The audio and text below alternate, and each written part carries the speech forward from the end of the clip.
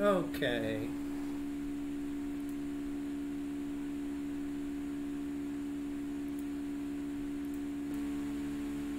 Alright, alright.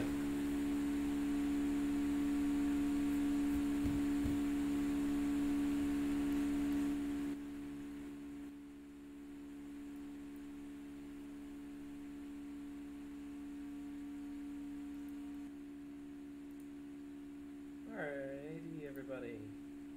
Some sound issues. Can people hear me now?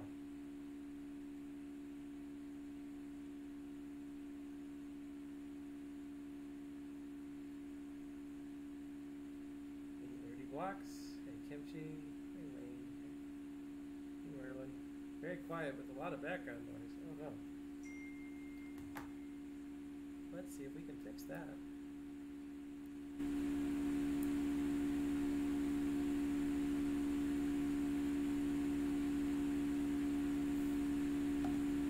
I had a mic, but it wasn't working. Give me a sec. We'll finish our sound check here.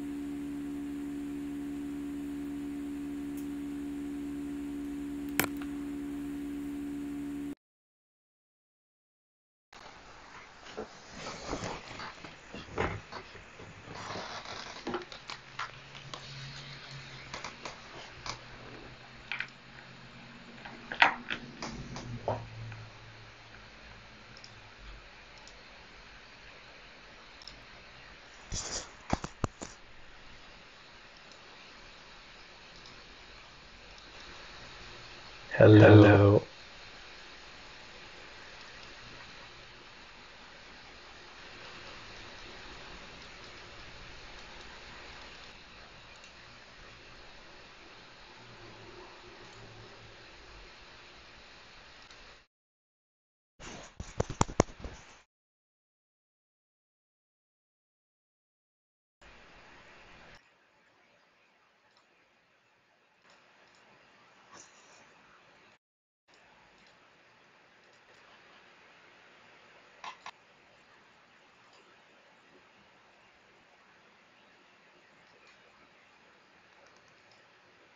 Okay.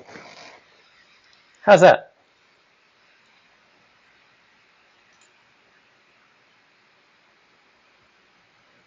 All right, everybody. Well, thank you for bearing with me as we go ahead and get started here. And thank you, Modern Lion Art and DRLT, for helping me debug along with everybody else. All right. So, without further ado, welcome. This is the fall game stream for UCF's COP 4053 course, which is to say AI for game programming. So for those of you viewers who are from the class, you know very well while you're here. I have also sent this out far and wide, also to some of our guest lecturers for the class, so you may see them pop in and out. This is the first semester where we're going to be doing this actually over 2 days, because we have two separate, we basically just have a lot of games. We have 15 games that we're going to be playing, and we're going to be doing about 8 today and 7 tomorrow. So if you're in team 1 through 8, your game will be played today. If you're in 9 through 15, you'll be played tomorrow. Akfina, will the VOD be saved? Yes, that is the intention. I am recording this, and it will be available on Twitch for a while, but because I'm not an affiliate, it will disappear from there and then will be moved to YouTube at some point after. There's often a delay, so if you don't catch it in the next couple of weeks before it gets removed from Twitch, you may have a period of time where you can't watch it because I'll have to put it on YouTube, and then I'll have to fight with the copyright strike people to let me actually have it on there. So that normally takes a few weeks. But anyway, if you don't like, wow, called out by Mr. Creeper already. If you don't like our game, it's because of it's a skill issue. Well, okay, fine. We will see. See if you can hold up to that. All right. Now I didn't know which game is this. What is that? This is juice.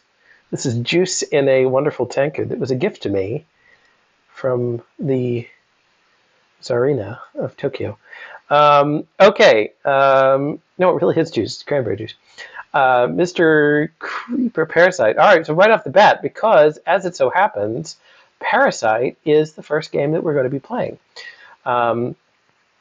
So I'm going to go ahead and bring that up. So mostly, I asked everybody to submit READMEs if they had anything in particular. So I'm going to pop open the README on this before I swap over to actually bringing up the game. Most of them are just instructions. So if you're running into performance issues, you could change the visual quality and settings.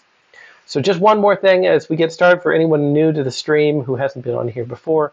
Keep in mind these are all student projects, so they were built in teams of 4, and they were built in the course of a single semester. So these are projects that for many students had never built a game before, had never even been exposed to some of the tools before. We do have some varying levels of experience, but this is all a creation in a single semester. The game was pitched. We had first playable prototypes midway through the semester. We had testing rounds where we did focus testing, and then this is the final project. So the games you're going to see today range between being kind of an alpha version to small self-contained but fairly polished games to even some tech demos. So I'll kind of introduce them as much as I can as we play. Mostly, so I have heard about these games throughout the semester. I provided feedback based on presentations, but I have not played them. So this is sort of a semi-blind-ish type of stream. So hopefully there'll be some good surprises. So enough of me blathering on. Let's play Parasite.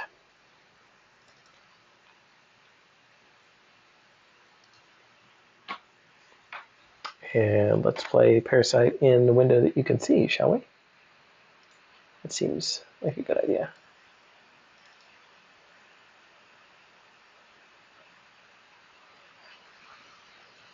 It's telling me my graphics driver is out of date. Okay, come on.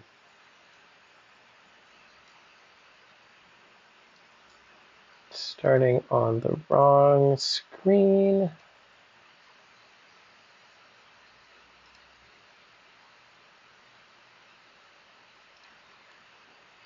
Let's try this.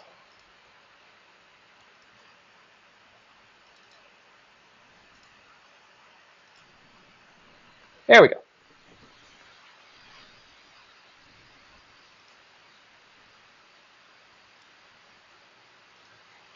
There we go. All right. I am seeing it. You are seeing it, I hope.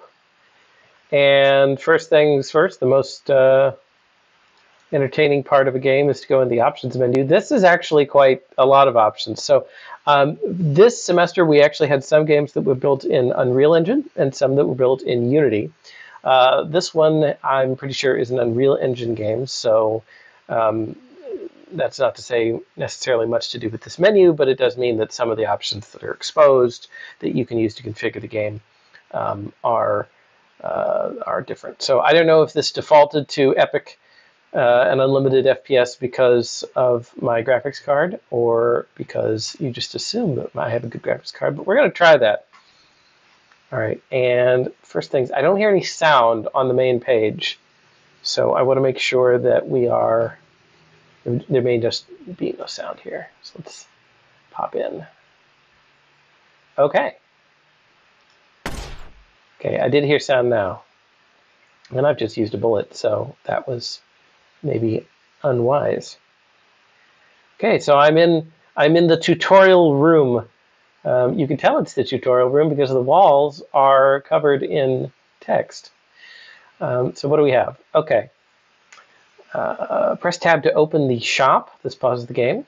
I see a lot of interface elements here. So we've got a souls counter, wave 1, person 1, and I've got red and green bars. I'm assuming by gaming convention that the red bar is health, the green bar is stamina. That looks right. When I jump, my stamina goes down. Okay. Left click to fire weapons, scroll wheel to change weapons. Okay, looks like I only have 1. Enemies drop souls on death. Right click to draw souls towards you. Use souls to buy upgrades. Okay, so they're currency. Enemies spawn in waves. Survive as long as possible. So this is the question: is now how many ways do I have to survive to not look like a scrub? We'll see. Maybe Mr. Creeper will tell me. Tanadlin, yes, most will get their models from somewhere else. There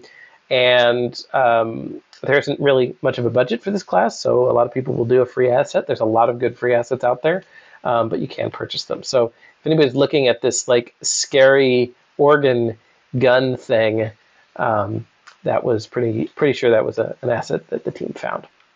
But some did make their own assets, especially on the 2D games where it's a little easier to do that. You can wall run, double jump, and vault over obstacles. You can also find and activate turrets. Certain parts of the map are locked behind doors. Unlock doors with souls. Some doors are one way. WAS to move, space to jump, cursor to look around. Yeah. It doesn't say how I do. There's double jump. It doesn't say how I do a wall run. Can I just wall run? Oh, is that a wall run? Yeah, that's pretty cool. Okay. That feels good, actually. Right, so I can just kind of glide. It's kind of like an extended jump, but it's definitely farther than my regular jump. And I can do a double jump along the wall, too. Guess we'll figure out vaulting. Okay, so I only have 8 bullets, according to this, so we'll have to see. Can I buy anything? Okay. I can get a new gun, but I need more souls. So let's go. All right. And I have fallen into... Chat isn't updating at the top left. Interesting. I see this. Let's see if I can figure out why that's going on.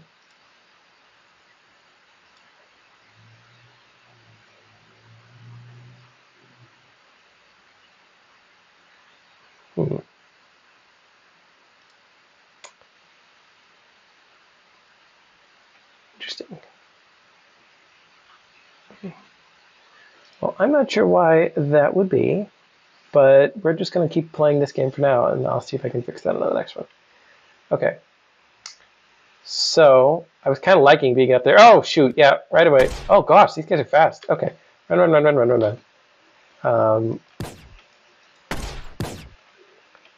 Okay, man. Okay, reload. Okay, it didn't tell me how to reload, but I went with R, which seemed to do the trick. All right, so I can right-click to... Okay, yes, I can absorb that soul. Okay, so I now have 1 soul, and I've lost, a quarter of my health bar. That's great. Okay, draining health. Oh, okay. So if I'm out of... This is a fast-paced game. Okay. Oh, that's a big boy. All right, running. Am I faster than these guys? Maybe if I wall run. Maybe keeping up for him. So I'm in wave 2. Is this acid? Can he? All right. Can you jump? Maybe. There was an activate turret. So if I run out of bullets, then I cast from health points. Jeez. Okay. This guy's got like a bull rush kind of thing. 1. Oh no, not the acid. Oh shoot. Oh, it is his acid. Oh, I'm losing health. Oh, I'm gonna die in like wave 2. How do I get out? Stairs. Okay. So I seem to have no souls anymore. I'm not sure why.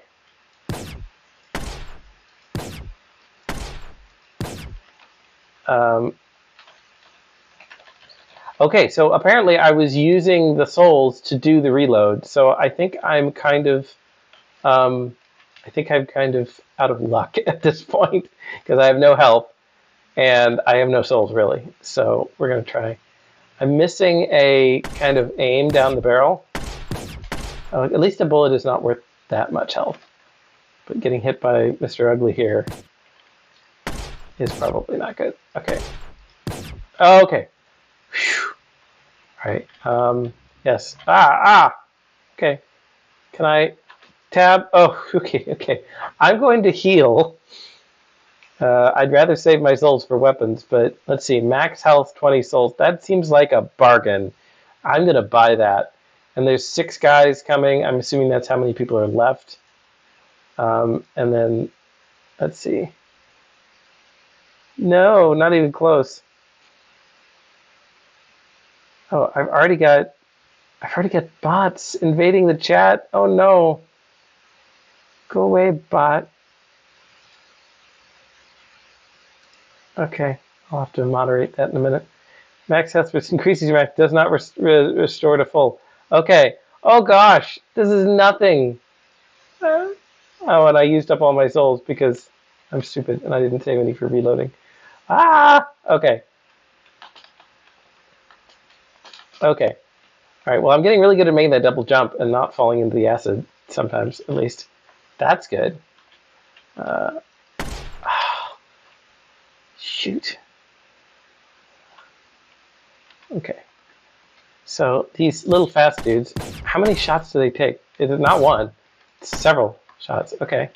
Okay, so I can reload. Ah! Yeah, I have 1 soul left.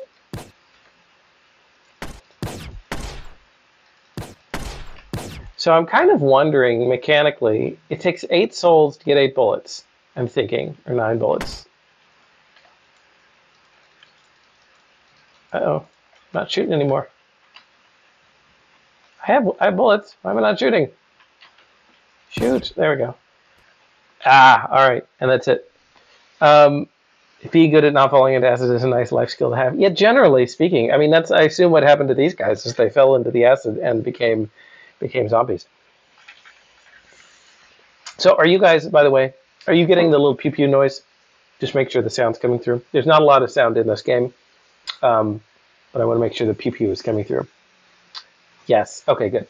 And I was going to set a timer because I have a tendency to get into the games and not realize how long I've been playing them, which, although that's a great problem to have, I want to make sure that I can get through a certain amount of games. Okay, so wow, fast-paced wave survival. Those guys are really speedy, and they come straight at you. Wondering if some of the other guns have mechanics that would help me kind of get these guys off me, like a knockback effect or something. That would be curious. I guess we'll have to get good enough to unlock another weapon. But yeah, the thing is, I was kind of wondering about is I use the souls to get the bullets, but it seems to take a very small amount of my health to cast from health points and use a bullet out of my. I guess it's firing my own blood, given the sort of aesthetic of the creepy gun. So I'm wondering if it's not cheaper to shoot from health points and then just use your souls on healing. Like, I know the healing isn't very much, but if it's more than it costs for the bullets, then see, that's me. The economics of blood magic is clearly that's the concept here. Okay, let's try this again. And as soon as I land, this guy is gonna just pounce. I wonder if I could snipe him from here. I'm not above cheesing this game. Hello, Mr. Zombie. Oh, I see him. Do I have an aim? Haha, okay. So, exploiting the camera. Oh, I don't think I'm hitting him. I actually don't know. Oh man, so he just tracks right on you. All right, good thing I don't have fall damage. Okay, so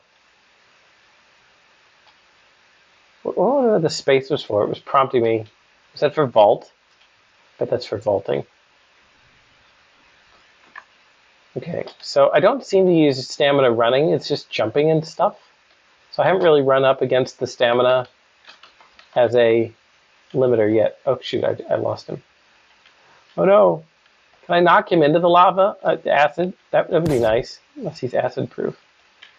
Okay, so these guys, they're very scary, but they don't do much damage. Okay, alright. Yeah, I don't know, I'm gonna reload. Come on! Alright, I can't seem to always hit them when they're really close up. So this guy's slow. Okay, walking over the souls does not seem to work. I have to right click, which is what makes them get absorbed. Okay, so we're going to do reload. I'm going to try and count, but because this game is so fast paced, it's one of these where I don't have a ton of time to think about, you know, the strategy, which that's a compliment, because I think in a game like this, it's a lot about the skill. And oh, okay. And you don't want it to be hugely strategic. You just want to be like, hey, I'm fighting zombie monsters from the acid pool, and that's fun. So yeah, when there's only one guy, I can be like, oh, I will be careful. I will snipe him from afar. And then he's got that bull rush kind of attack. All right. Okay. So the soul's kind of scattered. They're bouncing all over the place. Hello, I want my souls. Hello, give me souls. Oh, they're physics-based, which means they're hitting colliders, I think. That is unfortunate for me. Okay, so maybe 4 or 5 shots for those guys. Still not quite sure. I wonder if I can upgrade the damage. Eh. Okay. 5 bullets. Oof. Okay. I really wish I could get the soul. Come back here. Oh, yes! I got squeezed through. Okay. Still getting killed by the big boy. Oh, what's that? It's a new enemy. Oh, it's crawling. Okay. I know there's multiple enemy types in this game. So I'm trying to see if he telegraphs the move, because he's quite slow when he's not doing the charge. So if I can bait it out of him, then okay. I'm going to do rifle. And then I guess 1 heal. Man, that's such a minimal heal. Yeah, some feedback when I hit him. It would be nice, but oh, this is much better. Oh, it's such a good feeling when you power up in a video game. Okay, what are these things? Do not like. Do not like. Man, I need a gun with some AOE here. Because this is, wow, the soul's really kind of, oh shoot, I just got bull rushed there. Oh yeah, so it's only 10 and I get 50 bullets. This is much more efficient. These things are like little psychotic mushrooms. Oh shoot, okay. Yoink. I'm just doing this to buy time. Oh no, oh no. Okay, I gotta heal, or else I'm gonna die. Oh, I'm probably still gonna die. Because I don't know where the stairs are. There they are. Live. Oh no, oh crap! They came into the acid. They came into the acid with me. Oh no! I should have known. That's where they were born. That's where the acid came from. Yeah, Tot Skydiver. We got a little slow start, but we're in game 1 right now. So all right, we're gonna give this another try. So getting the rifle soon was, yeah, so there's no real game over screen, Merlin. It just kind of drops you back to the main menu. Getting the rifle early is very smart because, like, just the bullet economics of this game. Like I'm constantly thinking, like, should I spend money on souls or should I spend money on, permanent upgrades? Which is a good tension to have in a game. You always want. One of the first things I talk about in the class is games are, I paraphrase Sid Meier, games are a series of interesting choices. So I always want to have interesting choices. Yeah, I think this isn't working. Oh, wait, I can wall run. I forgot about this. No, okay. Thought I almost had it there. I lose way too much health on that first dude. Hello, Mr. Ugly. Where are you? Okay, here's little dude. Okay, all right, Mr. Ugly. What's behind me? Yeah, so it would be nice. One of the things we talk about in class is things like polish. It would be nice to have some more sound effects. So like I can hear if Big Ugly is coming behind me, or like kind of a splatter noise when I actually hit them. Because sometimes it isn't clear. I heard something there, kind of like an explosion maybe. And I have enough souls for the rifle. I don't have any souls for anything else, but a rifle is happening. Oh yes. Also, I have a feeling like I kind of want a melee attack, because when these guys get up close, I think that the gun doesn't always hit them, maybe. Again, that's something that like would be easier to know with it would be easier to know with some feedbacks. Okay, so there's two enemies. One of them is Big Ugly. I am looking to see where the other guy is, because I would rather just focus on Big Ugly for now.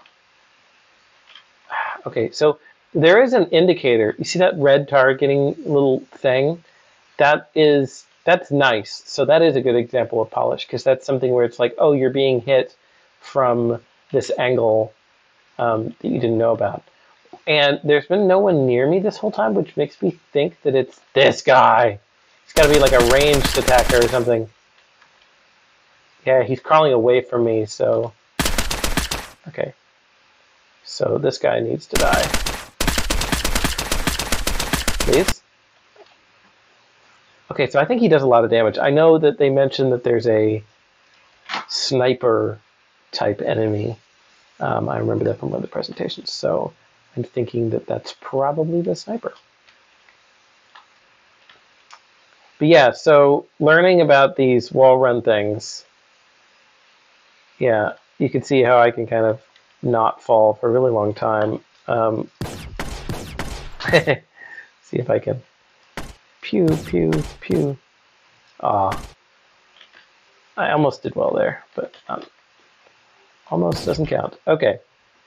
All right, so now I just have three runners, I guess I'm going to call them. I do like their little sprinting animation. They seem like they practice running a lot. Like before they became zombies, they would definitely run track and field. Another thing I noticed is that it only takes as many souls as it should take to refill my gun. Like I don't waste. Reloading early does not waste souls, which is a small kindness. Mr. Ugly and Big Ugly. Hey, two lost souls. I calls them like I sees them. And in this case, these people, not saying it's their fault, but they could maybe use like, I don't know, a new set of clothes, a new look, something that doesn't sort of scream, hello, I just schlepped out of the acid pool today. Just something that indicates a little effort. Yeah, I don't think that's too much to ask. Okay, so again, I'm waiting to try and bait out this guy's rush attack. I have no souls, so cast from health it is. Okay, now I want all the souls. Give me the souls before I... Okay. Alright, here's 4 of them. There's not number 4. Okay, how many is in each of these balls? 10? Okay. I can't get them. It's very annoying. Okay. So it kind of drags towards me, but I have to wait long enough to be able to actually pick up the thing.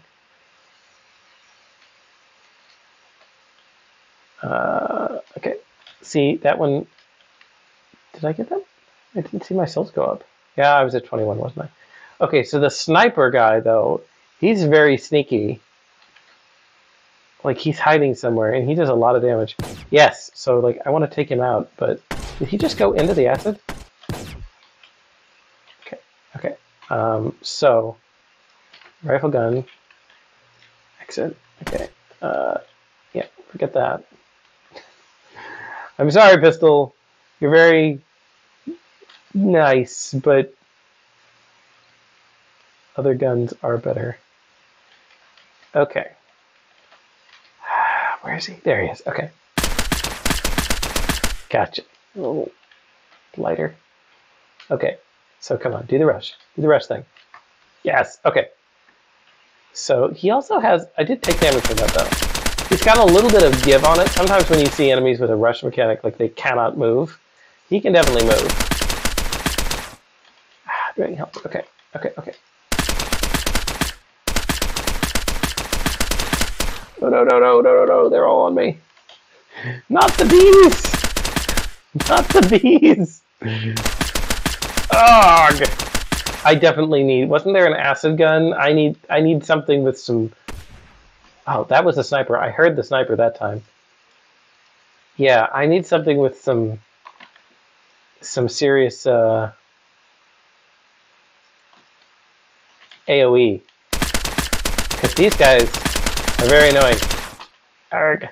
Oh no! And I'm toast, probably, because of acid bath again. I'm going to try and restore health just enough. But it's not going to be enough. Oh, there's a soul in there, and I just got sniped. Yeah.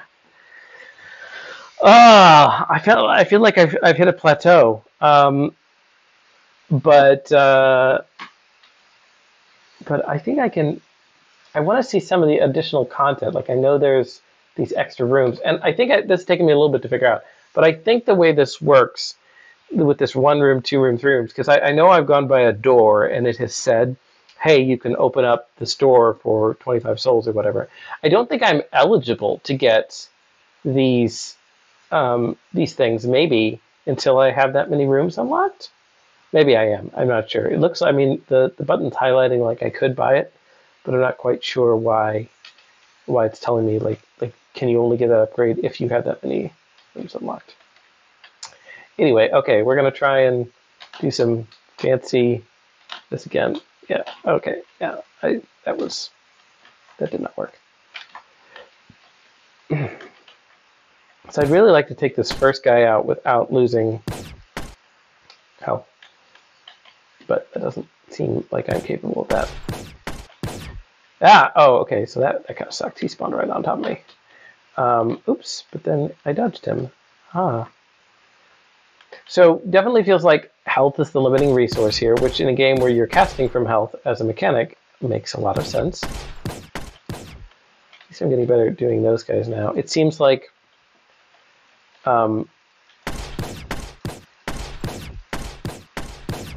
let's see, like, I know I should reload, but I'm not, because I'm just really trying to rush the machine gun. Yeah, so running over the orbs does not allow me to get them. I have to, like, really very purposefully do it, because otherwise it seems like I'm just magneting them towards me, and they sometimes fly by me, which is sad. Okay, give me orb. Ah! I love orb. Oh no, it fell out of the map! No! I needed you! Ugh, okay, fine. My technique of run backwards and shoot people, I think is the pro tip here. Okay. Already almost out of health, and I haven't gotten... What's the range on Snipey McGee there? It seems like it's the whole map. I don't know if it's the whole map, but it seems like it. Oh, oh no, oh no. Okay, so this is going to the heal fund. And do I want to unlock a new area? We're going to, because I want to see what's in here. Ooh. Okay, so some nice areas, very, very different in here. This is well lit. I feel like I can hold them off better here. Maybe keep something between me and the sniper. No, because the big light was between me and the sniper, and it did not seem to help. Ah, should have made the morbs. I'm aware of the morbs, so we'll see. Okay. All right. How am I doing? How am I doing, Mr. Creeper? So you can't just call me out like that and not tell me what your high score is. How far have you guys gotten? The developers. That's always a good. Like, I want to know if I'm doing badly or extremely badly. Okay. We're gonna do credits, by the way. So I'm gonna bring up this credit screen while I recenter myself and try and think. Lower the graphics to get more frames. No, that's cheating. What I'm going to try and do is see what is going on with my chat and why it is not appearing on the stream preview. Go back to here. Let's see. Wave 7. Wave 7. Ooh. That changes the color of my chat, but it does not seem to put it on my...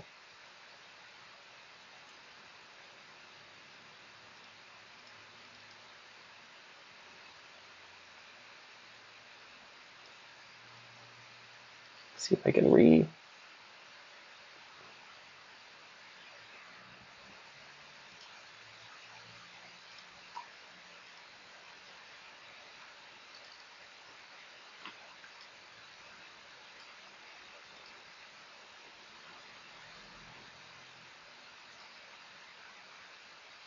Can I delete it? Ah, the chat layer is gone now. How do you like that? Now you can't say that it's out of date.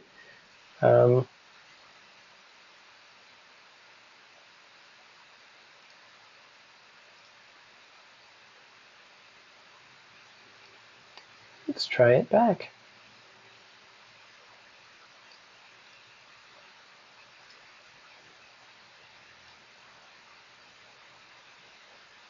Okay. Got to the parkour room.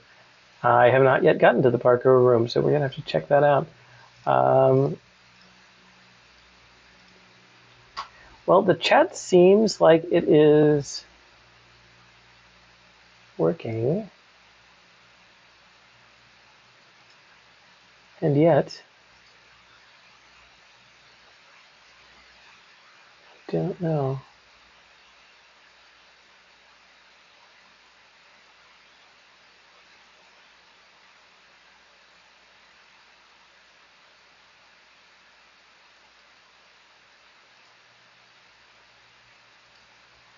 Okay, well, I just cleared the chat, which seems to have done nothing. Okay.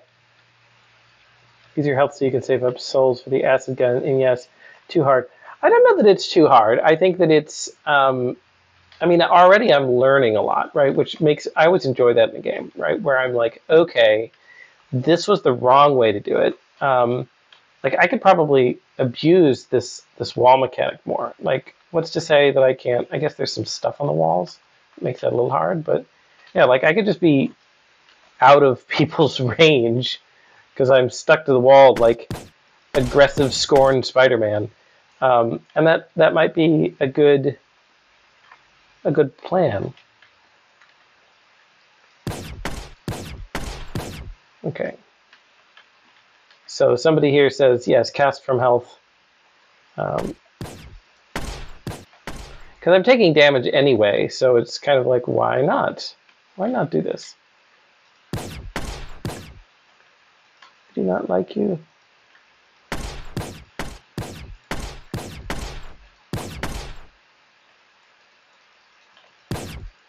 Oh.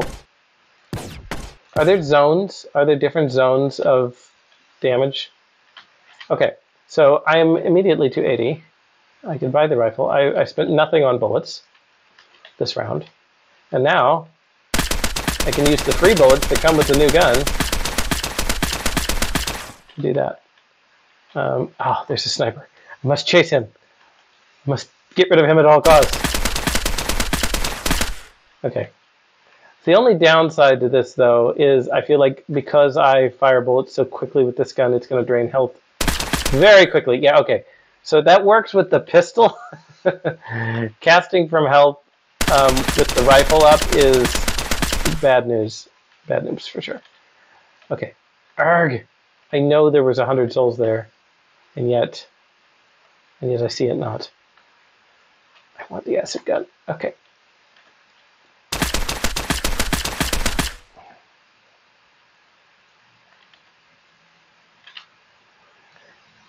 Okay, sniper. Kill him.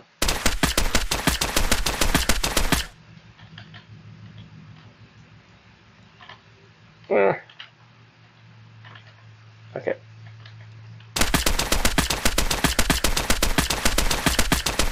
I'm yet to get past the little scarab level. Okay, alright, acid gun. Boom. Give me acid. Okay, this is... Alright, it doesn't really pool on the floor. Oh, but yes, it is AoEing. Pretty nice. Come on. I want just enough souls to heal. Maybe enough for a refill. Okay. Heal. Gravity cannon at 200. That's nice. Okay, so far the guns feel kind of like strict upgrades. I mean, I guess I don't have anything long range to deal with Big Ugly over there, which would be nice to have. Oh gosh, the reload ratio on the acid gun is awful though. It used all of those souls just to do one reload. Okay, so there is some balance to this, in that I don't want to do that. Standing still when using the acid gun. Fair. So yeah, so something like this, I could spend 9 souls and get a full clip. Whereas with the acid gun, I do not. So this still feels like the right way to take out Big Ugly. And maybe even these guys when they're not very many of them. Oh, no. Okay.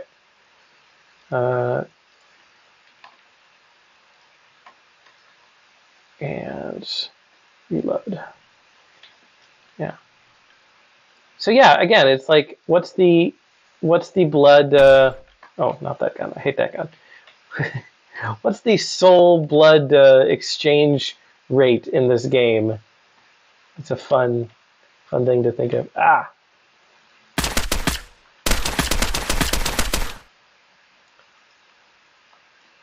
Okay, almost dead, so I gotta get more health. Yeah, I do not need the max health upgrade. That is not required. Thank you. I have not been at max health since wave 1. So as scary as the charge is, it doesn't do that much damage. I mean, it's not good, but okay. So, oh, okay. What level was I on? Did anybody catch it? Did anybody catch what level I was on? I think that was my best run. So, so that sucks. But I think I was getting pretty far. Okay, so I do come back to these, by the way, if there's stuff that I didn't get, like accessing the gravity gun and things like that. But I'll probably do it off stream. So I think that's a good place to stop on a fairly fairly high note. So yeah, all right, great. That was a neat game. Like I said, some good environments, some interesting interactions between the like trade-offs and some of the weapons. Definitely hard. Definitely involved me backing around a lot, which is kind of interesting because it means you have to kind of know the environment for sure. Because if you back into a pipe and get stuck, then you're very dead. So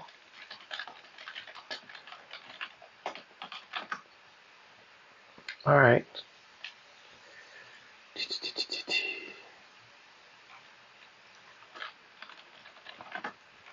I am trying to see if there is a easy way to fix chat. If anybody Google Foos that and lets me know if I'm missing something silly, then let me know because I will try and fix it. But yeah, the chat isn't updating on the overlay. It still works in the chat. No, I'm using Twitch's own studio thing, so that should work. Twitch, looking at you, guy who's not Jeff Bezos anymore. Anyway, League of Legends. Yes, I am very bad at League of Legends. I actually prefer Heroes of the Storm, but that's neither here nor there. Okay, so we're going to move on to our next game, which is another zombie-themed game. This is Breakout from Ackers. This is our game, short survival horror game made fall 22, UCF. Collaborative effort by Evan Rayford, Logan Blair, Quan Min Yen, and Dylan Engel. The game was created using free to use models, music, and assets, as well as a few purchased Unity Stores stuff. Okay. So,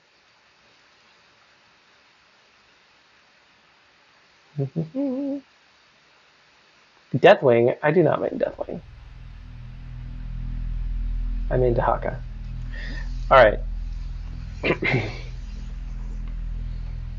So if anybody's looking at like stream highlights from past seasons, I have definitely been shook before playing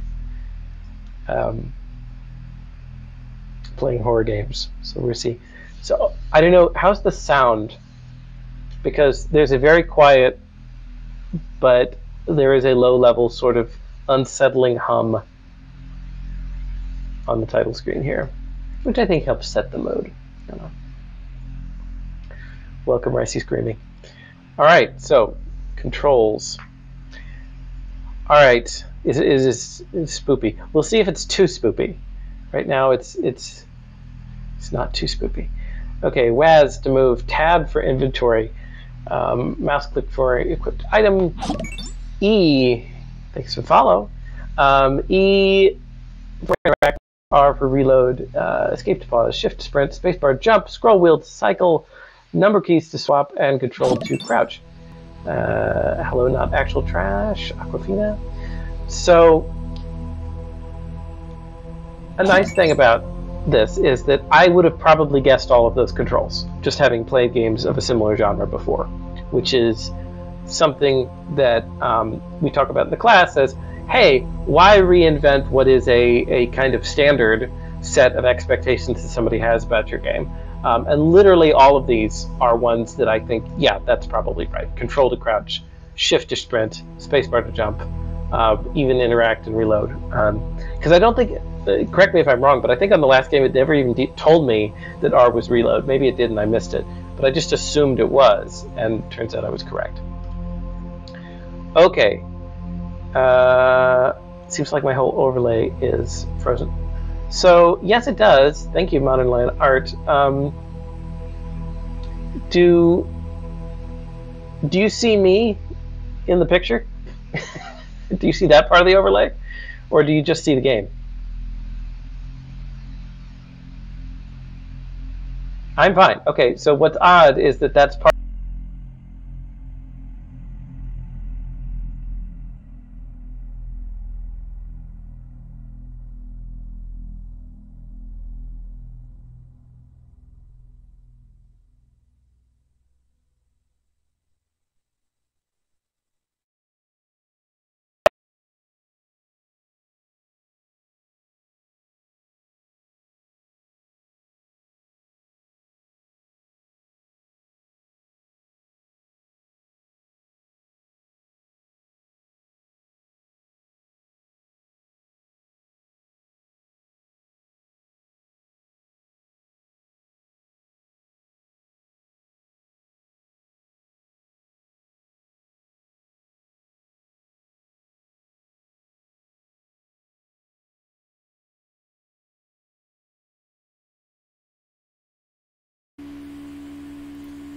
Okay, so that's what I was afraid of. So you're gonna hear fan noise for a little bit while I recharge my mic. I was afraid that it was gonna be done. Okay, so I saw.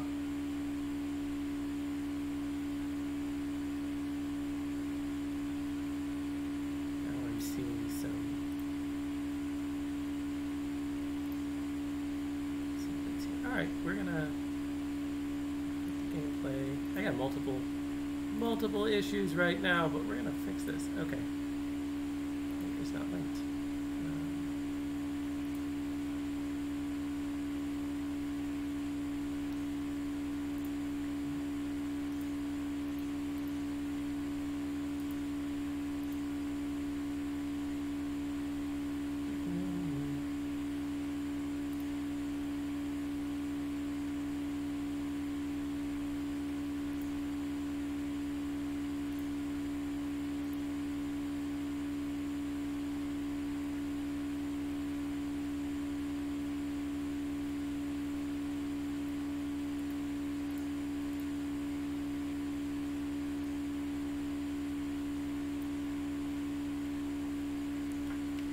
Well, I will see if this is something that I can fix for tomorrow, because I literally have changed nothing since my last stream. But maybe Twitch does not like me. Hey, it's working now.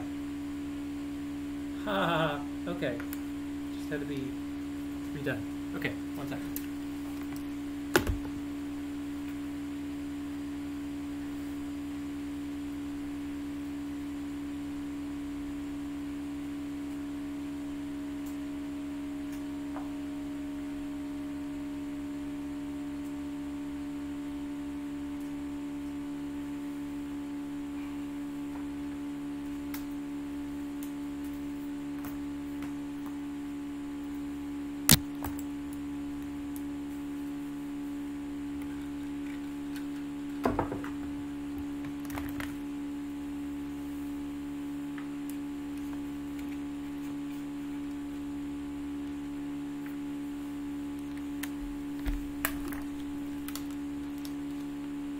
Hi, YouTube. Okay. All right. So, the only cord I apparently have is a very short one. So, we're gonna try and let me use my phone mic while it's charging and see if that's better for you guys. That.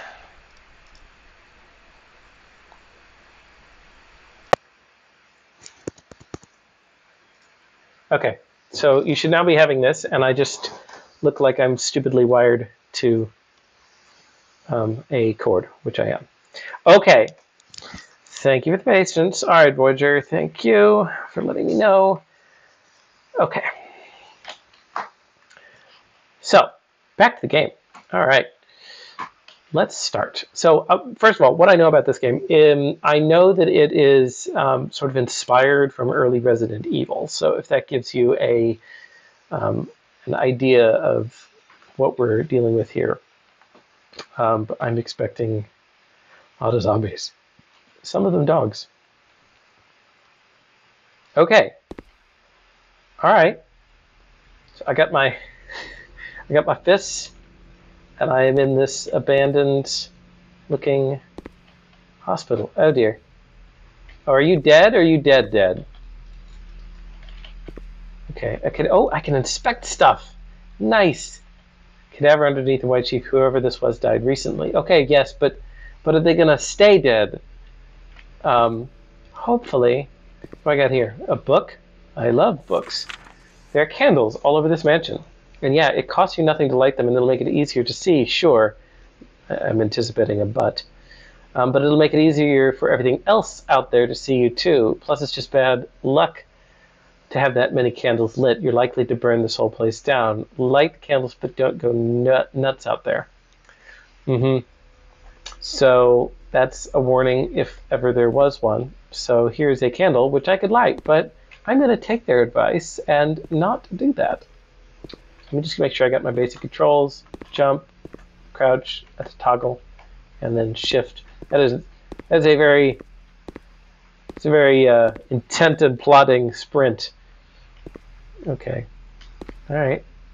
Flag. Also dead? Question mark? Yes, okay. What is in this chest?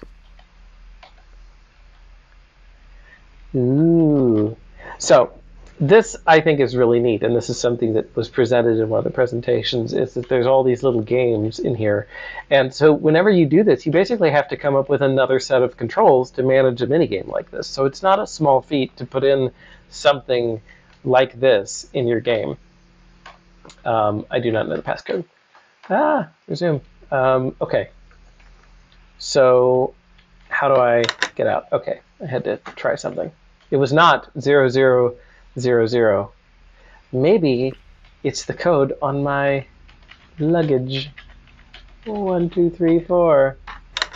It is not. Okay, so this is tab. This is my inventory. So I've got a health indicator here. I'm in the temporary hospital.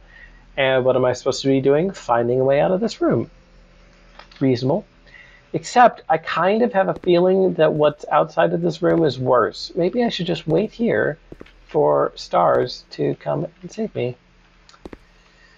Okay. I'm loving the bed frames kind of propped up here. This temporary hospital clearly has not worked very well because everyone here is dead. That is a big key. Room key. Okay, well that sounds about right. What else do I got? Box filled with medical supplies. Nothing looks particularly useful. Okay. Oh, and, you know, for art, we have a demon devouring a man, which is exactly what I put in my hospital to make people feel better. And now we have God X-ray visioning this woman. Okay, all right, we've got some religious art here. Oh, weaponry. It's effective and it's fun. Check inventory. I know I'm supposed to leave, but there's weaponry. Okay, knife. So yes. Okay, this is good. I am armed. And then I've got some bullets, pistol ammo, and a pistol. Specifically, an M1911. Okay. So do I have to like combine, or is it just going to automatically use? So I can swap to, oh, and it says I have 7 bullets with 4 remaining. I'm assuming is what that's in the bottom right, 7-4. Okay. So one thing that both the last game and this game don't appear to have is a look-down scope. So that's when you kind of sight the gun and it zooms in a little bit. But that is not necessary. I feel pretty good. I don't know if this gun has knockback. I could waste a bullet, but I'm going to wait until I have something to waste it on. What's in the book? Oh, story. Plot! My favorite. Okay. Hey, sorry to leave you all alone like this, but if you're reading this, this means you're at least feeling well enough again to walk about. Am I a zombie? I'm not really sure what happened, but I think one of the privates mixed up some of their pills with the ones the old owner left in the house. A couple of hours later, all things went to hell. Don't combine medicines without your doctor's approval, kids. A couple hours later, everything went to hell. He went off and started attacking the other patients, acted like he lost his mind. It's been a few hours now, and I don't hear much out there besides a couple of groans every once in a while. I'm going to go out and see if I can find anybody still all right out there. If I'm not back before you read this, I've left a gun and a knife for you on the table to your left. But I took the better gun and bigger knife myself. The key to the door is back behind you. If you do have to get out of here, check boxes and cabinets as you go. This place has ammo and other stuff just scattered throughout. Apparently the old owner was a real pack rat.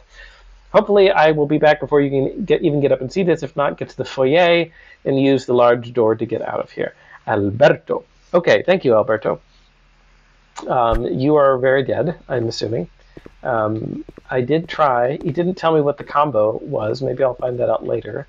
I'm not going to sit here and try and guess 9,999 plus 1 combinations. Okay. All right. Well, let's go into the fray. So, do I need to go into my inventory? Nope. I can just use it. It's a key item. Hello? Zombies? West hallway. Hey, bullets. So, is this a sneaky game? I'm assuming it's kind of a sneaky game. Can I go in here? This door's barred shut, not even a key can open it. So is that a I need explosives, or is that a you've reached the edge of the map and we have not implemented this? Check back later for our $29.99 DLC. Maybe. Should I have the pistol out? I mean, using a pistol in a room full of zombies, what's going to happen? Like basic zombie logic. It's going to attract more zombies. So feeling like that would be not good. Okay, no zombie there. What's this? What is that? A bug? It's like dead roach. Gross. Okay. And continuing our tour of art, we have emaciated demon with bleeding face attacking. This game has bugs in it. Yeah. That one also, I feel like I know that one. I feel like that's Oranos eating his children, or Kronos eating his children. I don't know. They both ate children, didn't they? Kronos, I think, did. So, what do we got in here? You need the conservatory key. Well, I do not have that. So far, I don't know if it's my gamma settings, but I'm chill without adding more lights. Okay. There's got to be a zombie here soon. Is it just a bathroom? Okay. Okay, bathroom. Got it. I don't seem to be able to look in these end tables. I am trying. I don't think there's anything in here. Pistol ammo in here. You've picked up everything available. It's empty now. Okay, so nice little state checker there, making sure I can't just abuse and get pistol ammo over and over. Blue mass pills. What do those do? Blue mass pills. I don't know. Maybe they're a healing item? Medkit. That's a healing item. Oh. Oh, what made that noise? Why was there a thump? Oh no. Ah, there he is. Okay. Ah. Oh, okay. Are you really dead? Oh, I almost died. Okay, so knifing these guys is not the right way to go. Sound of incoming friendship. Oh, and he turned out the candle. That's rude. Also, nice attention to detail. I will call out, folks. I swipe the knife. It makes a whoosh sound. I swipe the knife against the wooden frame. It makes a thunk sound. My character has clearly already lost his mind at seeing his first zombie and now is commenting on the way his knife sounds when he swings it into things. I think it also made a fleshy noise when I hit the zombie. Okay, so I did kind of panic and I was like, I will switch to the gun, but I accidentally switched to the pills, which I don't know if those are edible. I'm going to try the med kit because I am at red. So let's see. Ooh, nicely animated. Okay. Okay, so I'm in green, but unfortunately I have no medkit, so let's try. So I'm trying to see what is mapped to what. Can I rearrange my inventory? No. Okay. So I have to go to like 4 to get the gun out. Okay, so hello, did you come from the conservatory? Do you have a key in your weird possessed eyes? Maybe? Perhaps not. Wait, I hear breathing, but like snotty zombie breathing. Okay, I could turn this on. I can see fine. Okay, there's gonna be another friend along the corner. Hey, bullets. Oh, Okay. So he came out of the locked door. Okay, that's great. I actually really personally appreciate that in... Go away. Let's see if there's anybody in here. Oh, it turned out all the candles. Nice. By nice, I mean the opposite of nice. Oh, I can hear them. I can hear him. Shoot. Okay. Still the same number of bodies, though. So, that's good. I mean, they might have reanimated, but... yeah, okay. I can't extinguish candles. That's what I was going to check. Once they're on, unless they're scripted turned off. But one of the things I was going to say is I actually really like it when, especially in a horror game, like the bad guys emerge from someplace you can see, as opposed to just jump scaring, teleporting behind you. So if he had just been in the hallway and this door hadn't been open, I would have been like, where did he come from? The author's imagination. But in this case, it was like, well, he came from that door. And I could definitely hear another bad guy in there, so... Oh, okay, alright, so...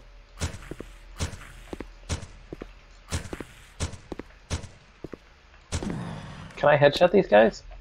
Oh, he passed around... Oh, I can headshot them. Definitely. Okay. Yeah, that only took me 2 bullets instead of...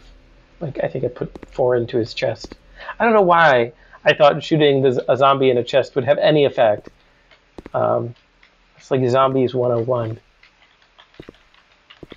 Okay. Oh, hello. Hello, friend. Goodbye, friend. I wonder if I could sneak up on them. So they're pathing in. So this class is AI for game programming. So, pistol ammo. So, you know, we do talk a lot about AI as part of the course, along with a whole comprehensive set of other things. And so figuring out how to make enemies have a semblance of intelligence, to have them track you and move around a space and kind of act properly is a big part of the course. So there's different ways of doing that. There's things called state machines and behavior trees and utility systems, and people are using different versions of these. Hello, Lion. Is this... I'm not in the foyer, am I? No, I am. Okay, so where's the main door? Here. Okay, so it's going to say I need a key. Yes. I'm just going to be really far away. Should I play the phonograph and attract all of the zombies? That seems... Oh, crap. Crap. Okay. Nice detail, though. I was able to get the clock to chime. Hey, shush. It's 3 a.m. You shouldn't be ringing this much.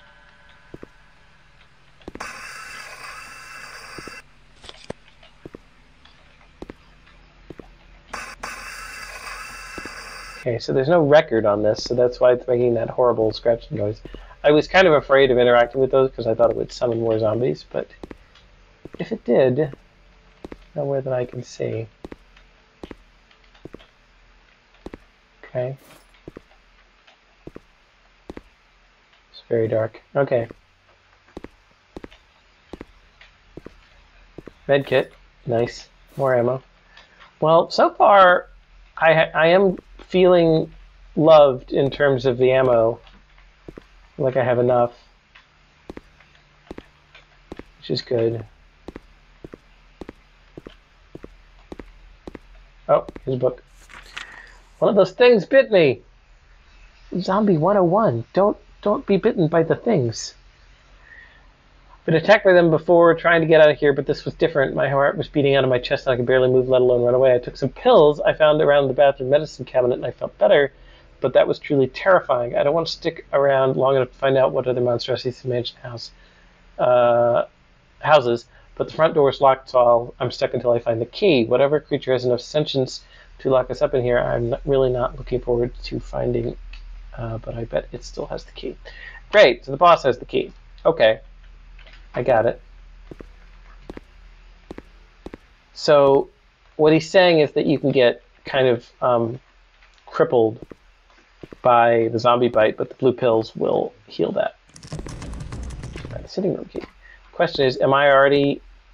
I feel like I am going kind of slow, so I may already be poisoned from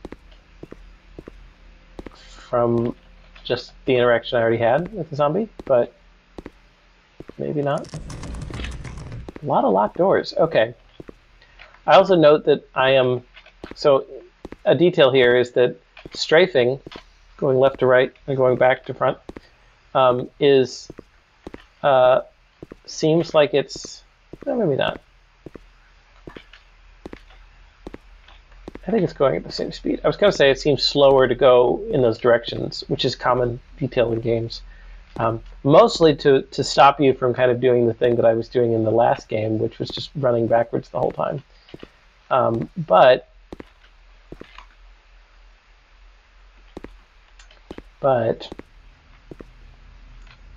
doesn't appear to be the case. Okay, so I clearly missed something, because I don't have the foyer key. Well, I don't have the conservatory key, and I don't have the sitting room key, and I don't have the second floor key.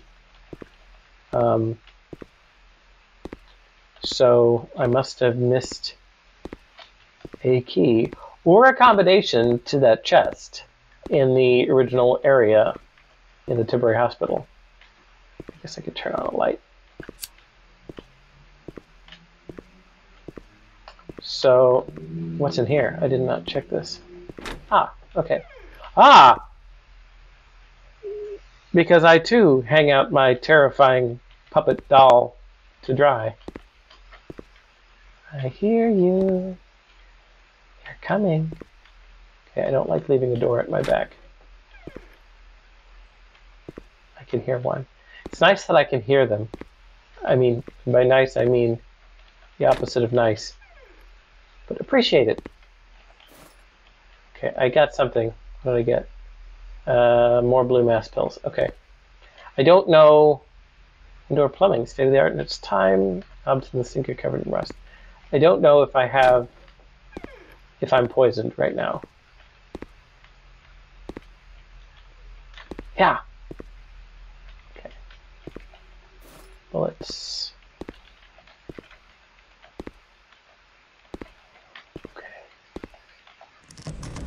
Dining room key. Hello? Hello? Servants hallway. Oh. So can this get me into the back of rooms? Like alternate entrances? Oh, this looks way too large. I'm wondering if they can come through closed door. I mean, the one did. The one came through a closed door earlier. But I wonder if that was scripted. Like, if closing doors behind me is a... I don't like this hallway. I don't like this hallway. I think if closing doors behind me is smart. Okay,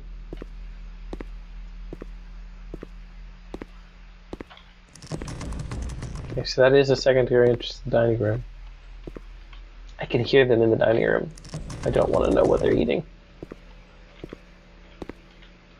It's good that the sound design allows you to hear them through the doors, because that's realistic. And even though I'm not currently in danger, famous last words, it really feels like it could be at any moment.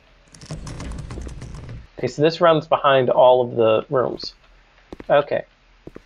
Lots of bullets. Oh no. Oh no. No. Yep. Oh, this guy.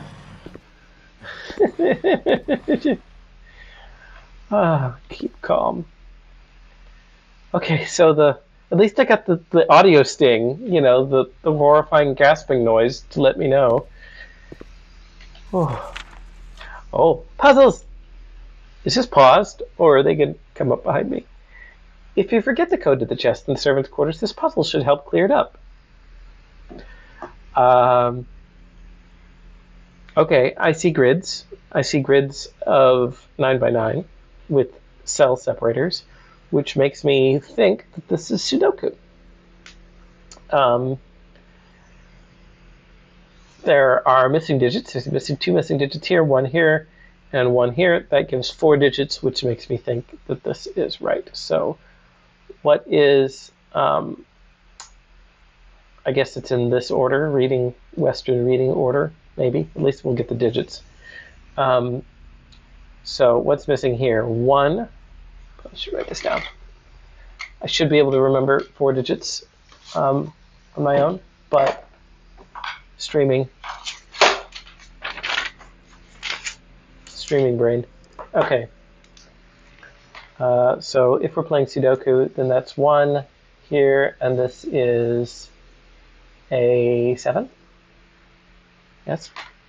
And then looking at the middle digit here, should be a 5. Yeah, 5. And then this should be a 2, 3, 4, 9. 1759. So just how those read out, maybe I'm reading too much into it, but oh no, there is another one. Oh, and he kindly waited for me to finish with my note. Thank you. Thank you very much. Ah, got a whole army of people. I feel like this is the opposite of a successful hospital. Like, this hospital should get the worst ratings, because not only did it fail to heal these people, it turned them into zombies. It wasn't very polite. He was like, ah, crap. Hey, there's a bullet hole in the wall. It disappeared, but that was cool. It's a nice detail. Sorry for ruining your wallpaper, although your wallpaper appears cursed. It's healed that. So, okay. Yeah, this is Merlin H6. Is this, a necromancer is like a healer. They're just a really, really late healer. Okay. So I'm wondering if, because of my steadfast refusal to turn on candles, if he didn't see me, or if he just really respected the process of Japanese mathematical games and wanted to let me finish my Sudoku. Don't talk bad about the hospital. Well, possibly that's not a good idea. I would agree. So these guys all come out of the kitchen, do we think? I mean, I should go back and do the chest first, right? Hospital making me sick is part of my business model. That is true. It's a good business plan. Thanks for the follow, spams. Okay, I'm going back to the chest. I think. I'm actually a little lost. It's the bathroom. I just think. So one thing Resident Evil does, and I'm just waiting to have happen, is and spoilers for those of you who have not played Resident Evil, so say la la la here for a minute, but you play through the first half of the game, and you can go through all Rambo-like and be like, yeah, I'm going to kill all these zombies. You could do that. And depending on the way you kill them, if you're not careful, they will all come back, and they will be much, much worse. So you can either stealth your way through or get very good at a particular way of killing them to avoid this problem. But anyway, so I keep thinking all of these corpses which have stubbornly refused to despawn are going to go back. Anyway. So I'm wondering here, this is definitely an old-timey place. No electricity, just candles, some running water. The number code here, oh, it kept its state, is 1759, possibly, if that is the order. And I'm wondering if that is like a date, if it has some significance. Did not like that. Okay, so maybe some permutation of this. Okay, 1795. Nope.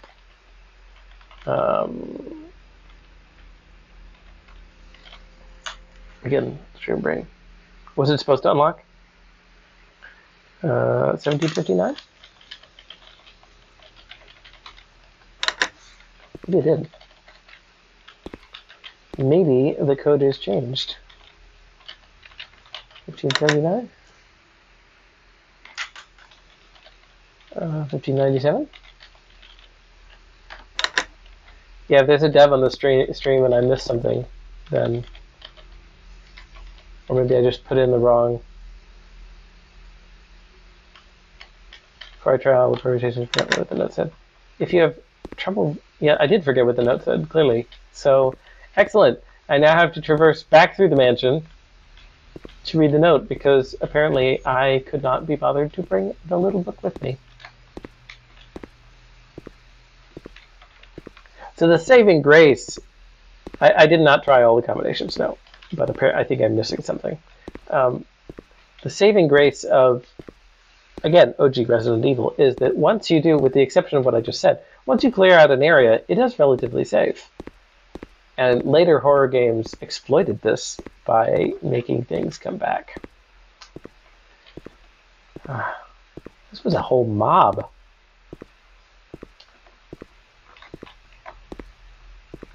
So I've noticed I can't always sprint.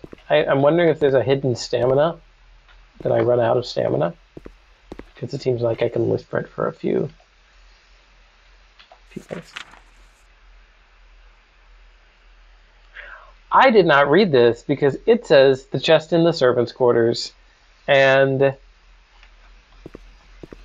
I was opening the chest in the makeshift hospital because that was the only chest that I knew about. That's what you get for not reading the instructions. Okay. So this leaves me only one place left to go, which is into the kitchen area. Yeah, it's saying search the first floor. Okay, well, I'm doing this the first floor. Okay. Ah, hello. Come for a late night snack? Too bad. Okay, kitchen. Nice kitchen. Kitchen barrels. Oak barrel filled with bourbon. Heyo! Okay, that's nice. Oh gosh! Frickin'. Oh no! Oh no! Oh no! Oh, I did not. I was distracted by the bourbon and died. Oh, unable to escape with your life, your body's laid to rest. However, that does not to be the case. You can try your breakout from hackers again. Oh no! Oh, I feel so bad. That was such an amateur mistake. Okay. All right. Well, we're gonna speedrun this. Ah, bummer. Wait. Oh, good. I don't have to restart from. I don't have to restart, which probably would be fair, but so I don't know if this is in dev mode for the sake of me playing, or if you're really just that nice. But apparently, I don't have. I can go from where I was. Liquid devices, so tragic. I know it was very tragic. I was drawn in by the descriptions, all the wonderful flavor text. Okay, through here, and then my friend is probably still around.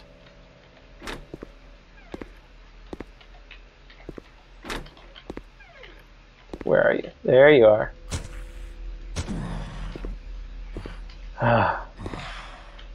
That second gasp they do, that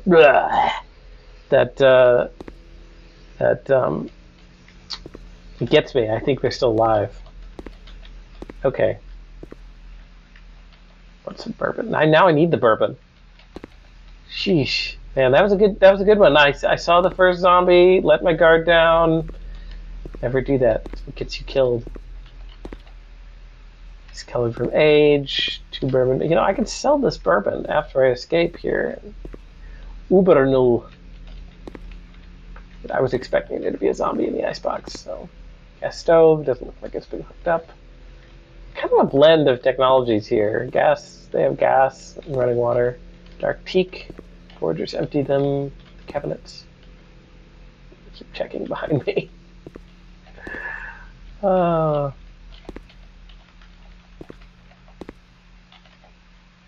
A lot of triggers, guys, got put on this. Exploding my appreciation for good lore.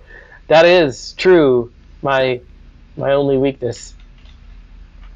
Filled with unfamiliar spirit. It's absinthe. It's definitely absinthe. Okay.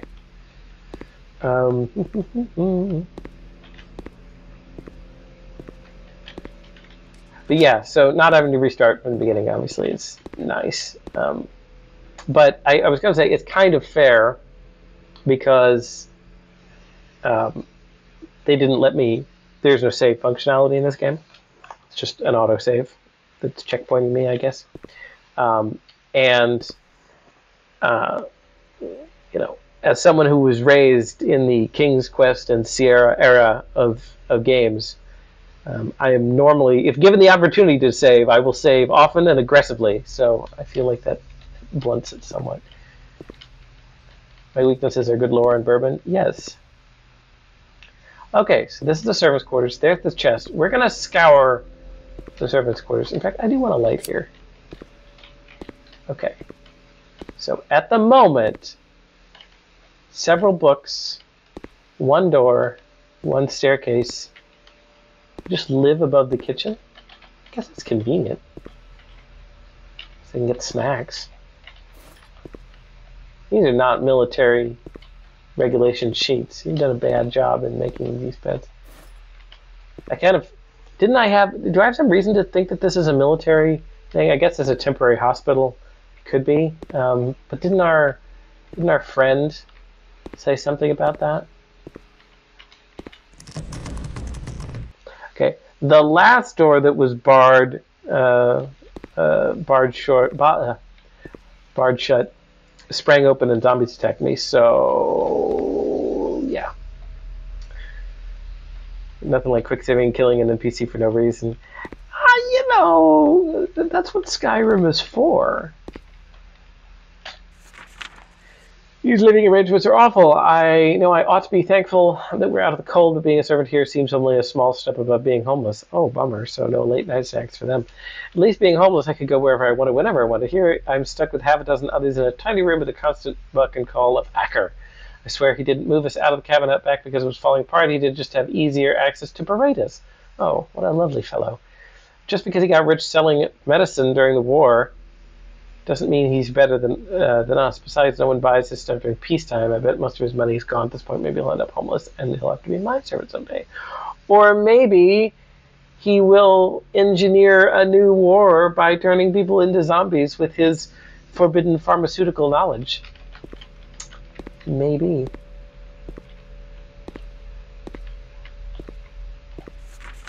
I moved the old chest out of the attic into the game room. That much ammo just shouldn't be left lying around. I'd rather have it locked off safe.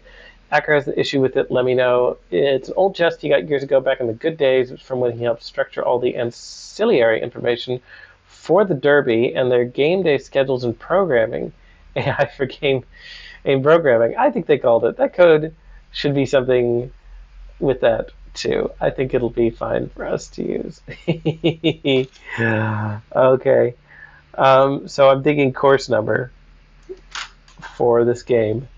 That's a good little callback to the course. But I think that's talking about one that he moved into the game room. So I think it's not this one, which I'm thinking should have the 1759 code. Oh, I'm calling that as soon as I open this that door is going to spring open and I'm going to have more friends.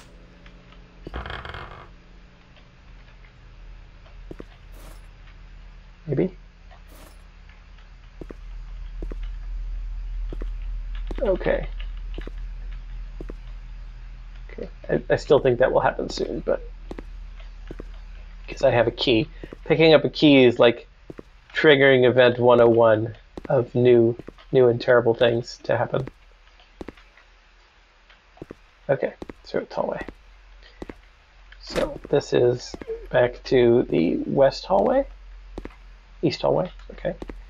And so the conservatory, I should have two ways of getting in, but one of them is from the servants' hallway, so let's come in from the servants' hallway. Yeah, I have like a really small amount of sprinting power. Okay, that's dining room. This is going to be sitting room. So conservatory should be the last one.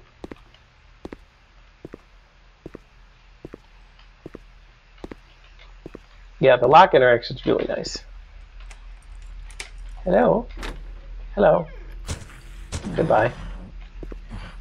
Okay, so he didn't see me immediately, that guy, because it's so dark, maybe? So they... Not exactly the best at juking. Oh, gosh! Okay, the bear scared me. There's something else in the trunk? I mean, I got a key, conservatory key, and I got bullets. Yeah, okay, the bear statue. I was not prepared for the bear. Oh gosh, okay. It's not a zombie bear or something. Large statue of a bear with a gaping mouth. Something might fit in it. What am I supposed to feed the bear? Stingy. Stingy. I am being stingy on candles. I was warned.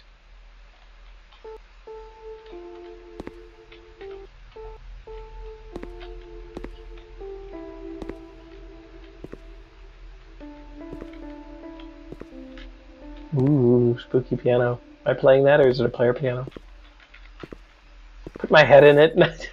I mean, that might work, but I feel like it'll just chomp down. Dusty books lay across the shelves. Names of them seem unintelligible. Sheet music and manuscripts from the Baroque period line the shelves. Well, that's very nice. All right. So this should go... A lot of doors. This should go back, I think, into the main west hallway. Hello? Yes, okay. All right. Yep. One dead body. Everything's fine. Okay. I wish. Turn the bear into a bull. Don't we all wish? Okay. Second floor key. Where does this lead? Sitting room? Yes. Okay. Geometry. Nothing in there? Not even searchable. Okay. I only have that because almost everything else has been searchable. Yeah, that's a horrifying noise. Okay. What am I supposed to put in here? Could feed the bear pills. No, bear. Would you like these pills?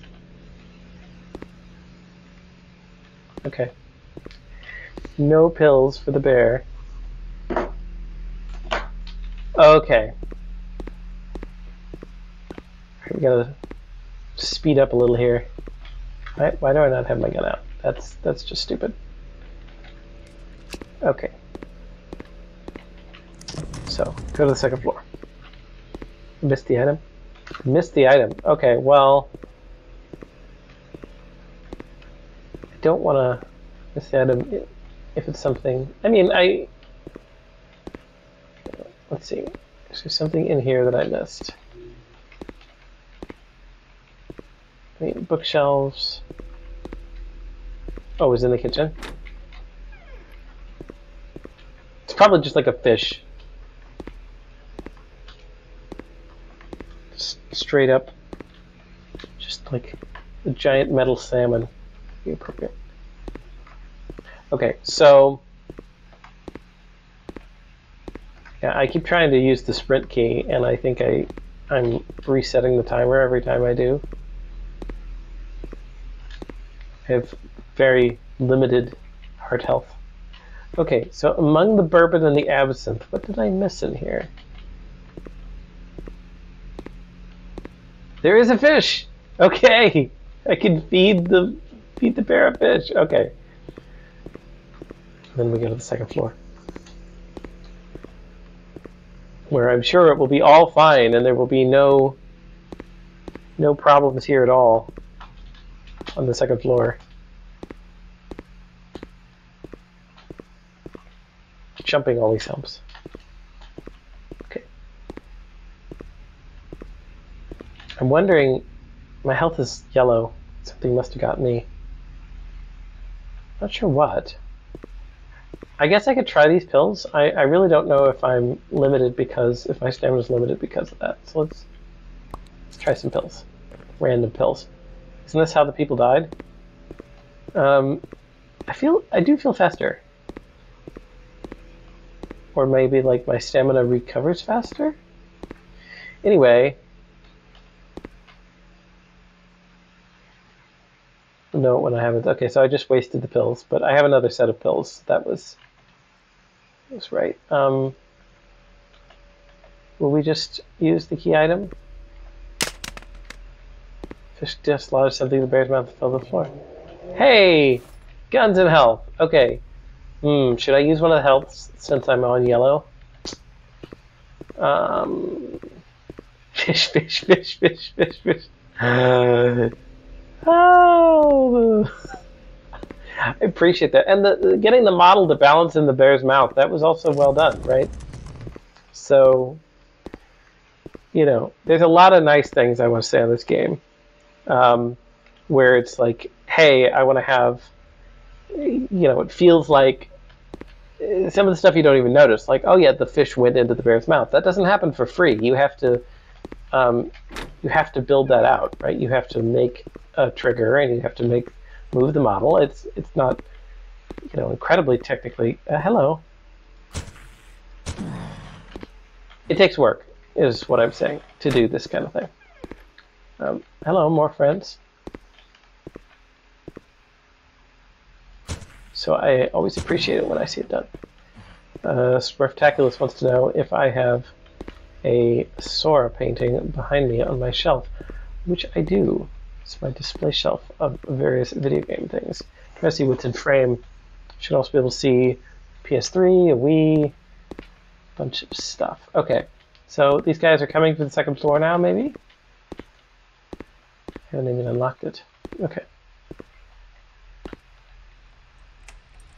Oh! Oh dear. Oh, it's very dark in here. It's the first room that seems legit dark. Oh, I don't like this hallway. There's too much. Too many doors. Too many places where there can be new friends.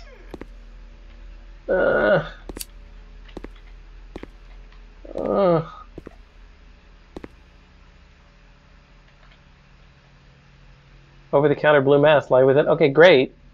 This is the good kind that actually heals the debuff, or the bad kind that turns you into a zombie? Okay. So many doors. So many doors. So many doors.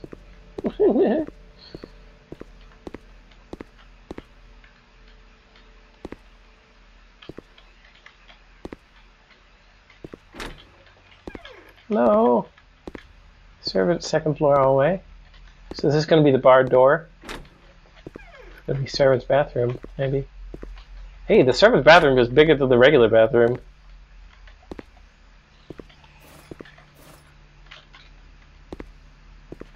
Ha! Oh, okay. Okay, that's probably the thing that would lead to the servant's quarters, maybe. Just based on geometry. One of those two. Okay, so barred shut, bathroom with some supplies. That's it. Okay, so this hallway, theoretically done, unless I missed something. Hello? Third bedroom. For the guests that, you know, you really wish hadn't come, but they invited themselves, put them in the third bedroom. Yeah, I love the polish. Yeah, a lot of great polish here. Hey! Oh! Severed babies' statue heads. Nice. Nice. Nice. I like to think that they were just put there in the bedroom for when someone arrived. Just like, hey, here's your new pillows, here's your linens, here's a free toothbrush, and here's 2 featureless porcelain baby doll heads. Enjoy! Don't stay too long. Okay. Hello? Why are there so many doors? I don't like it. Is there something glowing up there? Hello? Hello, friends? Game room. Oh, there's supposed to be a chest in the game room. Okay. There is a chest in the game room. One candle. Okay. Okay. This guy just leaves pistol ammo all around. It's just like, well, I was playing a good game of snooker, and I decided instead of using balls, I just flick bullets into the pockets. I suppose that would be pool, not snooker. Oops, I picked up something and I didn't see what it was. Okay, I have 3 medkits. I'm using one.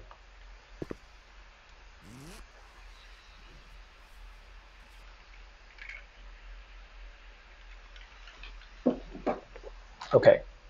Green health. Feels good. Okay, what is with the spoopy... Oh, a medkit in there. Surely that's got to do something. The glowy lion? It's the first thing I saw. Maybe it's just the lighting? But no, it's like actually glowing. Shoot it. Okay.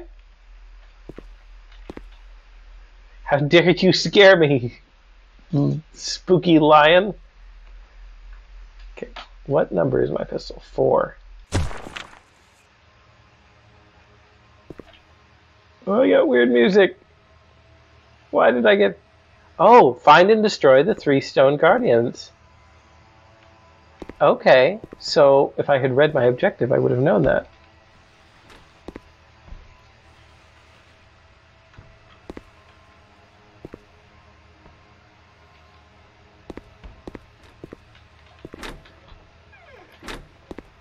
And I have now eerie music playing in my ear.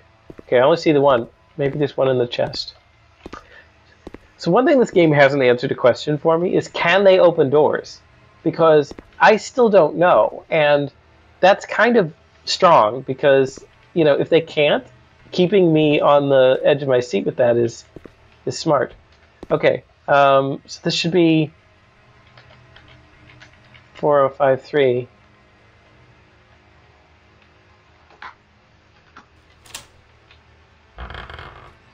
Oh, so many bullets.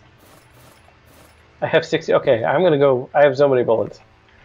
This game is throwing bullets at me, and I am upset about this because there's only one reason to do that. Okay, maybe the stone guardians are not all in this room. That's probably likely.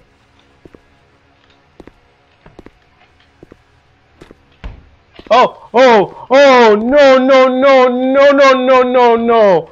No, no, no, no, no, oh no!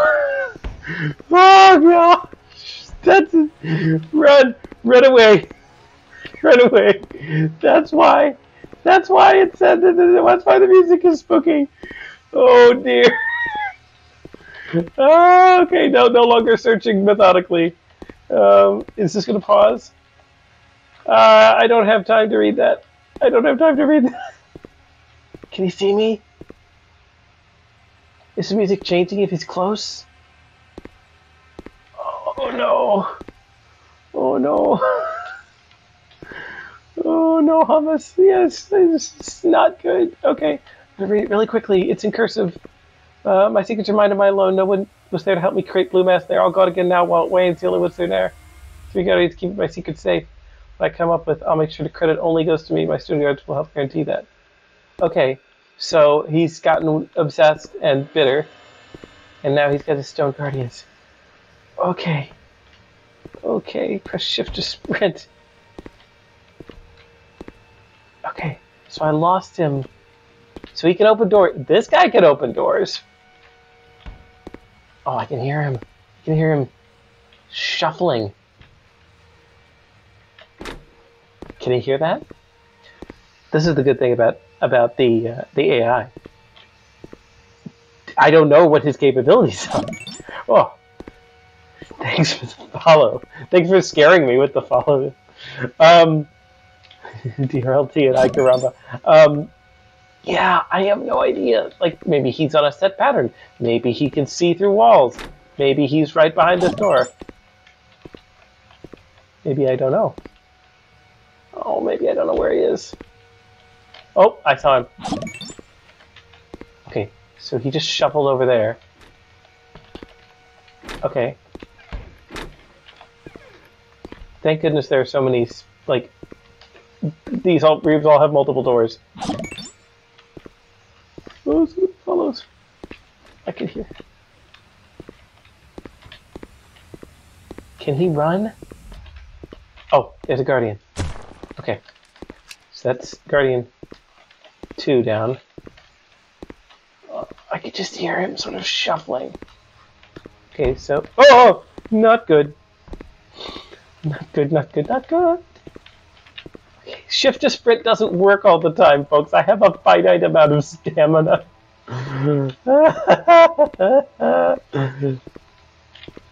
Okay, that's a dead end. By dead end, I mean if I go down there, I will be dead. What's to this door? What's to this door? Oh no, I don't like this. Okay. Okay, I heard a weird heart beating noise, and I did destroy all the guardians. What's my objective? Search the second floor for the... Why did I... What was the point of the guardians? Oh no, no, no, no, no, no, no, no, no, no. Oh, he's shuffling every day. Okay, so something must have changed. Something must have moved, or unlocked, or something. But what? Okay, I can see him. I can see his creepy little arm. Can he see me? Let's go the other way. Good. Maybe he can hear me. Stamina system in the background. Yeah, I get that. I understand there's a stamina system in the background. Okay. What changed? What changed? Was there something in this room? In the game room? I don't think so. Not good. This is a dead end. There's no way out of this room. So, why don't you... Juke! Juke!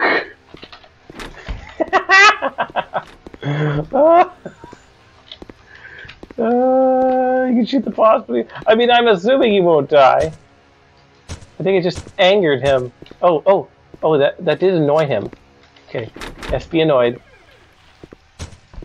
I have all these bullets. The reason I have all these bullets is potentially to help me through this section. Because I can't kill him. Okay. Is that Acker? I mean, did he poison himself? Okay, so I feel like I can lose him. Like, he's chasing me now, but if I sneak around... Okay, yeah, he's over there. What's one of these doors? Something glowing there? Alright. There's a door. Oh. Ah! Okay, where is Acker? Yeah! Okay, you need to go down, you need to go down. Everybody, reload, reload, reload. Okay, yes. Down, boy. Second floor hallway. Oh no, this is dead end too. Oh, I'm so toast. Well, this unlocked. And I can't relock it. I can close it. Okay, so this is an escape. That's great, but I don't have the key. Is he gonna come out? Can he come out? Can he come out of there?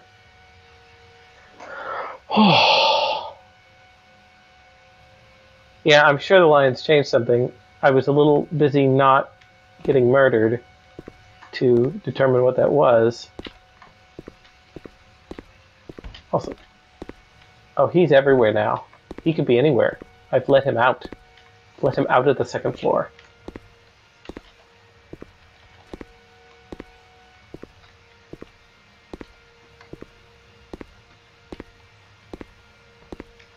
Oh boy. Oh crap, there he is, there he is. Okay, maybe he didn't see me. Maybe he didn't see me. Okay. Okay, now that I've lured him out of here, maybe I have a couple of minutes. What changed? What changed? What changed? Something in the master bedroom, maybe it's his. Acker's private office. Okay, must have moved a bookcase or something. Dead guy.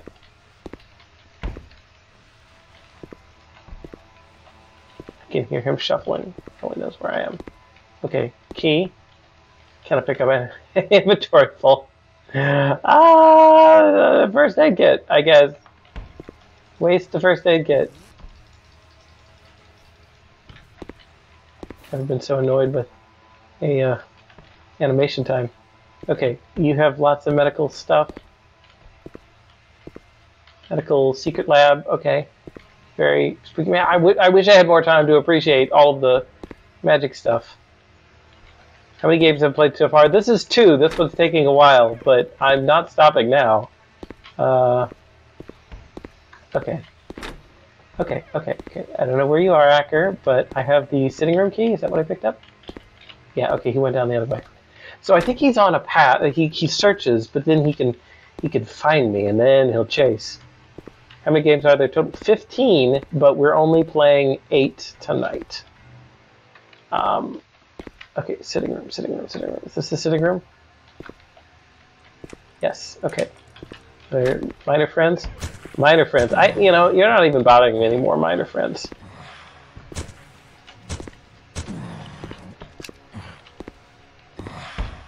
Okay, I can hear the shuffling from everywhere, which means it's hard for me even to figure out where. Okay, the paintings. T, A on the demon painting. P, S, taps, or spat, or several things I could spell with that. Oh, maybe I should read the hint. Try you might, death will not be beat. Attempts may be tried, but all end in defeat. Ozymandias knew this to be true. There's little left once life is through. You might live longer through other means, whether through memory, works, or other things, but even those will one day fade. The mightiest effort amounts just to delay. Life, lem, even memory, they never last. In the end, all become the past. Not Pats? Okay, P. A. Oh, I hear the shuffling. Ah! Buddy? Down, boy. Okay. Okay, so you need to follow me. Here you go. That's right. Thank goodness you've got a bum leg, huh? Okay. And then we're gonna go away. Okay. Okay. Passed. Here, something unlocked. What was it? Was it this door? Ah! Was it this door? Yeah, it's probably that one. One with all the friends in it. Yeah, I see the bear through the window. Oh, that guy almost got me. Almost. Good try. Dining room key. Ah. Bullets. I actually feel like I need the bullets now. Okay, what's in here? Books. I hope this pauses. The mass distance work over the counter. It goes bad too quickly. It wasn't an issue at the war, so it's being used as fast as we could make it. But now in the supposed peacetime, it's basically an efficacy. It loses basically all efficacy by the time it reaches store shelves. It becomes useless with myriads of side effects. Bummer. Some variations have merit to them, but not enough. The money will run out long before. Find a solution. My old partners are watching at this point, wanting to know what I'm making. They took all the credit for my original creation, but whatever the results are from these new versions, all the credit goes to me. If they, you get the credit for the zombie apocalypse, buddy. Even if they found my lab where I work on everything, they won't find my creations. I've got those locked up in a room off the West Hall near the lab. Gotta remember the code is 1873, though. Room on the West Hall. I don't remember a door with a number.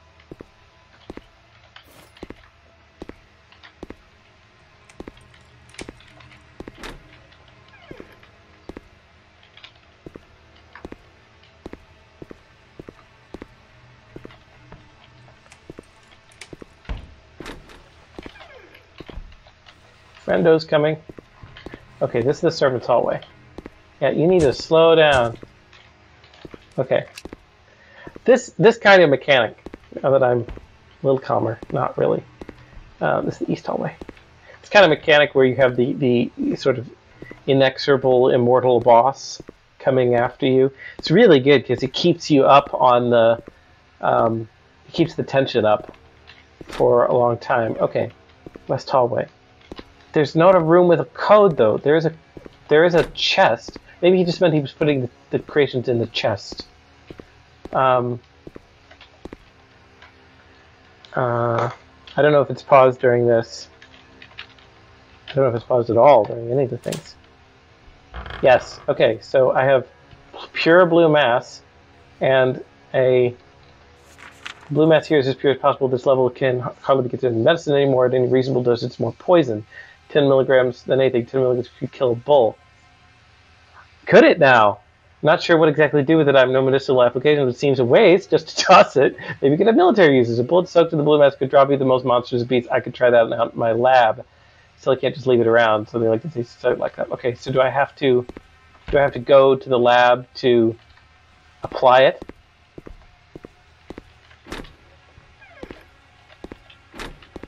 Probably do. Okay, I know where the lab is. I know where the lab is. Where is he? Oh, the noises feel like they're coming from everywhere. Okay. Okay. Yes! Crafted mass blue ammo. Okay, so am I loaded?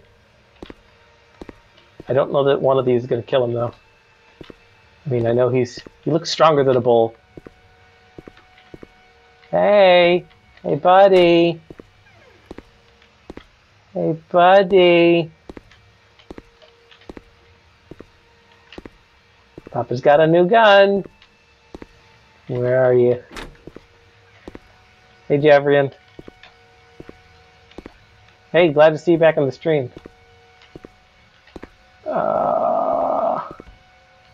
And you know, just when you're looking for a demon zombie, you can never find one.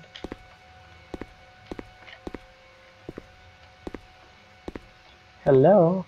The music design on this. So I don't know if you guys... Oh, here he is. Oh, he's fast now. Oh, he's very fast. And one is definitely not enough to kill him. And I'm in a bathroom. Oh no. Oh, he's kind of stuck. It's saving me. Okay. I was lucky. Okay. Good thing I knew that this door was here. You coming? Is he still stuck? Oh no, he's just gone! Ah! Yes! Oh, it was Acker! Oh, is he really dead? He's still twitching!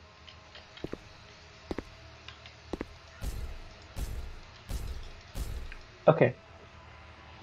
Blue lens flare, another detail. Just saying, not lens flare, but little blue flash, muzzle flash. That's great. That's excellent. Lets you know that you really do have new stuff. Something else is shuffling. Oh no, is there another one? Is there another Acker? Does he have a twin brother? Ah! Running! Running, running, running!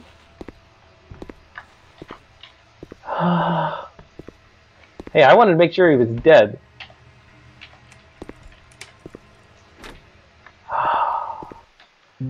Thank you for playing our game. Evan Rayford, Logan Blair, Dylan Engel, and Quan Min Yen. Okay, so excellent game. Excellent game. As I said, spent quite a bit of time on that one, but broken out of Ackers.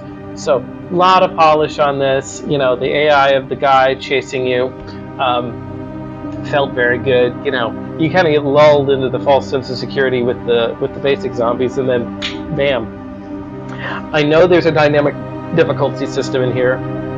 It's based somewhat on, I'm not sure what. The ammo you have, it's tied to the candles somehow. It gets harder if you light more candles somehow. But yeah, that was real good. And the sound design, yes, the sound design was very good. You know, we got the stings and the music, the chains. It felt very dynamic when things happened, and good sound effects. All in all, just really stellar, this one. it had, and you know, good story. A lot of UI elements. Yeah, lots of stuff to talk about. But okay, all right. Well, we are moving right along. If you're doing well, they do more, you heal less. Just no definite indication. Yeah, and it doesn't need to be. There doesn't need to be a definite indication of like how the dynamic difficulty registers. It's just so that it happens. Cool. Yeah. So I was saying like a little messed up that it's still going. I mean, it kind of kept the tension up. So you know, you never know. Maybe he made more. But yeah, if you guys checked out the Game Awards last night, of course, big winner was Elden Ring. But you know, one of the things that the category is sound design, and it sometimes goes unappreciated how important that can be. It's a secret twin. Okay. All right. Well, we're going to move right along to a very tonally different game, I think. Not zombies, but aliens. We're going to be playing Determination's Destination. So, here we are. Game number 3. So, this game, from what I know about it, we're going to see it as we go in, but we're a little we're going to be playing on Mars. We're going to be a little spacecraft, and this one I know has a lot. People were asking about custom assets. A lot of handmade and custom assets. It's a 2D game. A lot of the sprites and stuff was all made. I think some of the textures came from a pack, but a lot of custom art went into this one. So, without any further ado, let's play Determination's Destination.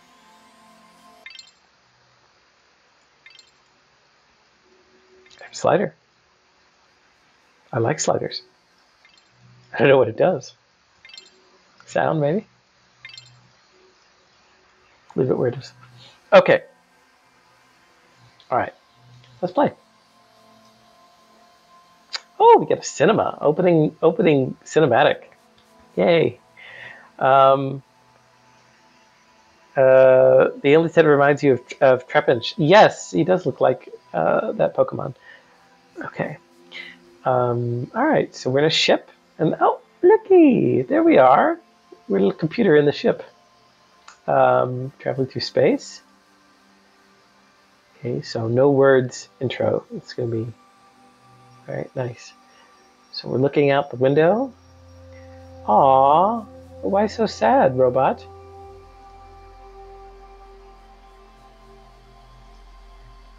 Why so sad? Howdy! Life on Mars! And it's a farmer and a chicken. Howdy, he says. Okay. Loading. Alright. So jumping right in, got a tutorial. This is group 3, yes. Chat alien. Howdy. Alright. Hold A or left arrow to move left. Hold D or right arrow to move right. Time Determination moves, he will be using fuel. Okay. So he's like a, you know, he's like a opportunity, or you know, he's determination. He's a little Mars probe. Running out of fuel will cause Determination to go back to the ship and refuel. So I guess that's kind of like a soft run reset. When he refuels, he uses up the fuel reserve. Only limited amount of times to refuel. Okay, before we lose. Ship ever runs out of fuel reserve, cannot continue further. Okay, so use it sparingly. Okay, so I guess that's the reserve. Yeah. So where's my fuel? Is that up here? Oh, hello. So a couple of things to note. First, as we get into a 2D game, you have like the scrolling backgrounds, sort of we're staying in the center of the screen, our character in this case, and moving around him. Perspective, it matters a lot in a 2D game, whether it's a platformer like this, where you're kind of looking on horizontally, or a top-down 2D. There's lots of different types of 2D. But anyway, let's look at this little guy peeking out from behind the blanket with the cat smile. Shady guy. Hello, shiny milady. All right. He's got stuff in his jacket.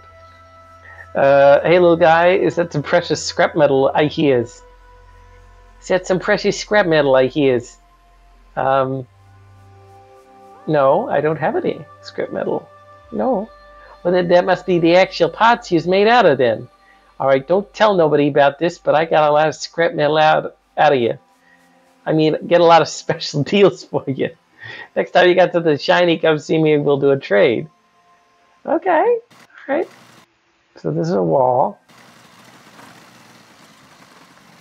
I don't seem to be, if this is my fuel, I don't seem to be using much of it up. Enter lab. Sure. Oh, okay, so we got scene transitions. Very nice. What do we got here? Oh! Oh! Oh! Determination has an idle animation. I wasn't pressing anything, and he did the look. He's looking around. Oh, this is like brain balm after the last game. He blinks, very cute. Okay, hello, alien science person. Okay. Oh, an automaton on this planet? But I have not devised schematics for anything with. Wait, the crash ship? You must have been one of its passengers. Very fortunate to be in one piece. Who am I kidding? The odds a machine would be capable of understanding spoken tongue. Perhaps if I could take out my Zoodlian to binary translator. I guess these are Zoodlians. Well, yeah, I can understand you. You can understand me? Extraordinary. The creators must have been brilliant engineers. Oh, shame I will not be able to speak to them. You must be able to understand Zoodlian. Yes, that must be true. You seem to be quite a sturdy automaton. I will call you Determination. Would like to lend aid to repair your ship so you may return from whence you came. As no one has seen parts of your ship, I could only conclude they are somewhere underground. If you could retrieve them, I could repair the damage. Oh, so we're trying to fix our ship because we want to go home. Okay. But you will need the capability to travel underground. To the east of this cave where one of my inventions was taken to. Certain farmers' livestock likes to take things and displace them. Chaos 3. I'd be too scared to retrieve it. I should warn you. There lives a Sublasidaemon Eterifecomi in that cave. Yes. Yes. Sublasas daemon terrafecomi striatosomiadide in that cave. Well, that sounds scientific and unpleasant. If you can retrieve that, I will equip you for your travel. I should put out your fuel reserves on your ship are limited. Whenever you run low on fuel, you may take from the reserve. Also, if you happen to run out while exploring, I'll have to take out the reserve to replenish your fuel. Be warned, if the fuel reserves are empty before fixing your ship, you will be beyond my repair. Because we do not use fossil fuels in Zoodlia. Okay. Okay. Yes, this is very cute. Loving the artwork. I don't know if one of the devs is on, but if they are, answering the question about the song would be neato. Okay. So, yeah, so really all I can do is go left and right. I see there's stuff on the ground, but...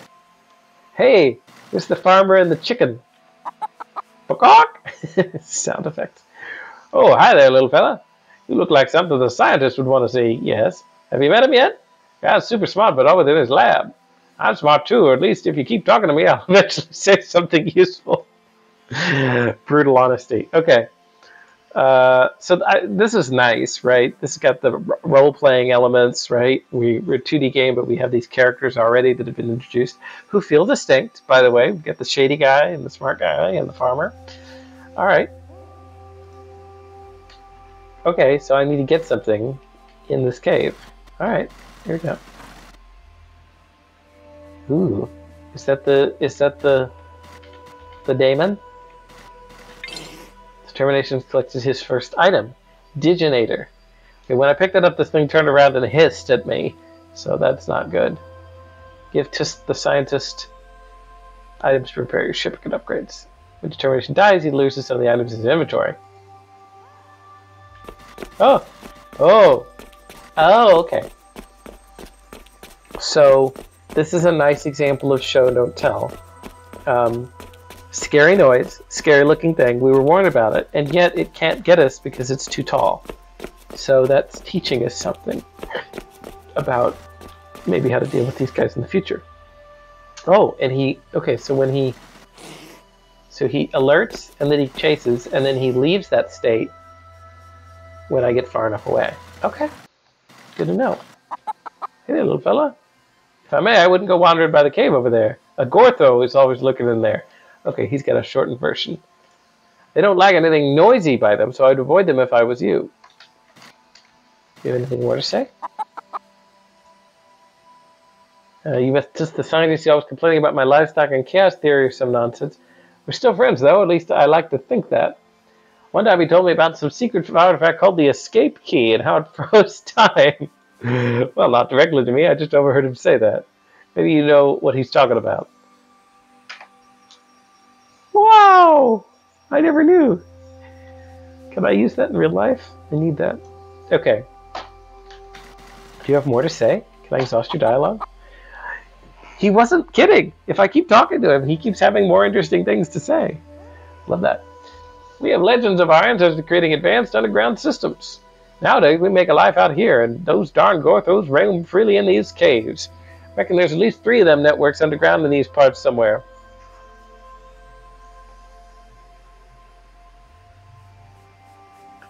All right.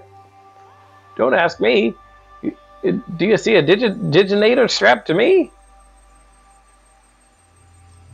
I'll leave that part to you, partner. Okay, so I am losing fuel, but I'm losing it very slowly. At least when I'm walking around like this. You meet the gentleman on the far side of town? Always in a bush for some reason. I like to think he just lives there in the bush, right? Selling his shady things. Word has it he can get people to trade their valuable metals for lower valued ones. Okay. Don't make that mistake. I did. Wait, I mean, no, I did. Ain't no hiding the time I sold my mercury drink for practically nothing. He just has a way with people, you know. Hey there, little buddy. You are such a nice little fella, I could just make you part of my livestock. Tell you what, if you talk to people enough times, they'll want to make you part of our life here. Then you can help me out with pulling so many pranks of the scientist. Hee. Alright. Okay, and then I was repeating. Oh, no, it wasn't. Oh, no, I missed it. It said something about underground networks and games. Those games do get quite serious, though. I sometimes drink too much mercury drink, and next thing I know, somebody says I owe them something. I gotta cut back on that stuff. Hey there, little fella. Looks like something the scientists would want to see. Okay, that is a repeat. Okay. So does the shady guy have more dialogue? I kind of took him as a vendor.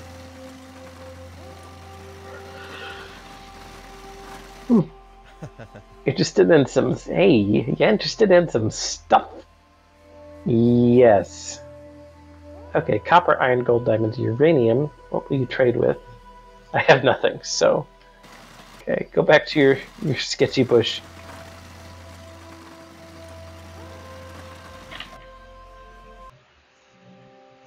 Okay. Welcome back, Determination. How can I help? Upgrade? A drill that allows digging through dirt with the diginator. Oh, it's a diginator. Of course. It's a diginator. All right.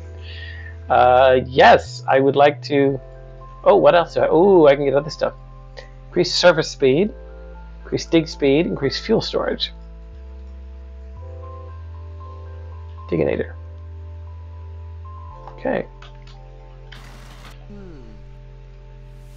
Fix part. So to fix the engine, I need gold and uranium. Wing, I need iron and diamond. Copper and diamond. Okay. So I gotta collect all those things, and I can fix.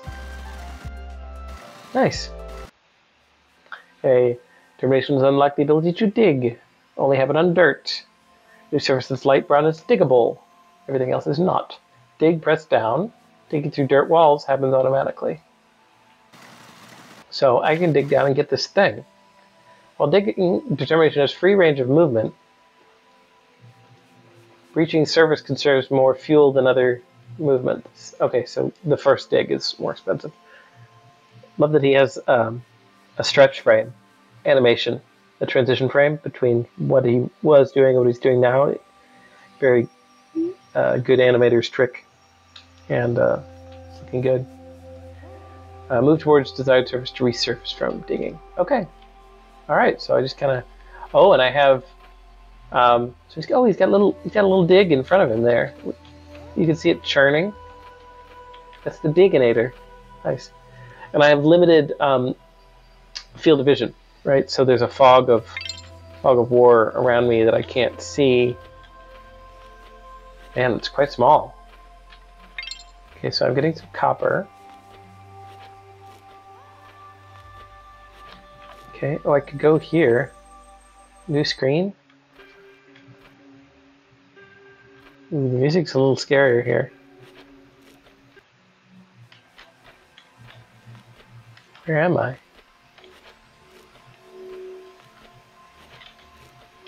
Where am I? Ooh, iron. Okay.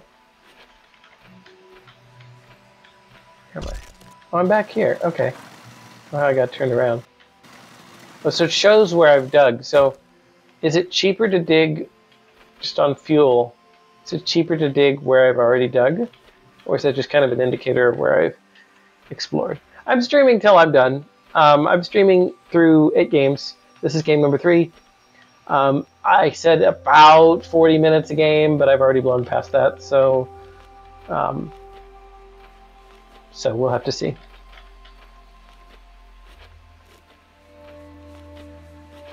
Okay, all right. So, oh, there's some uranium. I know I needed uranium for one of the upgrades. Diamonds seems like something that I need for sure. They seem really valuable.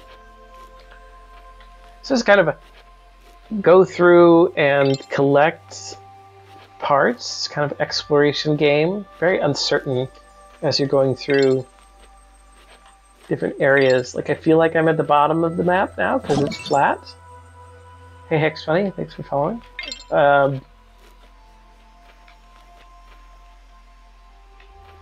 Oh, that's scene transition. I thought I went into lava. Okay, so there's unique music in each one of these zones. Oh, I like this one. So if I understand right, if I run out of fuel while I'm on a mission, it's okay. It's just going to be deducted from the reserve. So I'm not super incentivized to thinking that I need to make my way back. Oh, this is like a maze.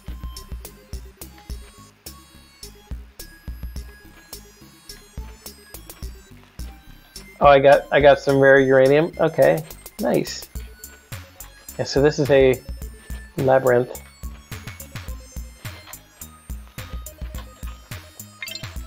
Oh, that was iron, I think. There's something valuable here. Oh, iron. So yeah, what I was saying is I don't think I need to leave fuel reserve to get back. You lose items when you die, including when you run out of fuel. Okay, well then scratch everything I said. That is wrong, and I should be more concerned about that. So can I find my way out of this labyrinth? I am not super confident that I can quickly. So I'm gonna... Yeah, see? Made a mistake already. I'm gonna leave.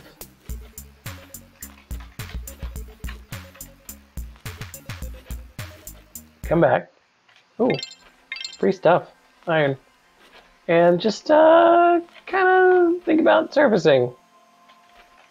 It looks like it goes to a new zone. Okay, so there's different zones. Kind of like biomes, maybe? With different properties. Different... Ooh, gold. Nice. Different kind of ways in which different threats, maybe? Different things. So, ooh, spiky. Oh. Down arrow. Maybe that was pointing me towards towards the lava area that I went to. So I know that the group has mentioned this in the chat, and streamer luck. Don't you know we just hack all the games beforehand? Yeah, so the items are spawned in a semi-random manner, maybe with some weightings and things, and so that gives the game some replayability, which is nice. Not that all games have to have it. There's some excellent games that really are playable once only, but it's always nice when you can have something that has replayability. Okay. So what will you trade? I think trading with you is a bad idea, but I want to know. So if I wanted a diamond, could I just give you some copper? I want that. Okay, yes, but it would cost me a whole bunch. But I can go from, so uranium, based on this, I'm guessing uranium is the most rare. So if I wanted a uranium, it would cost me a whole bunch of stuff. Okay. So it is very lucky that I got the uranium right off the bat. Like gold is not too bad. So trading down, I can always trade down, but that's a very poor idea. Okay, got it. Thank you. This is nice. So having a trade like that, even though it's expensive, means that if you happen to get very bad luck, like you just can't get anything to spawn, then you still have like an option, right? You don't have to just keep ramming your head against like, oh, I can't get the right thing to spawn. You can always trade up. Okay, so refueled there. Can we buy anything with what we have? I kind of wish there was a bank. If I lose when I die, I lose stuff. Hey, just so if I had 10 gold, I could fix the engine. Everything else needs at least a diamond and 10 of one. So this is the most expensive part, and I have the uranium, which is why people are complaining in the comments. What can I do for upgrades, though? Server speed. I don't feel like I need that. Dig speed. Ooh. I could use my uranium for increased dig speed. I have almost enough for that. Or fuel storage. I do like upgrades. Okay, let's go. So the items, I think, seem to respawn, too. Yeah. Okay, new zone. Activate all the pressure plates in the area to opening up. Warning, the area's height nigh impossible without upgrades. Good to know.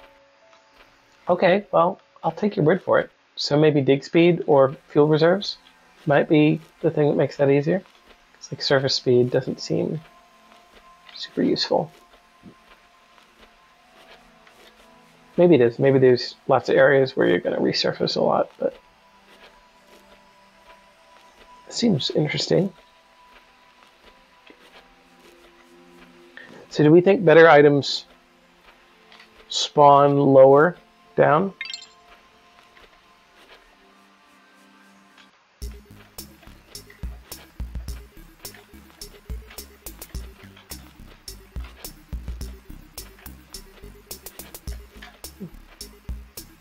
Yeah, okay, so it's like Minecraft logic.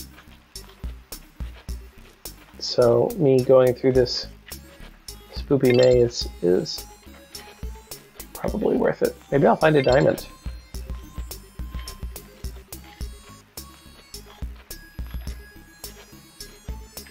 I'm kind of worried about losing my uranium though. That's another thing, like if that could be one of the items I randomly lose. So it's kind of like spend it or lose it. Again, interesting choices, balance of risks, makes a game fun.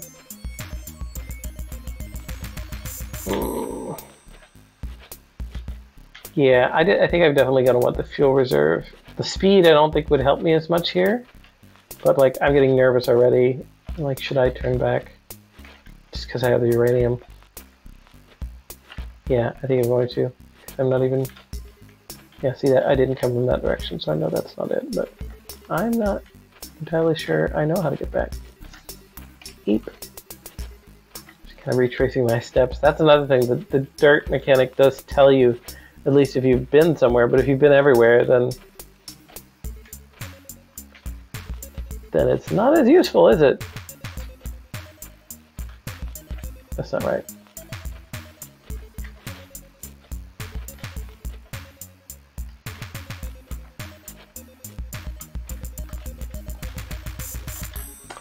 That's not right either. Okay. Whew, feel better. Less stressed. The dirt sound of him like slowly digging through all the earth, it's actually somewhat soothing. It's like this little scuffling noise. I can see you playing this game in like a relaxing way. But maybe everything seems relaxing to me now that I'm no longer being chased by Acker the demon zombie. I'm not sure items respawn in this section though. It seems a little bit uncertain if they do. Okay.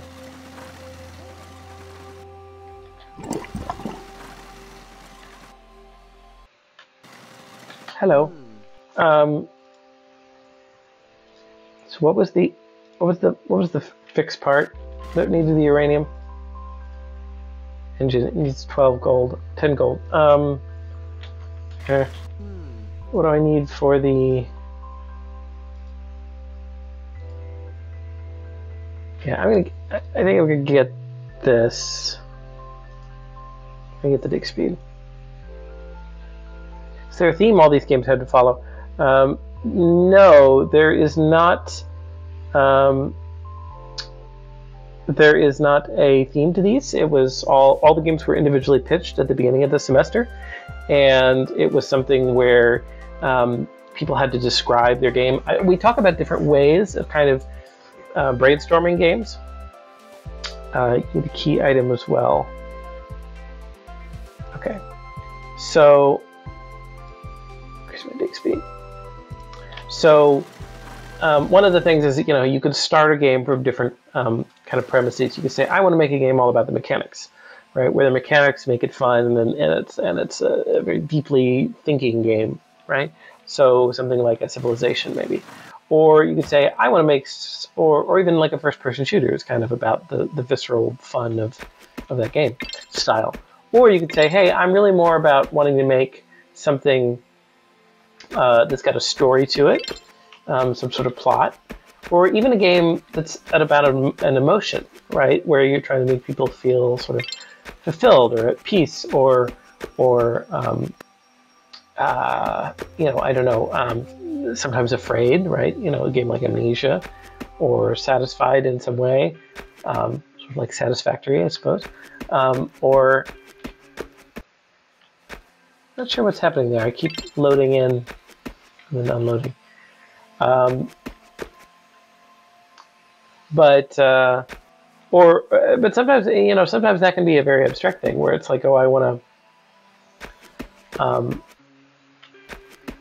Okay, I think what I'm confused is that left and right swap on that transition. Okay. But it could be something that's kind of like a combination of a story. I mean, ideally all games have these elements, or at least in some amount, where there's good mechanics and good emotion and a good story. I recently played through Outer Wilds, which is a fantastic game if you have not played that, viewers. But that one is something where, it's kind of this joy of exploration and sort of helplessness of being in space to an extent, but in a positive way. And then also, you're doing, there's mechanical puzzles and a very compelling story. So you could do different things. So apparently I need a key item to fix stuff, so I need to go to the areas. And there's itch.io pages. Yeah, you can try, see if Twitch will let you post. Ah! Okay. So, almost died there. Okay, so I could not see the baddie when I surface, but if I go over here, maybe he won't detect me. Haha, okay, so I have to sneak around the baddies. Oh, hello. Oh, they kind of purr. Oh, he's sleeping. He's sleeping. Oh no! Oh no! Determined. Oh, he's crunching like a tin can. Determined his destination was failure. Oh no! Okay, I don't know how many I lost. Some. Definitely some. Okay, that feels punishing. And the crunching noises. Those are awful. Okay, but I feel like there's more to discover in this area. Like, I got greedy trying to get that one piece of gold or whatever it was from behind the sleeping Gortho beast. I see that's a... Is that a gold or a copper? I think that's a copper. Like, I don't care about that. I can hear the cat sleeping. But yeah, if there's like a special key item here. That's a... Oh! Diamond! Okay. Down at the bottom of this pit there was a diamond. So if I'm digging faster, I guess I feel like it's a little faster? Yeah. Okay.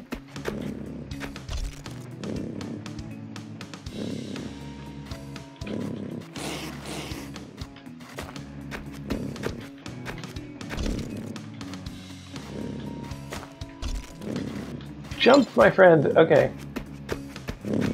So can I lure the cat beast? Yeah, okay. Yes, okay. So I was able to lure him away, and now I'm back here. Where there is another pit. More diamonds. Bliss. So this is kind of like a cave system area. What? Nothing! No! I felt so clever. Yeah, there's these like stalactite things. Ah! Okay, so I have wing part now. So now I just need to not die and lose my wing part. How am I gonna... Ah! Oh, he can go into the dirt! That's very bad. Okay, so he's gonna reset. How am I supposed to get out of here? Can I just like leap? No.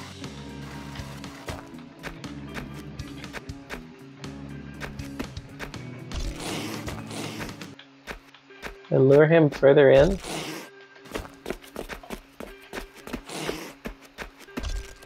Whoa! Oh, that felt good. Oh, but I'm gonna so die from lack of fuel. Can I lose a key item from lack of fuel? That would suck. Oh no, it costs so much fuel to go underground. It takes almost a full bar.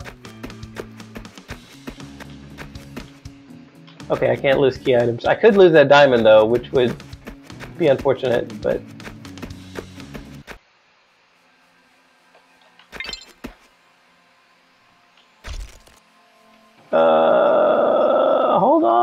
hold on, yes! Haha! Okay, alright, nice. Okay, so I got the wing from that area, so that by game logic, calculate, absolutely. There's never any question. By game logic, that means probably that the one item, the next item is down below, and then the third item is on the left.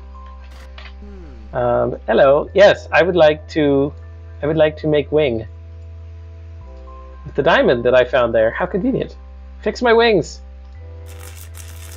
Nice. I need a thruster, and I need an engine. Yet. Okay. And then fix part. No, I want to see upgrades. I do want the fuel tanks.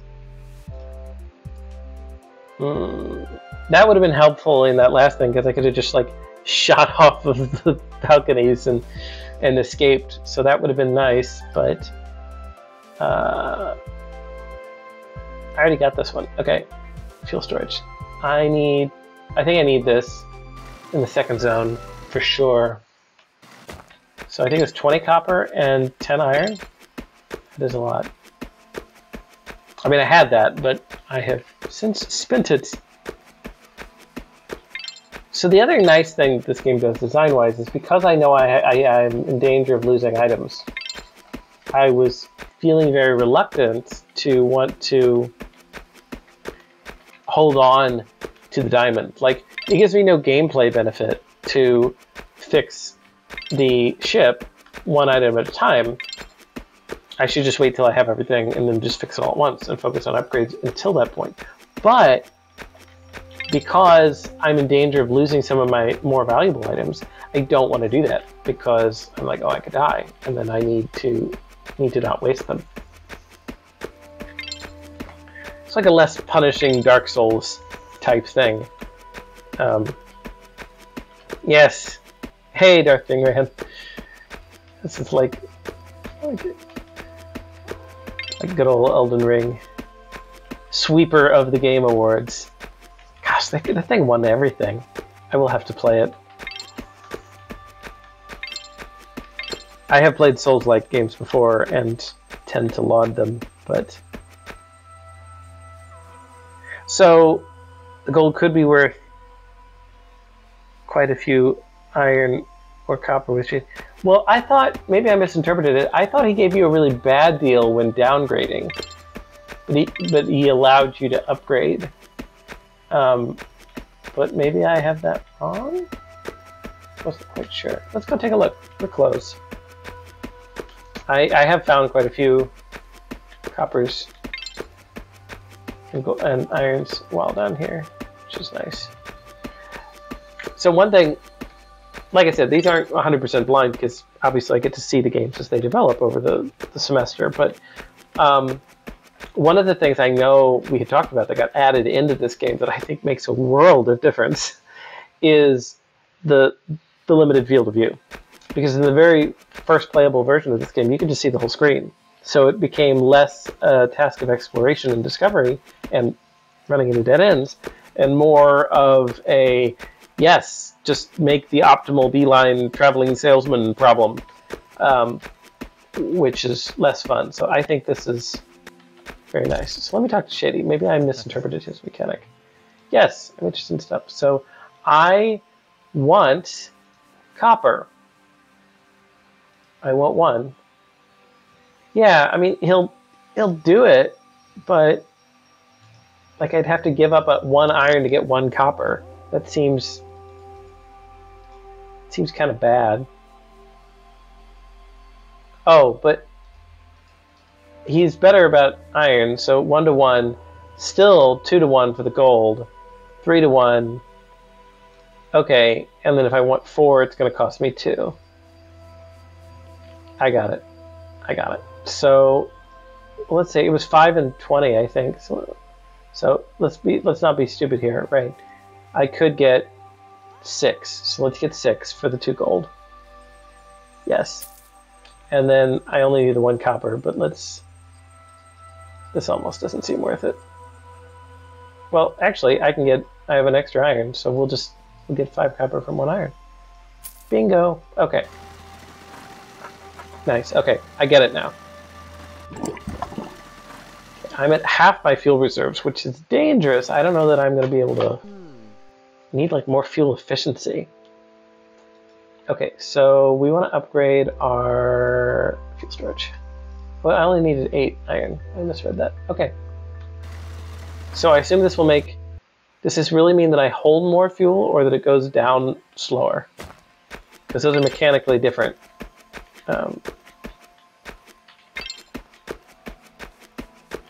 Okay, I don't want to waste much time here. I want to go straight down to the lava area.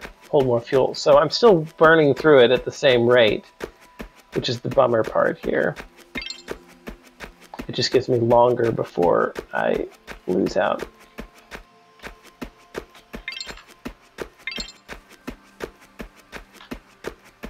Okay, I said let's go straight there, and now I can't find the entrance. There, below the arrow. Okay. So I don't have that much to lose if I do run out of fuel, so I think I'm going to be a little bit more aggressive this time and try to find the secret path.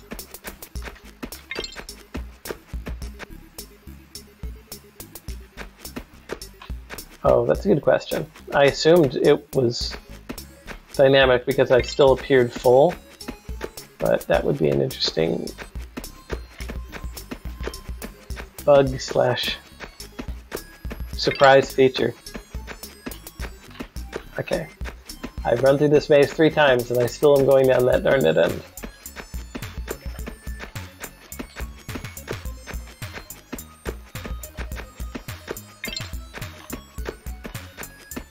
Lower is bad. I'm just assuming down is good because it seems like down is hard to get to.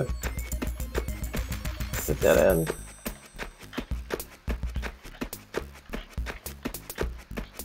Yeah, so even if this ends up being a suicide run, if I can get the key item, I won't lose that.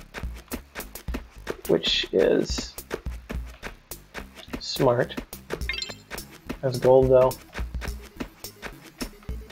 I would rather not lose things. It didn't say how much I lose, but I imagine it's not supremely cheap. Oh, there's a diamond.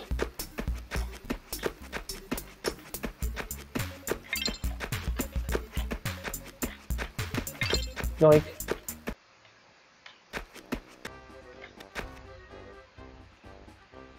Is there carnival music? This game is both, like, the mechanics are compelling enough, but it's also quite charming, which is quite fun. What? Oh no! Oh, I'm in a Plinko machine! Oh, that's hilarious. Oh, there's baddies here. Uranium! No, I want the Plinko! Oh no! No! I'm just wasting fuel now. Oh, there's diamonds!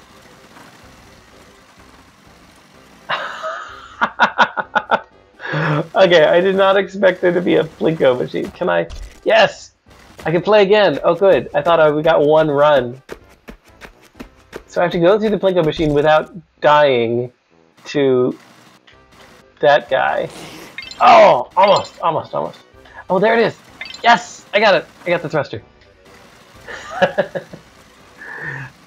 Like I said, charming. Very charming. Okay, there's that other there's the uranium. I really want the uranium. Okay, so go here. Don't land on the big ugly. Ah, yes! Okay, I'm not gonna risk it for the other diamond.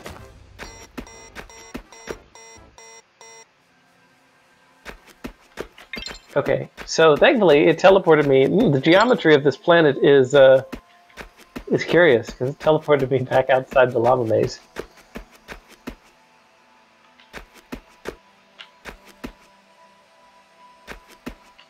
Carnival music makes so much more sense. Yeah, it's like, why is there carnival? Because of course, that's what the ancient Zulians would have built, is an underground Plinko machine.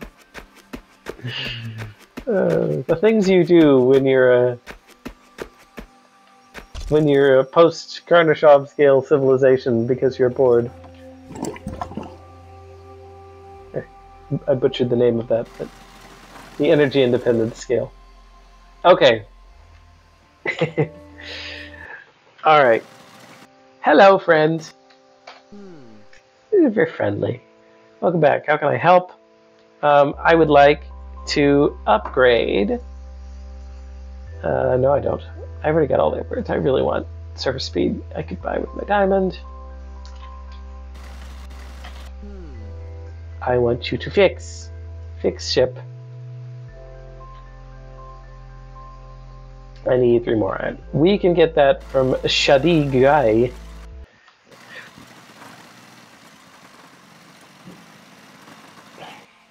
Oh, there's just, that's worth it. Yeah, I think my fuel upgrade happened now that I actually refueled, because it feels like I have more now. So I got through the whole maze with just the basic fuel, so good on me. I do want some stuff. I keep forgetting how much this was. I think it was 2 iron, which I could actually buy with copper. I will do this. I will buy it with the copper. Thank you.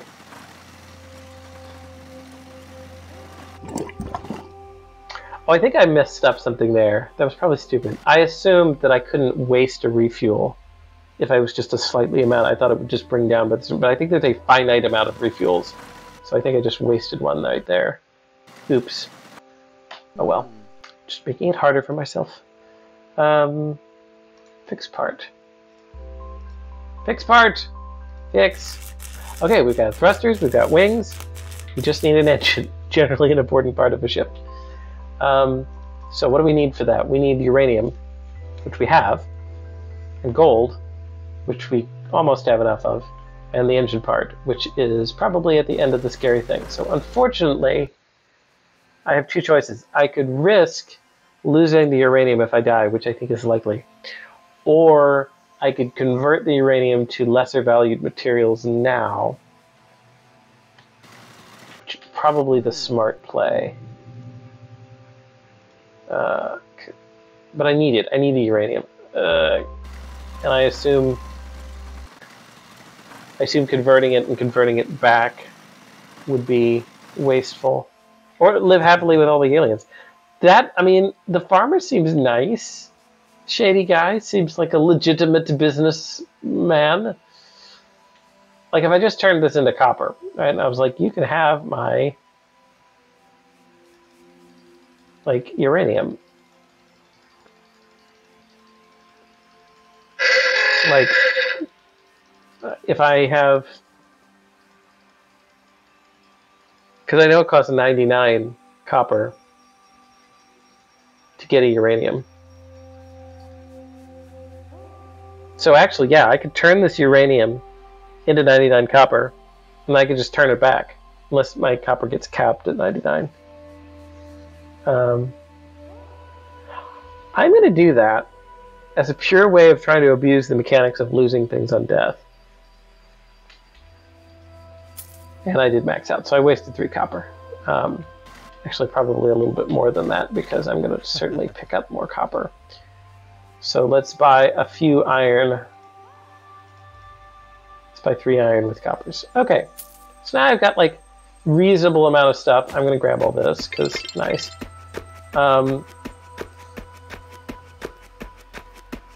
And now I can go and try the 3rd area. And now if I do die, you know, I assume I lose a percentage of my stuff, but I also assumed it would maybe round up and take my whole uranium away, and then I would cry. So this is the hard area. I have to do the pressure plates, it said. At least I think that's what it said. I have cleared the message now, so apparently that only triggered the first time I came into this area. Okay, so hello. Ah! That's why you need the service speed upgrade. When you die, you do lose half of each item, except for key items. But yeah, if it's rounded up, then that would be okay. Nice. Oh, I love the little da da da.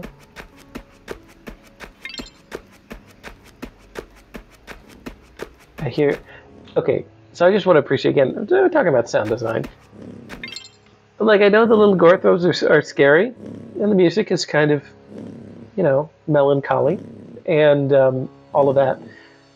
But they just sound so cute when they're purring that I can't feel that threatened by them. Okay, there's one right here. Oh, yeah, I can't do this. I need the run speed.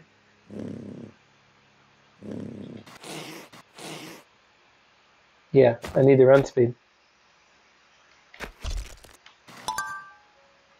Unless, what's the point of that? Yeah! Okay, so I lost half of my stuff. It hurts. Okay. Well, the lack of the uranium is a bummer, but I got that free uranium at the beginning, so now I need a diamond and 6 gold. Rough, yeah. There's a gold right there. I need 1 gold.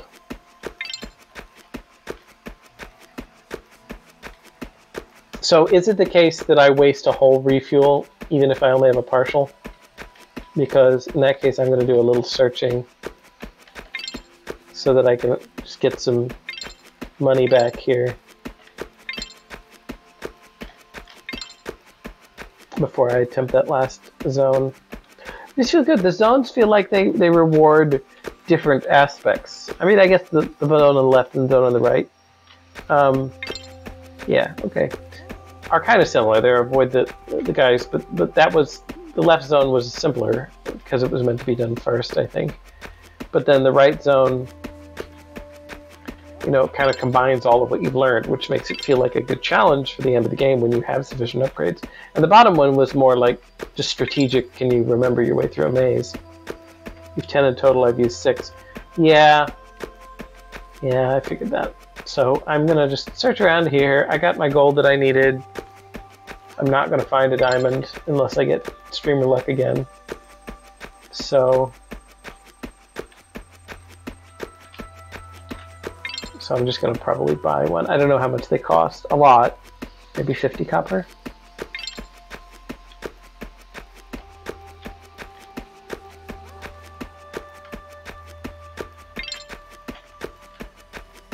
I could go into the maze. The maze doesn't seem super efficient. Like, I know that it probably has more irons and golds, but finding them through the maze seems not super efficient. Mining in the home area seems smart.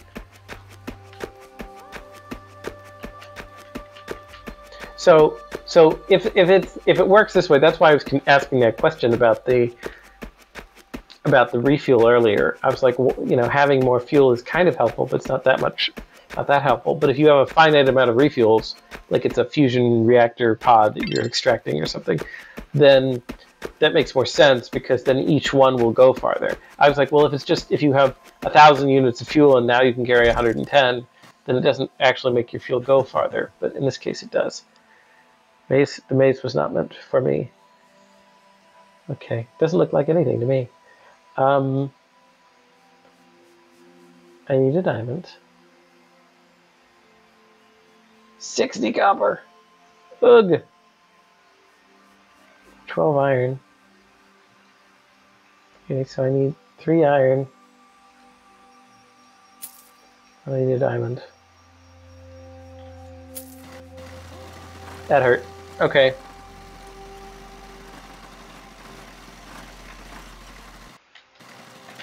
Okay. Final upgrade. Surf speed.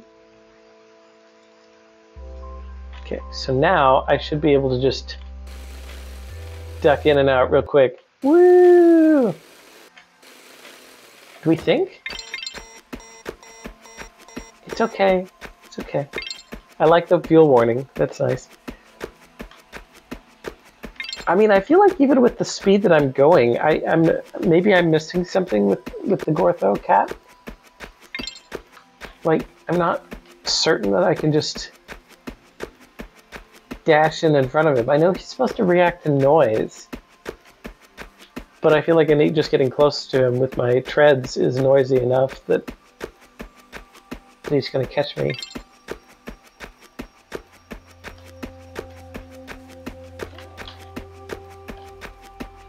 Okay. He's kind of close enough. Okay. I mean, it is speedier, for sure. Do you have any more dialogue? You don't. Not right now. But I appreciate you nonetheless. Okay, so this is the thing that needs a uranium and like a bunch of gold, right? So I don't even have enough resources even if I get the key item, but...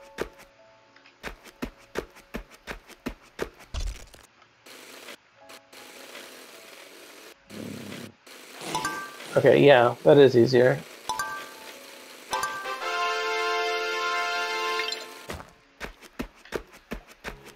Okay, so that's challenge 1. Doable.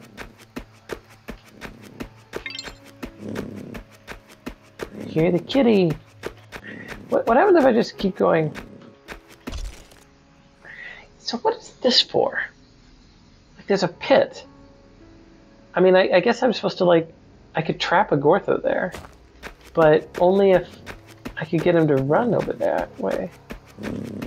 Like this Gortho that is clearly over there.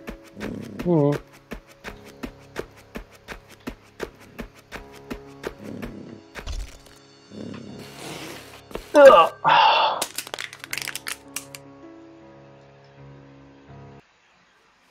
I'm missing something.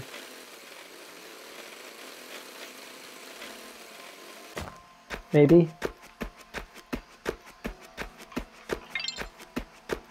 It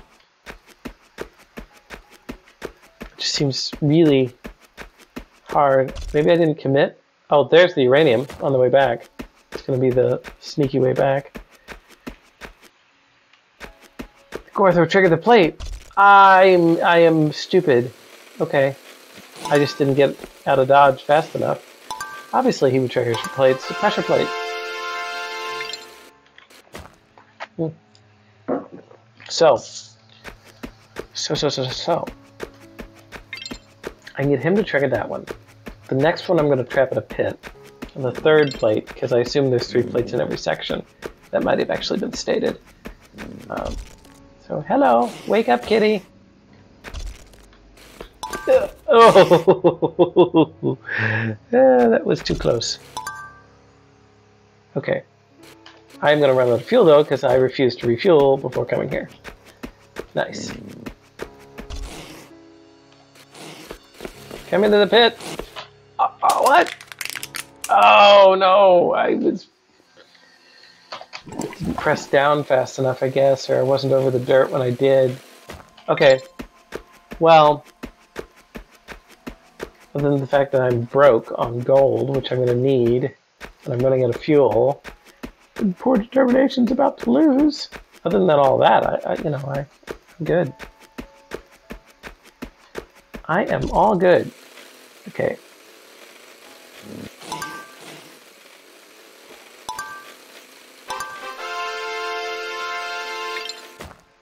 So this feels the right amount of challenging. Of course, all these levels are custom made, but the placements of the items is random, so it has kind of that mixed feeling of replayability versus not. Okay. Okay, so he would have pressed that. I will press this. Okay, be on the dirt this time.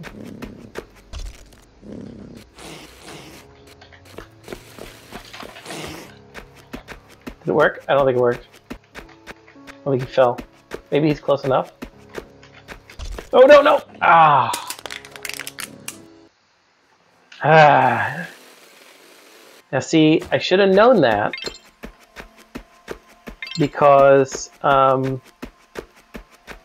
knew they went back to their post. That was a mechanic that was shown earlier. So I should have just learned that. Man, I thought he was going to go into the pit, but must not have been quite close enough.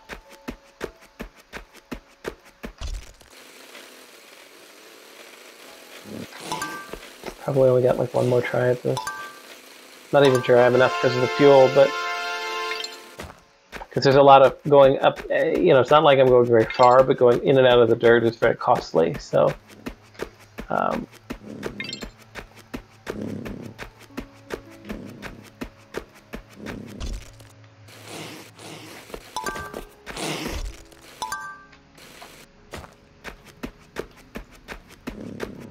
they get upgrade hits with the run back, so at least, yeah.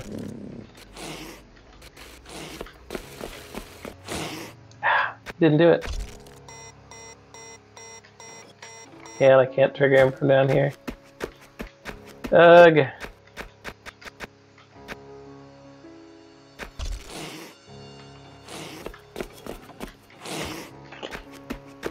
I can't. Maybe if I'm just fast enough here. Maybe.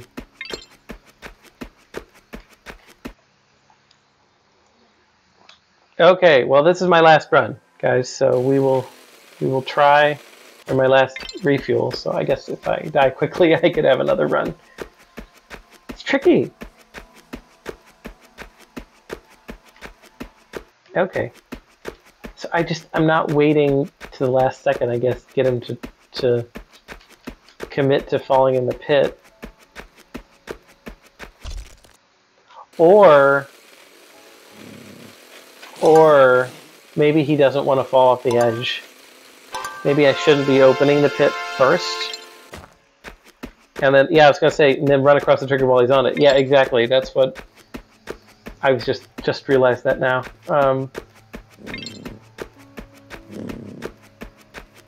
That's probably the smarter play. Okay, so we're not going to trigger the plate. We're just going to go straight here.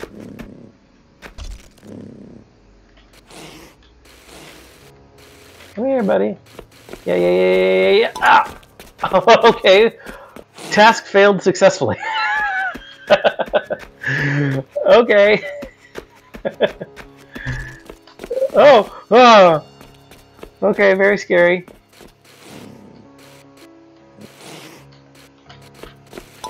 Okay. So that's 2 plates. Where's the third one? I don't even know this one. He's coming back, isn't he?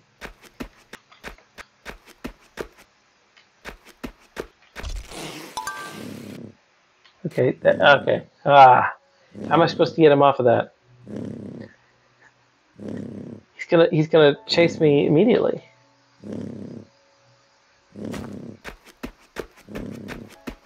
Is there a way around him? No.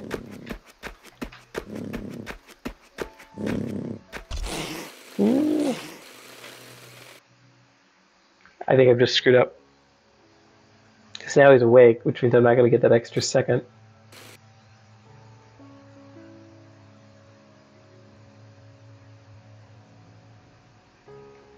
Yeah, I think this is the end.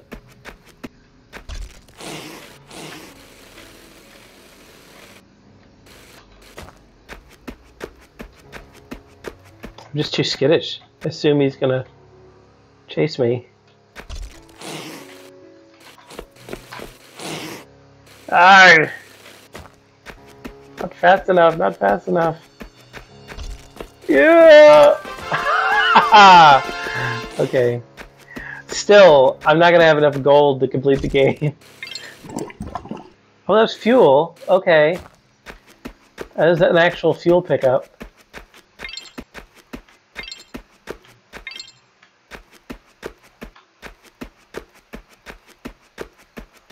What does this drop? I can't see where this is going to drop me. Could be into a room of Gorthos. Ugh! So hard to tell. Yeah, but I'm going to be really mad if I'm like, you don't have the gold after I get the key item. Okay, so there's a Gortho in there. 1, 2, 3, 4. 4 and 6.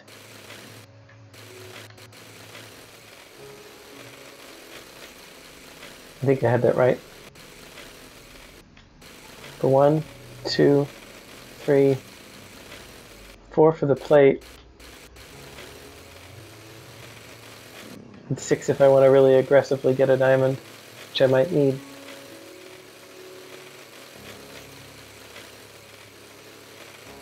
If I have the fuel. Ha ha ha. Okay. 1, 2, 3, 4.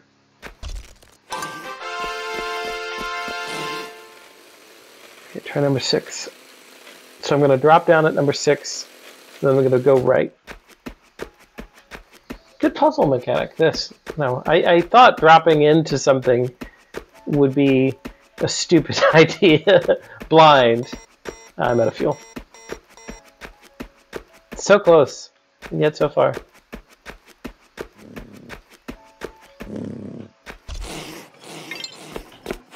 Hey, I'm going to be like 2 bars of fuel short. There's the engine. There's the uranium.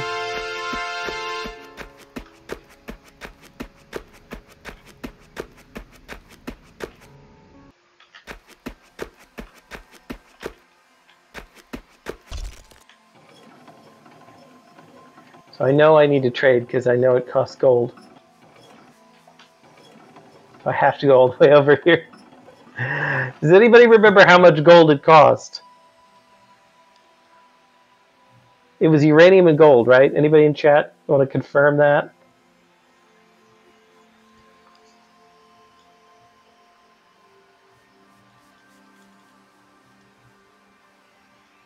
$10 gold, 1 uranium. That's what I thought. So I can get 5 gold here. I don't think I have enough. Yeah, because I need 8 gold. Yeah, even with the diamond, it's not enough. Ah, bummer. Bummer! Okay. Yeah, the math won't work out here.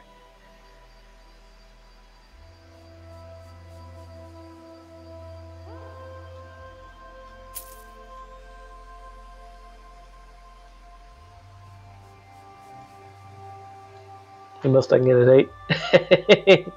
Did we get a cheat code?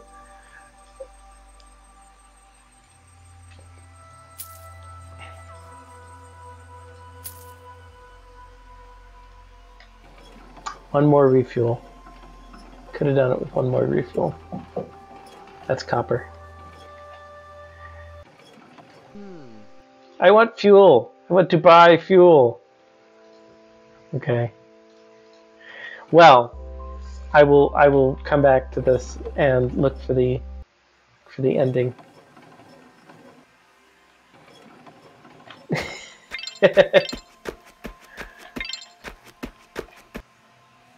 I only had the 1 diamond though. That's the problem. Yeah. Game over. Unable to reach its destination. That's so sad. I guess I got to see the custom art of the game over screen. Well, maybe the guy will develop a fuel source and fix our ship. Okay, I'm definitely playing that to see the ending. All right, well, very compelling game, very very neat story. The mechanics were good, the puzzles were good. Definitely like that very much. Okay. All right, the secret ending. I know I was so close. It feels bad. The secret ending for. You'll have to tell me later how to unlock the secret ending if it's a special thing. I guess talking to the aliens enough time, and I just stay with them might be the way to go. Okay, well let's move right along to our next game number 4. Making excellent time, not so much, but here we go. Number 4 is called In Search of Thunder. Hint for secret ending in the farmer dialogue. I would have to check a look at that. Okay, so this one's a little bit different. It's not as much a complete game. It's sort of a demo, but I know it has a lot of different elements and things. This was worked on by a smaller team, actually. So let's take a look at it.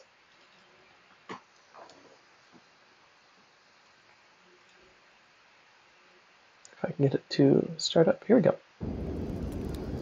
So first things first that I want to say about this game. Oh, there's a map level select. That's neat. Is that a lot. I know the map was done by the team. The art for the map was done by the team. I know that there's an incredible amount of work that's been done in the artistry of this game to like make the lighting effects and the snow and things like that. This is kind of inspired by like a Hades type game, but Norse. And you'll also get to see some of the mechanics of the enemies and things. But anyway, so I can't access that. I have to start from the beginning. Okay. Liking the music, very themed. This is what I call a dynamic start screen, by the way. So this is something where like it's not just like a picture. You know, we're getting to see in-game footage. There's been a blur effect applied to what is effectively the camera looking into a frozen version of the game. So without further ado, let's take a look. See? Ragnarok, the doom of the gods and prophetic end to the world of man as described by Urthar of the Norns. It has finally come to pass. We thought we were ready. Odin thought he was ready. My fate had finally arrived in the coming of the world serpent, and fought in glorious combat without care for minuscule notions such as life and death. But we drew blood for something far greater, for pride. But now the fighting is over and there is scant ground to fight on. And in these lingering moments my mind drifts to Magni and Modi. I must find my sons.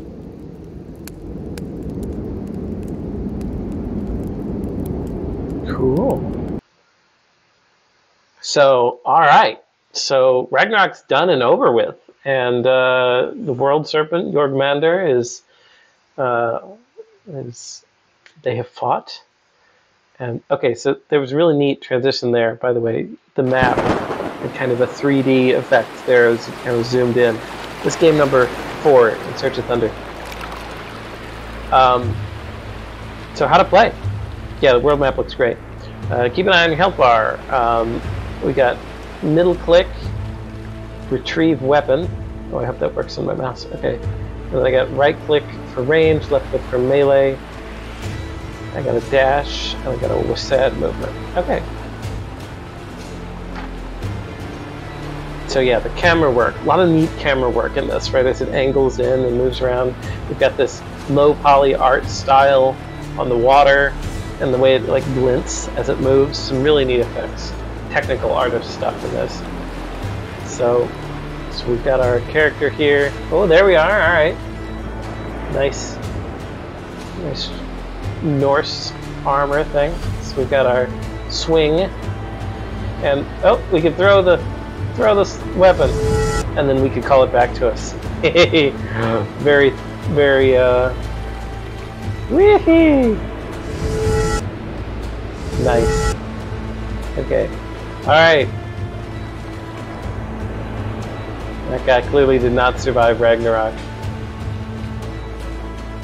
Got some runes. That's a rune. I don't know if that's a rune. Okay. Also, he's got kind of a glowing effect right in front of him, you notice? So, like, you can see the dynamic lighting shining on things. It's really nice. I think also the way the snow is generated was something the team worked on. So, like, the way it has this kind of nice textured appearance. Anyway, I know I'm geeking out about the art, but it really is a beautiful game. So, alright, we got a guy here. Let's smack him. Smack, smack, smack. Oh, let me hit you with the old zoom. I'm guessing this guy's kind of like a training dummy. Smack. Yeah, game is really pretty. Alright, moving on. So a lot of plants, a lot of really neat stuff there.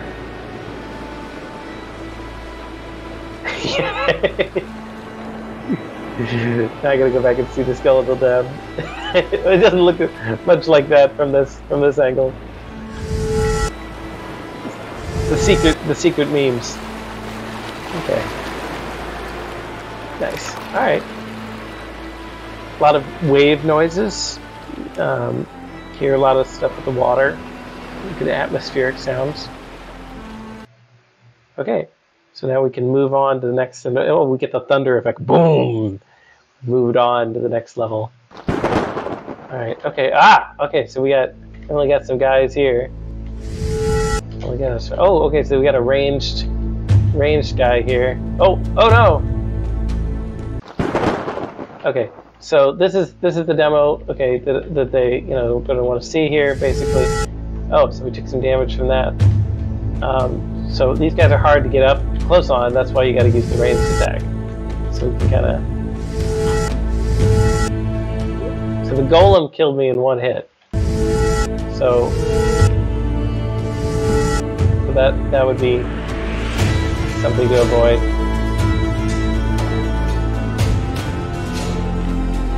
So the throwing goes in whichever direction I'm facing.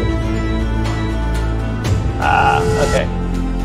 I was trying to do it attached to my mouse cursor, but it goes in the direction that I'm currently watching. Ooh. Yeah. So I know that this is one thing, like the combat is kind of a prototype, which is something that they didn't quite get all done, but yeah, I can see like how this is supposed to go. Oh, it's doing a spin. That was crazy. I know this is something. There we go. Finally. All right, gotcha. So maybe you'll respawn now. Go away. But you know, for showing how something to do. Oh, and I'm using my dash. I love the effect on the dash. Right, we got this thunderous kind of thing. Got this djinn up here spinning. And then this is the kind of big boss monster, which is this golem thing that kind of can instantly crush you.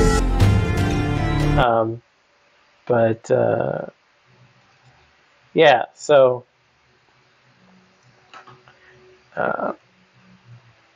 it's nice. Okay, so I'm told like the point here is to try and kill the other people. So the little guys while avoiding the big bad. I can take him out pretty easy. And then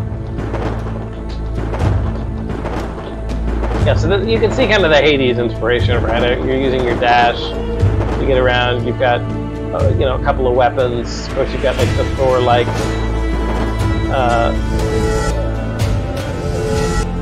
hammer, obviously. Let's see if I can poke this guy.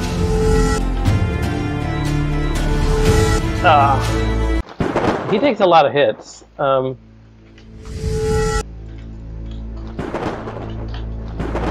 And he hits pretty hard too. Can I corner him and kind of smack him that way? Yeah, okay, I can. Maybe. I don't have a lot of health. So an interesting thing, a game like Hades, roguelike type thing, which this isn't really aspiring to be in that regard, but you could conceive that there would be a lot of ways to have upgrades or things to change the nature of your dash. That's how Hades kind of deals with it. Or, you know, gives you additional ways to use your hammer, or give it like, and there's lots of things you can do. You give the hammer like trailing effects, like a spark effect on, so that, like it hits everything in its path repeatedly, or you could give it like a chain lightning effect or something. So that's what's kind of interesting about a roguelike that's based on abilities like this, is that you can say, oh well, I have different, you know, each run is different. I have different capabilities, and so I have to learn to play in not just one way, not just finding one particular thing that works. Okay, so got him down to his spinny area. I go to the next area here. So that was kind of like the arena fight scene that they wanted to demo as like an idea of the combat. And then, thanks for follow, Ernest. And several others that I missed. Hex, Black Knight, No Hummus. And anyway, yeah. So this one, this is the end of the kind of the tech demo. It shows you, you know, the transition into that.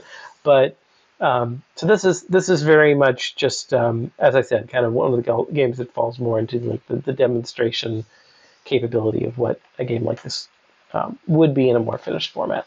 But I just wanted to bring up, see, I thought we'd make a little bit of time back as we went through, but I wanted to just kind of bring up a couple more things,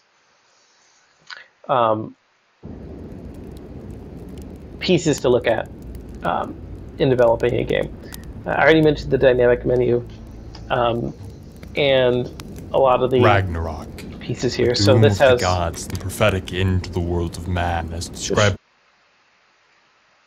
I'm muting the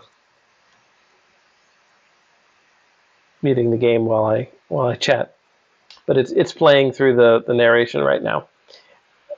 And so there's some other mechanics that I know were things that they talked about being part of this game.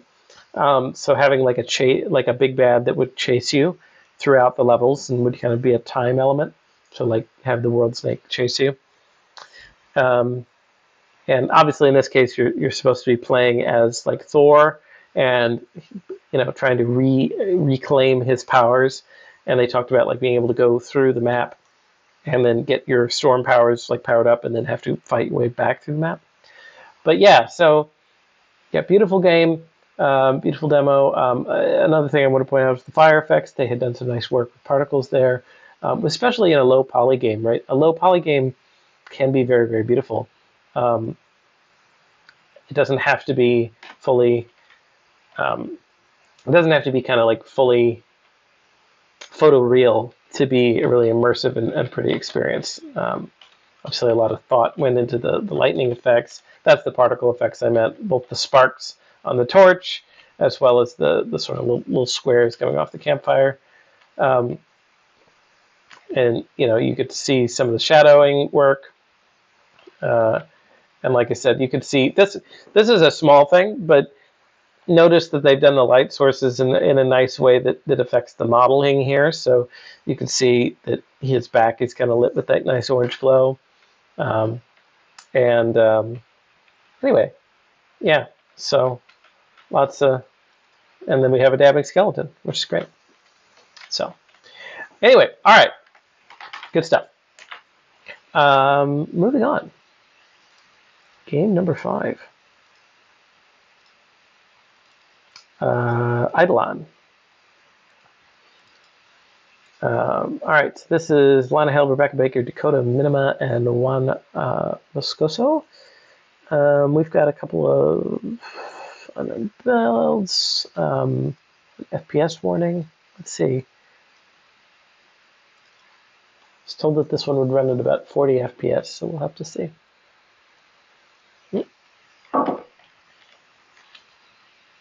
Hold on, I've got to run it over here.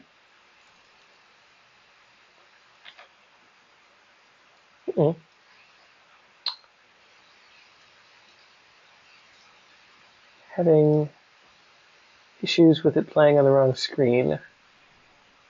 Go away.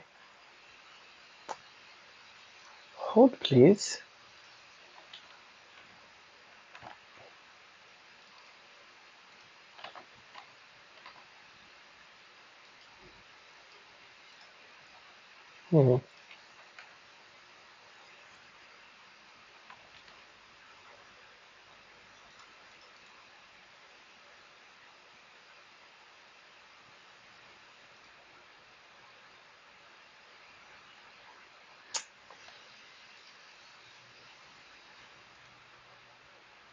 Well, I don't know why it has decided that it only wants to play on the one screen today.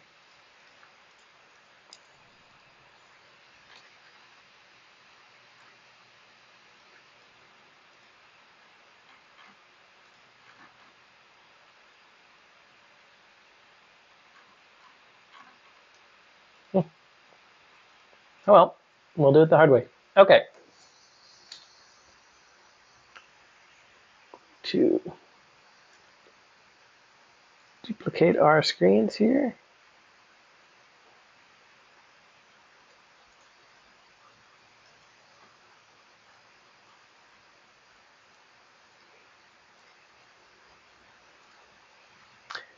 Okay. All right, Twitch. I had to kill chat for a moment. So let's try this. So now you'll be able to see the infinite cycle of Twitch controls. And now you can see this. Okay, so I don't have chat in front of me for this game because for some reason it wants to play on the wrong screen. We'll move on. So this is the Eidolon Estate, And this is a supernatural mystery. So we have some options. Volume, sensitivity, brightness. I will say, folks, get yourself a mouse which has sensitivity controls directly on it. Very, very helpful, because then you don't have to customize it per game. Tooltips, controls. What do we got for controls? All right. Pause menu escape. We've got with sad movement and a journal under E and collect clue with click. Okay. All right, let's start. Let us start. You're invited. You're invited to a dinner party this weekend at the Eidolon Estate. Refreshments and a bed will be provided for all guests, and possibly 2 creepy porcelain doll heads. Please RSVP as soon as possible. We're excited to have you. I see. So got some old-timey things here, typewriters and old Edison bulbs. Tragedy at the Eidolon Estate. That's what it says on the back. That's a nice detail. At what I'm assuming is the Daily Planet. There is a date. I can't quite read it. November 1st, 1872 is a guess. Anyway, so I'm thinking... I was told Gilded Age, so that would put this maybe early 20th century. Okay. So, this one is interesting because there's a lot of agents to control here. So, you can see that there's lots of different... Hello. I can make notes, or I think it's going to make notes. Yeah, but all of these different guests at the party have their own kind of AI to manage, what they're doing and where they're going and what's going on at any given time. So let's take a look around. I feel like somebody should be here with hors d'oeuvres. At some point. Hello. The music is certainly ominous enough, but yeah, I'd like some snacks, maybe. Appreciating the wallpaper there, dear. Oh, that's very nice. Okay.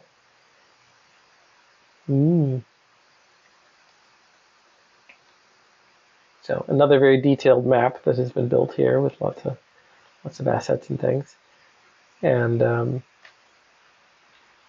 yeah, kind of curious what's going on. I guess we should start looking for clues instead of just wandering around the mansion. Oh, are we gonna have... What are these? Do we have like those? I thought those were like hot pots for a second, but I think they're like little tureens for soup or something.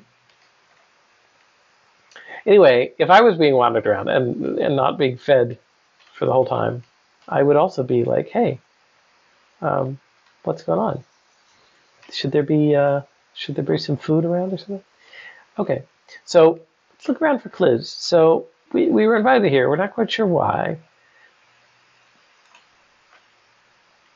I think I have an audio problem because, yeah, that's that. So yes, there's some unsettling music. That's all you've missed stream for the beginning term here. But all right, what's this? Ooh, bleached carpet. The carpet in the living room appears to have been bleached. Now, why would one do that?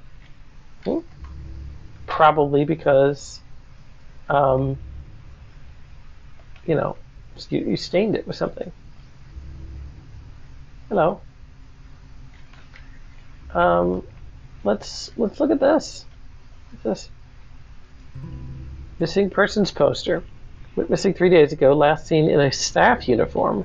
Worked in the kitchen at the Eidolon Estate. So, looking for somebody who was in a staff uniform.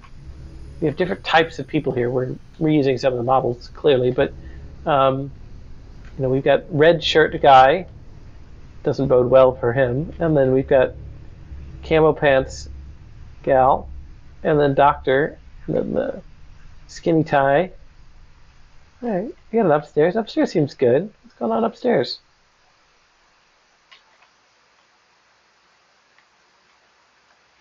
Can I open this door?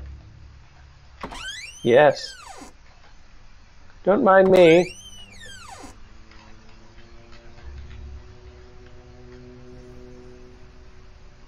Is there a clue here? There's some lighting.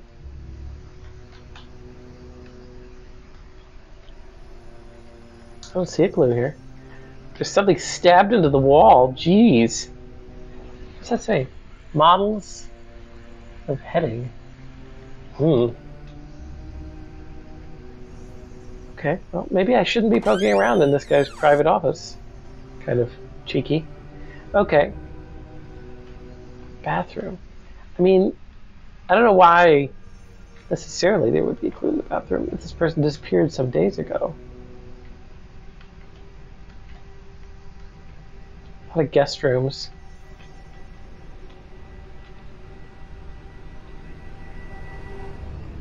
Hello. Unsettling sting there. This is a suite. Maybe I'm going too quickly, but so far the clues that I've seen have kind of glowed, so I'm kind of going quickly. Anything in the bath? No.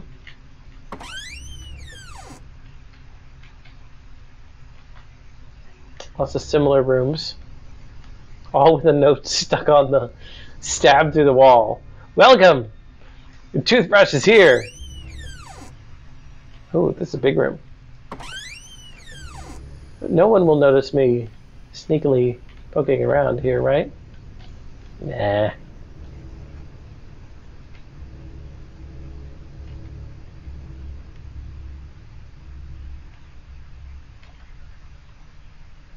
This is a very big room. You need some furniture, I think.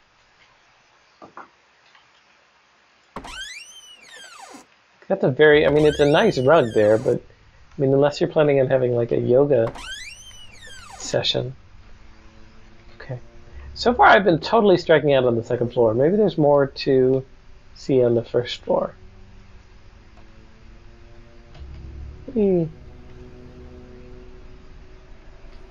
Well, look, it said she was last seen in the kitchen. We should probably look in the... Why did I think that? It said she was a staff member. Yeah, last seen worked in the kitchen. Okay. What do we got here? New hire. Hiring paperwork for a new staff member. Hired 3 days ago. What happened 3 days ago? Well, the old one, she did.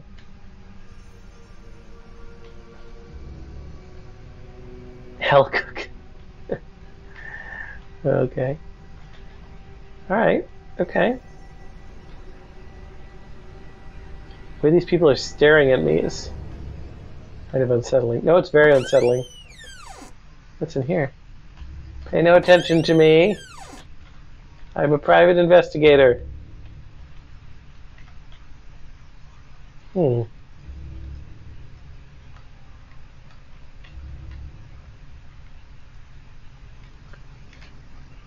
It's a very tall plant to have in one's study. Hello. Oh, hey, here's a thing.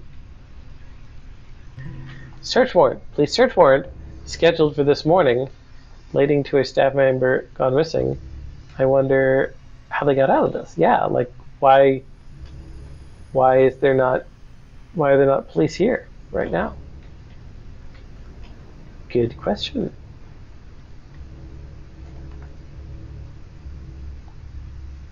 There are oubliettes against the, I guess, yeah, under the rugs. Yeah, sorry, the music has been fixed. Can't close that door. Okay. There is a towel, I guess. Oh, a staffed uniform. Ripped up staff uniform. Very poorly hidden in the kitchen they belong to. I hope this is not the kitchen. Please do not be preparing my food in this near the toilet. Okay, so it's a very poorly hidden, ripped up uniform. Got 5 clues. We're coming along nicely. Keep waiting for these people to turn bad. Suddenly there'll be a million more of them, and they'll all be chanting, "Death! Death to the non-believer!" Okay. Hello. Was that glowing before? Did I miss that? No silverware. Dinnerware appears to be made out of copper. Why wouldn't the host have fancy silverware? I have a theory. I have a unseelie theory.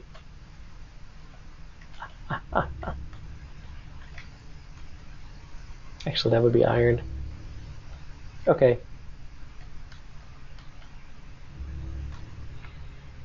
Clearly the staff member isn't wearing their uniform anymore. There. Yeah, I made a separate pun for my theory. Okay.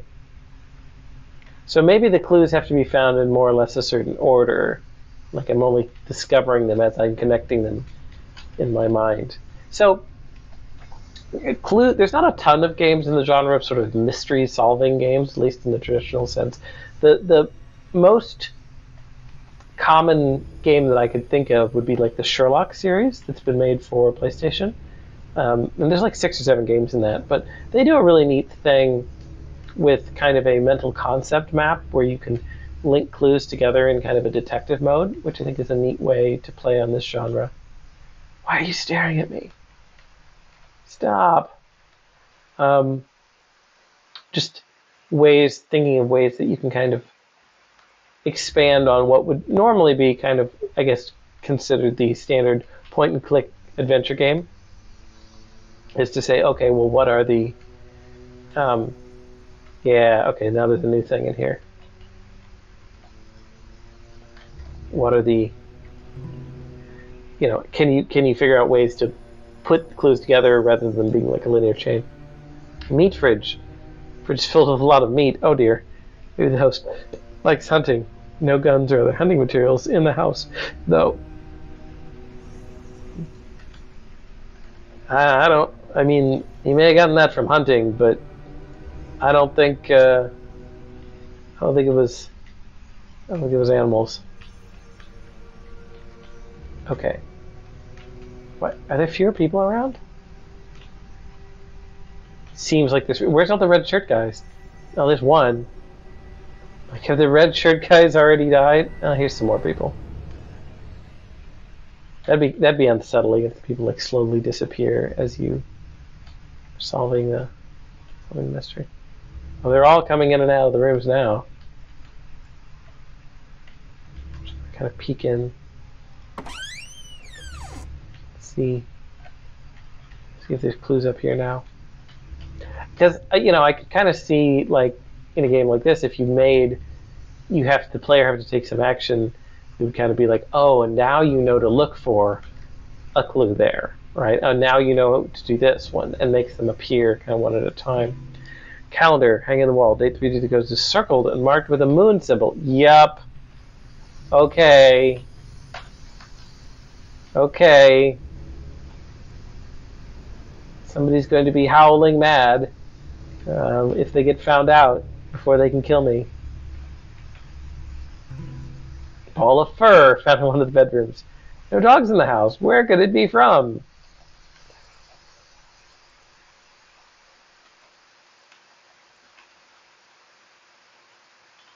I guess I'll keep looping around this house.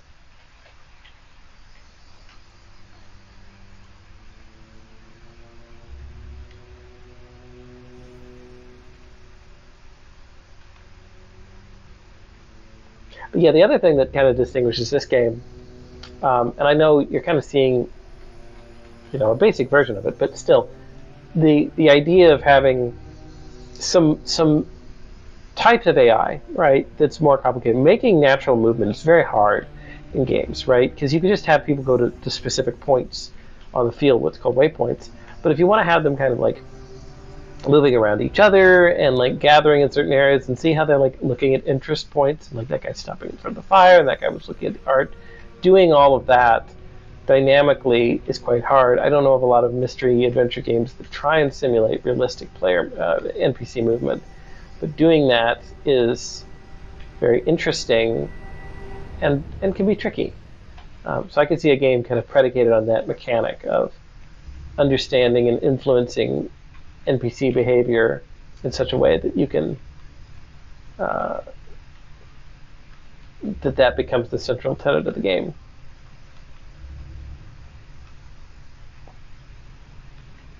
I'm not seeing much more on the second floor. Maybe I gotta go back down to the first floor? Or maybe I just am not looking hard enough in these individual rooms. Stay away! I'm looking for stuff. Looking for clues. The Scooby Gang. Oh, they're all in the they're hungry!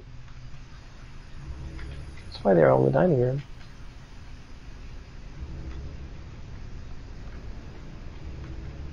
I'm glad they haven't served dinner, if dinner is what I think it is.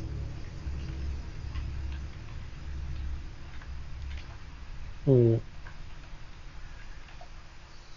for 5 more clues. I mean, several of them were upstairs, so I feel like upstairs is the way to go, but... Excuse me. I kind of don't like getting caught out in these dead-end rooms. I'm trained from the last game. The dead ends are bad, okay? Not the last game, the first horror game.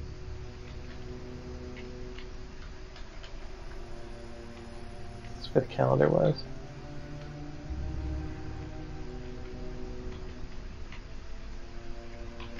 Do a quick tab out, check chat. I think I saw it. This version, Outer Wilds, is a mystery detective game. Yes, with the menu with the things. I'm not looking hard enough. I know I'm not looking hard enough. Okay, I will look more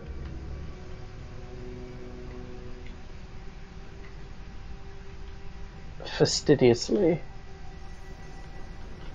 Oh, that's something?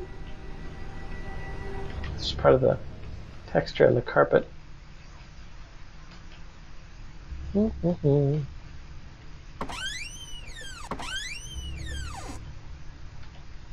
I probably passed by it like 3 times, and Twitch chat is being like, "You missed it." This seems promising. I keep looking at these candles and being like, "Oh, they're glowing," but they're not. I mean, yes, they are. But they're glowing because they're candles, not because. You know what? Hold on, folks. I'm gonna try something with the displays because I want to be able to read. Hey, that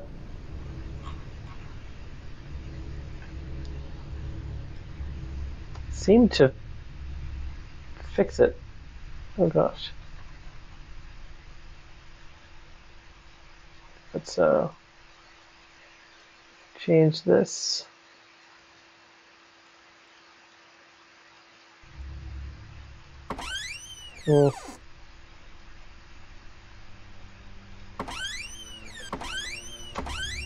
That did not work. Okay.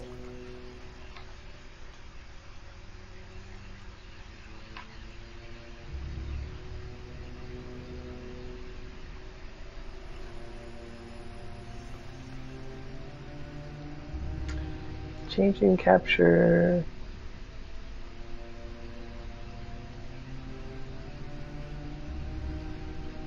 Hey! Okay, I have both Twitch chat open, and you guys are seeing the great game. Excellent! Okay, just need to change my settings.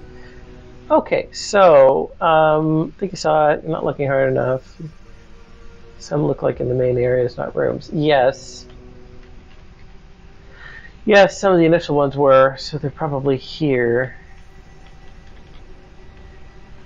Yeah, speaking of that memory map linky thing, that has a name, but I can't think of what it is. It has like a formal name. Curious if anybody knows what that is. Like a specific terminology for that.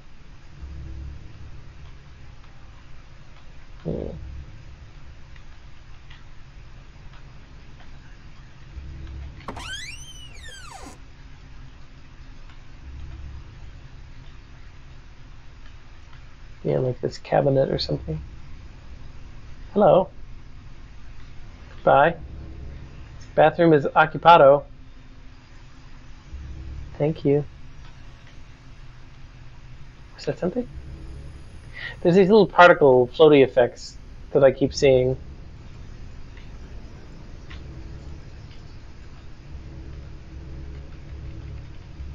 And I was really on a roll, and now I'm totally missing them. I know people have said, oh, look in the main rooms. I thought I was.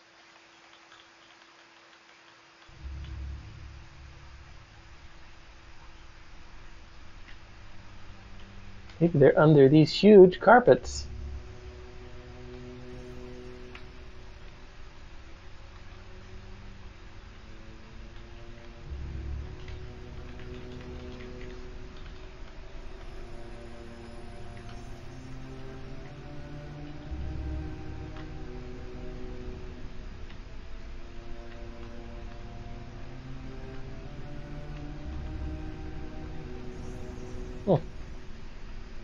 I've looked pretty aggressively down here, up here rather. I guess I'll go back downstairs once more. I were a clue. Where would I be? In this plant pot?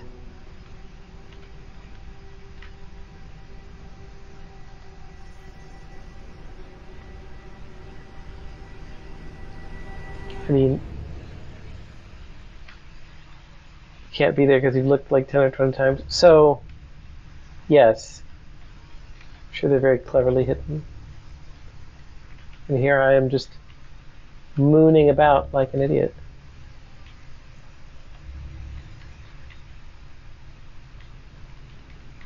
I guess I'm curious if they are supposed to spawn upstairs. Ah! Aha! There we go. Book about werewolves. Got a library. Why would somebody be wanting to read about that? Good question. Okay, 4 left.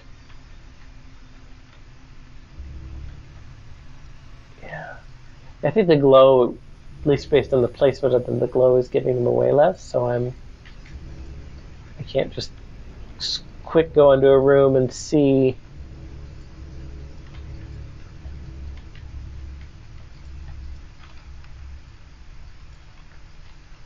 I think I may have screwed up some of the doors. Don't seem to be closing easily anymore.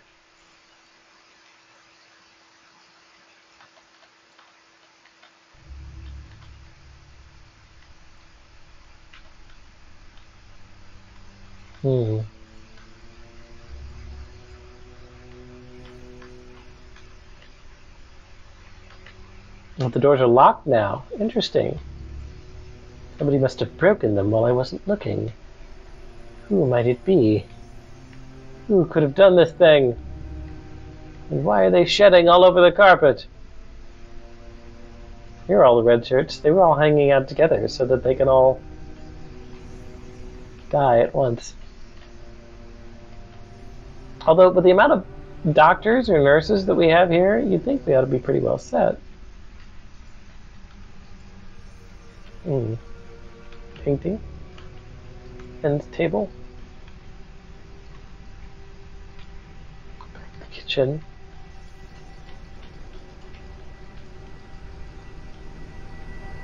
The model slipped. It's fine.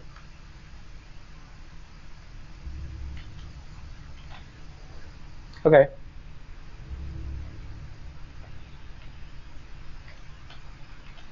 Hello. Excuse me. It's a place to be. Yeah, I think one of the things is like you search something, but the question is, have you searched it since you got the last clue? Because that makes a difference. Some things come back.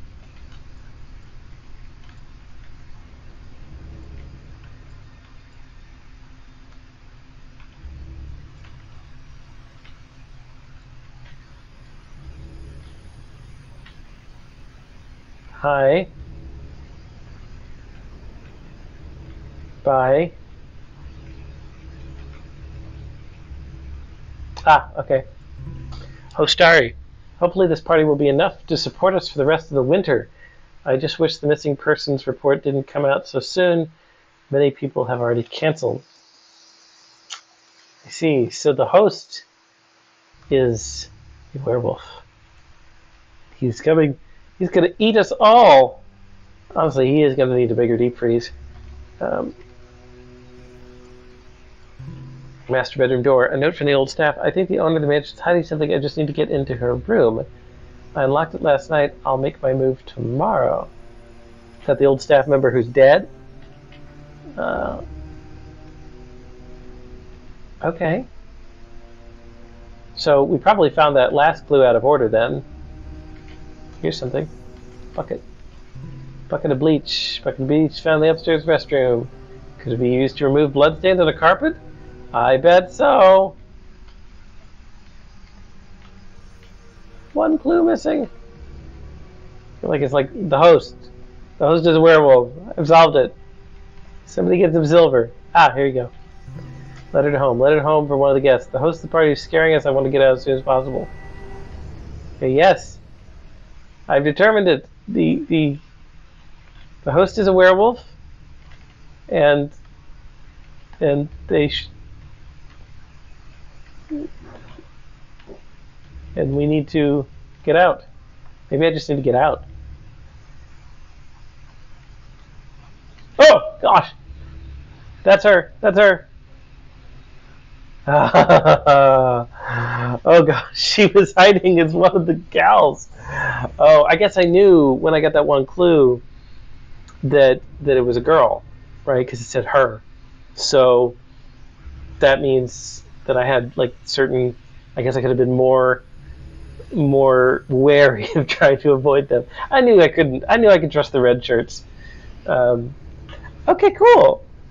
Yeah. So she was always around. Yeah. So was she following me? Were you noticing that more? So from what I understand about the AI in this, right, the monster is always there, always kind of following you in different ways, but won't like out and out come after you while you're in crowded areas at least. But its behavior changes when you get off alone or as you get closer to uncovering the mystery. So, all right, everybody. So that is Eidolon Estate. Nice. Okay. So,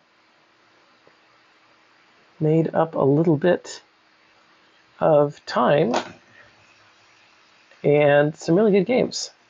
Really fun. Yeah, that's one of those where it's like, oh, I'd like to see a longer version of it. This is almost like a climax in some ways of a longer game. But anyway. Okay. So the next one, very different. It's called Speed Stove Universe. We're going to have a cutscene, and then there's some a couple of known issues, but nothing major. So let's see if we can get this to load right this time. No, I'm having issues. Okay.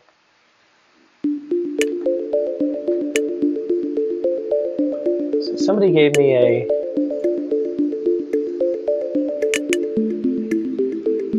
suggestion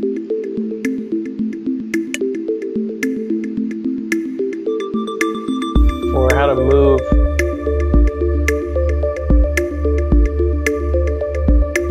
windows, which I don't know why all of a sudden they're not happy. Yeah, this is group 6. I think it was from Merlin.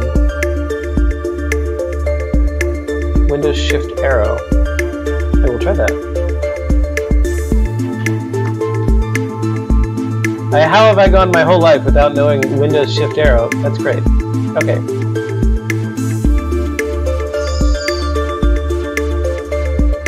Okay.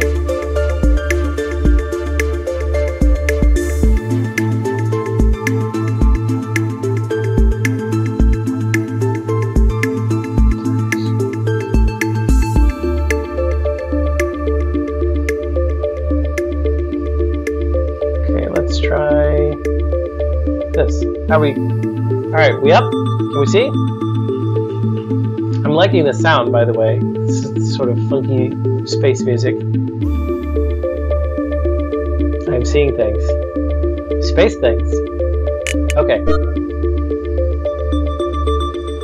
Quality potato mode? No. We're not going to play it on potato mode. Toggle sprint. No, I'll hold for sprint. Disable scroll wheel. I don't know if I would want to do that. Okay. Alright. Let us play. So this game's inspiration, although it's moved a little beyond that, but this game's inspiration was based on Neon White. Cutscenes! Hello! You have a French cat.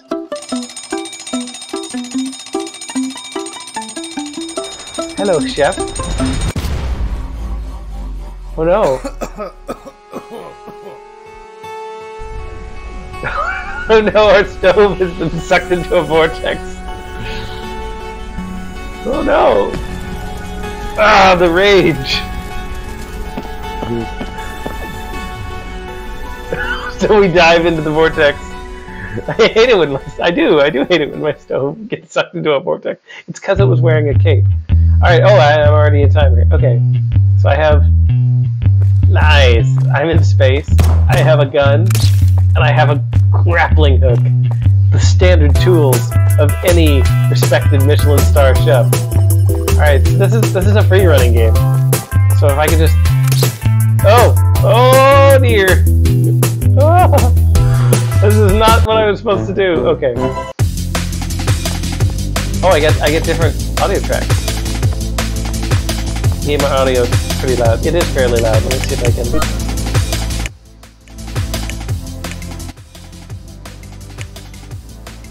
How's that? It's a little better. Yeah. Sound better? Okay. So, I'm guessing I can. Yeah, that's how grapple hooks work. So yes, self-respecting chef. I got a cooldown, I guess, on the grapple hook. Seems like pretty substantial cooldown. Is that a microwave? Oh, a guy. Okay. Take you out. Enemy's killed. Wait, is he not dead? It says I've only killed 0. Must know my accurate kill count. Oh, they dodge roll! Oh, that's nice. Gauss cannon. Powerful charge weapon that shoots you back when you fire. Be sure to jump before firing to get the max distance. As long as you charge the farther you fly. The Gauss cannon. Okay. So this is in a free running game. It's all about the traversal tools, right?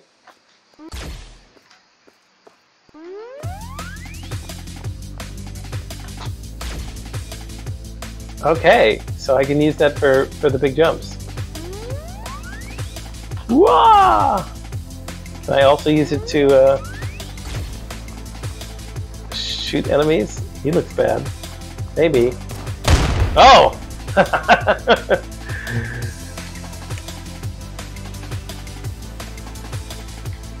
Okay, and zoop!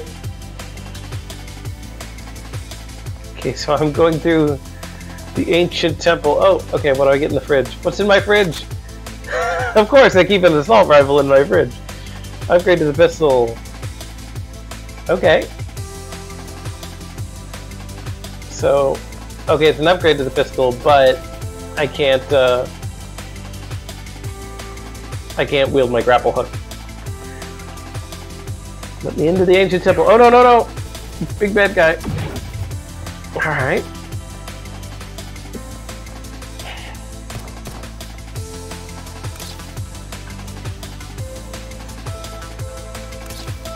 Okay, so it's not that bad. Okay, get those guys out, no problem.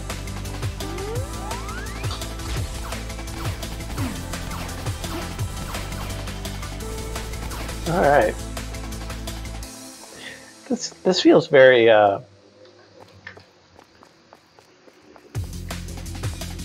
anything to do with that? No, just pretty. Feels very viscerally fun, right? The movement feels slick.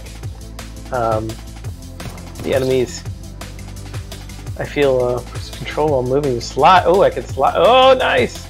Except now I'm dead. I'm not dead. Probably should be. I think I'm stuck. Oh, there we go. Okay, nice. Oh. Stop pew-pewing. Okay. Is that the stove? What's up here? Is there a secret? Or is this just where I was supposed to come from instead of falling down?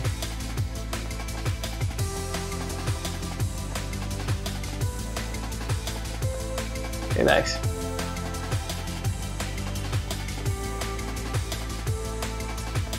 Okay, there's my stove! Food, but how's the food? Great job! I made a beautiful strawberry cake, which I baked with the icing and strawberry on it. Very nice. Eat and continue. Time to next rank 220. Okay, so the faster you go, the better your rank. Ooh, okay, we're at an office building. Nice. Do I have all my guns? Yes. Okay. Don't have to recollect them each time.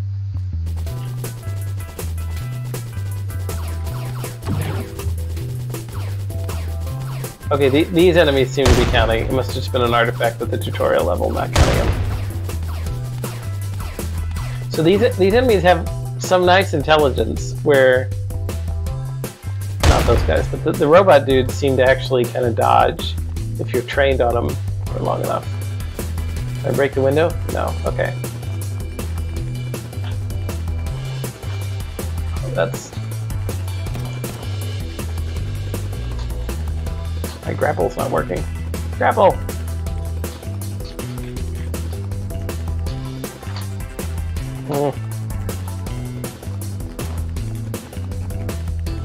Oh yeah, I can break the window. Nice. Okay. My grapple is not working now. There it is. Okay.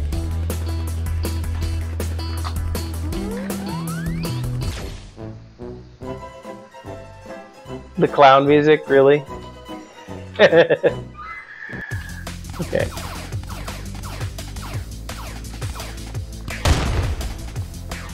The guys respawn? They did. It's gonna affect my count? No, these are guys who are already dead. Oh gosh, he's super fast. Okay, well, if they're not affecting my count, then I guess I probably don't want to keep fighting them, and yet it feels so good. Okay. Alright, clear out this floor. Maybe the grapple cannon can't be used indoors. It doesn't seem to want to fire here.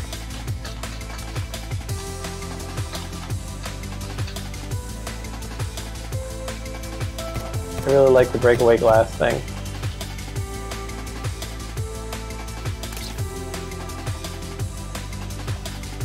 Yeah, that feels good. Ah, I keep missing the platform though.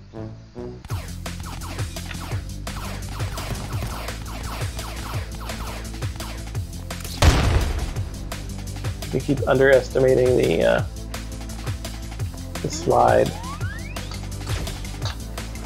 Okay, nice, nice.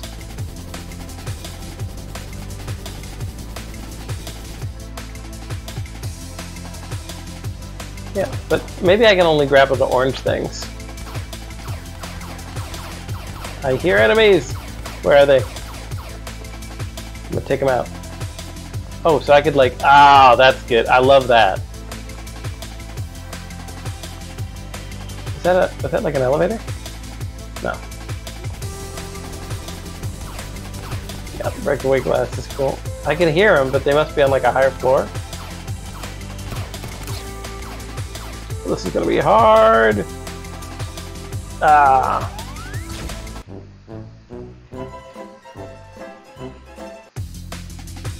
Oh no, I'm all the way back here.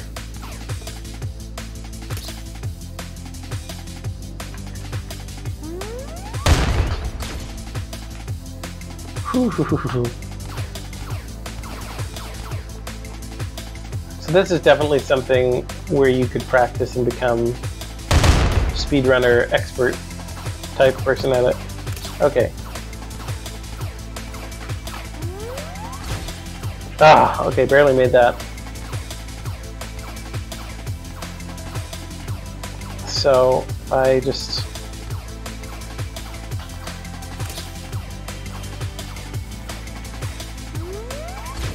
Okay, so I'm just kind of giving myself a little bit of boost with the Gauss cannon. Nice. Okay. I guess I could... Oh yeah, okay.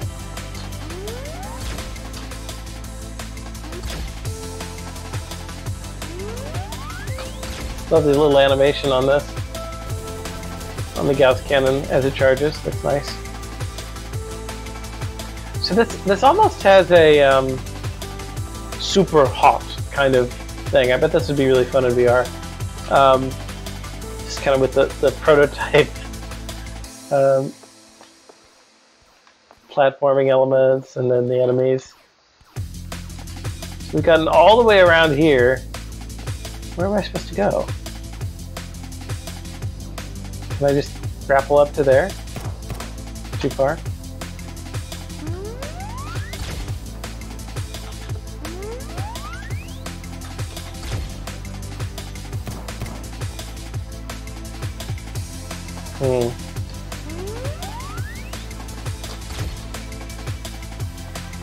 There's a platform. Moving platform. I feel like I should be high enough to get to that.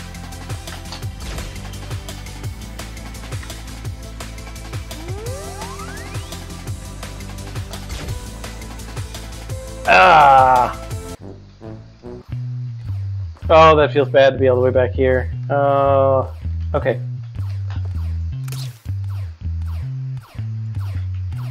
Yeah, Mirror's Edge? Yeah. There must be allowed to be Apple and Grouse can jump. Yeah.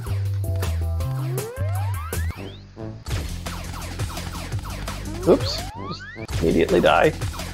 Hope it's not counting my deaths.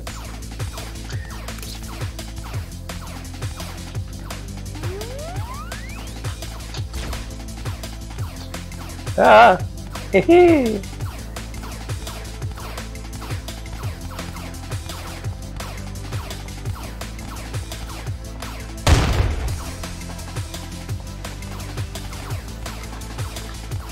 Whoop. So I'm told that I'm not kind of going fast enough. I'm taking kind of a careful jump approach. And this does seem easier when I'm like running, which is kind of more in line with the game's kind of idea of, you know, speed run, speed run.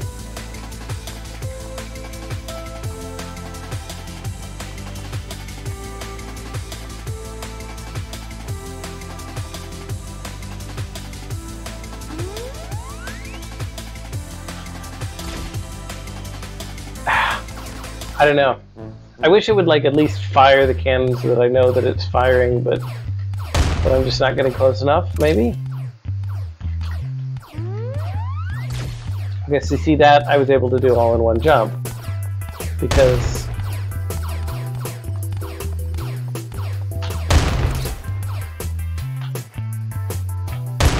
yeah, so like having that momentum, that feels good now, right? Because I'm just able to kind of not think about the jumps so much. Except this one.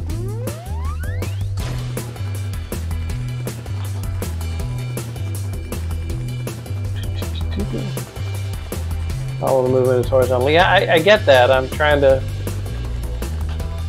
figure out. There we go. Okay, I was trying to get up and grapple to that to get to here, but that was pointless! I could have just gotten up here myself.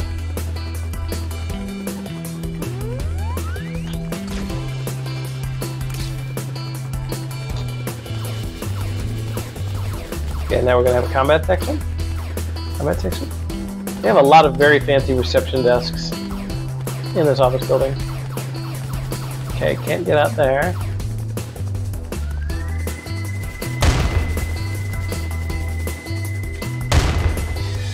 Guys are exploding up above me.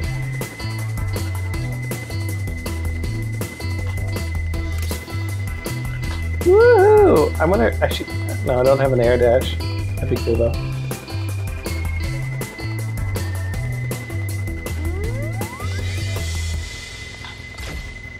Whoa. Okay, I had plenty of speed for that.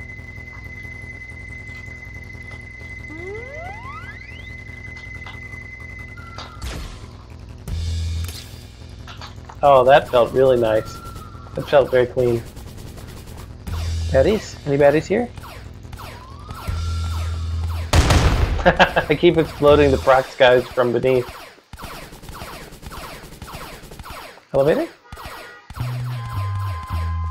No? No elevator?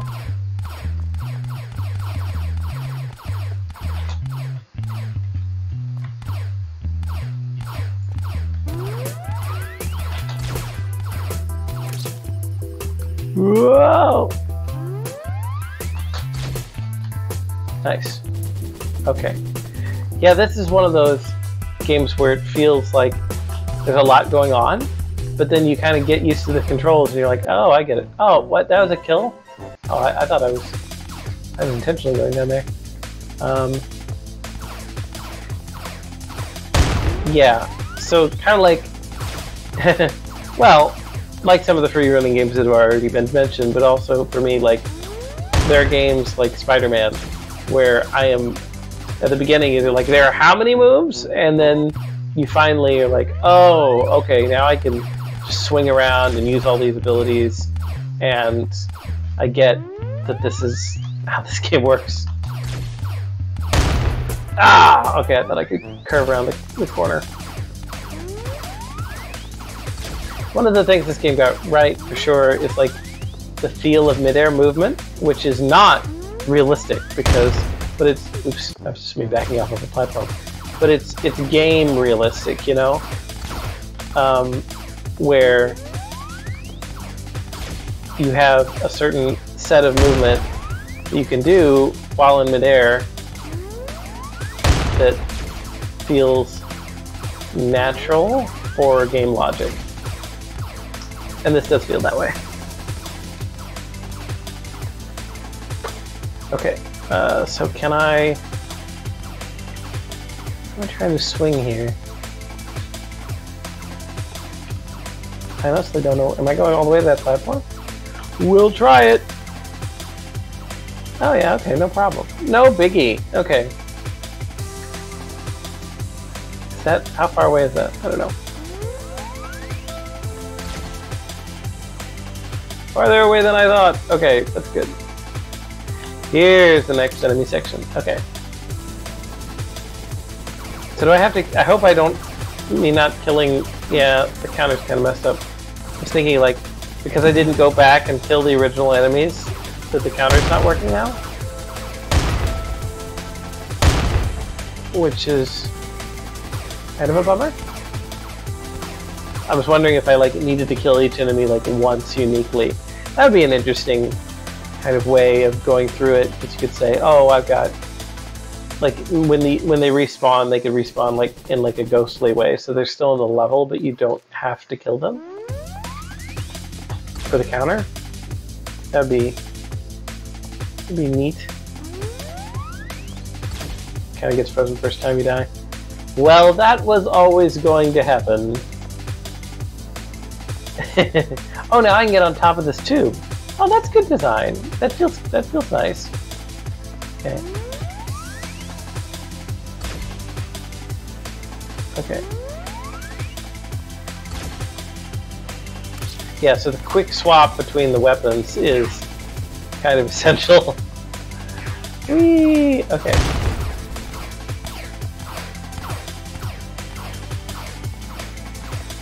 Yeah, I almost want to bind them to separate keys. Oh, that was a misclick. Oh, I hope I don't spawn at the beginning of the level. Did I? No. Okay. Just like, no, because I fell down. I don't know how you guys are implementing checkpoints, because if you implement them in like closest to distance to the last checkpoint, closest checkpoint, that would be bad, because if you happen to fall down next to an old checkpoint, then you'd be really far behind. But that's not what you did. It's all good. So let's not miss the basic jump this time, huh?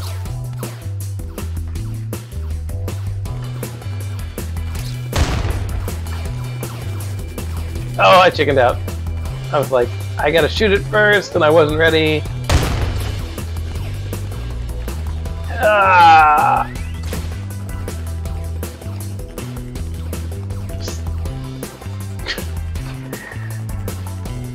Okay.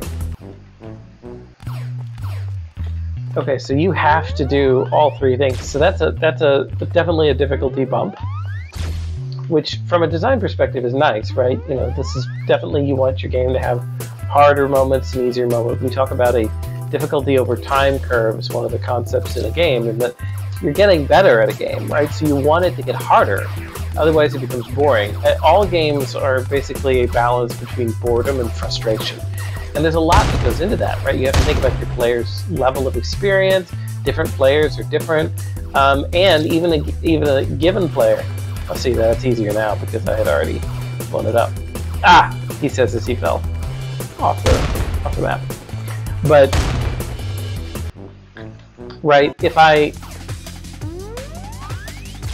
You know, first of all, if I get better, so I'm just going to get more bored unless the challenges ramp up with me. But also, just because of the way humans work, you have to ensure that they have sort of peaks and valleys in the difficulty of something. You can't keep somebody at like a level of adrenaline, cortisol at the same for the entirety of many minutes at a time, or else they'll just get burnt out. Like you can't just constantly jump scare someone; they'll get numb. So same goes with difficulty. You have to kind of keep it balanced so that things get harder, and then you have easier sections. Anyway, this game feels like quite a bit of thought was put into that design.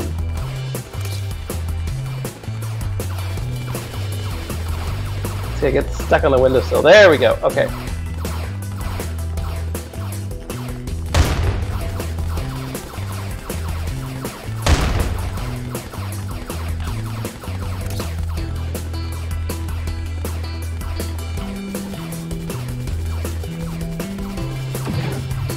Gonna go ahead and pre-shoot out the windows.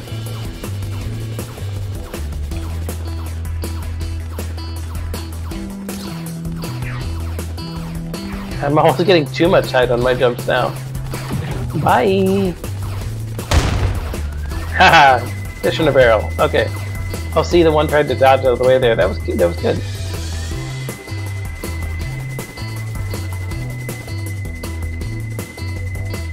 Yeah. After the temple tutorial level, this is way more advanced in terms of difficulty, which I like. Ah, darn. When's my last checkpoint? One thing, just this would be a minor quality of life thing that would be nice to see, is because I know there's checkpoints, like I'm just trying to run off. Oh shoot. That's not good. Okay.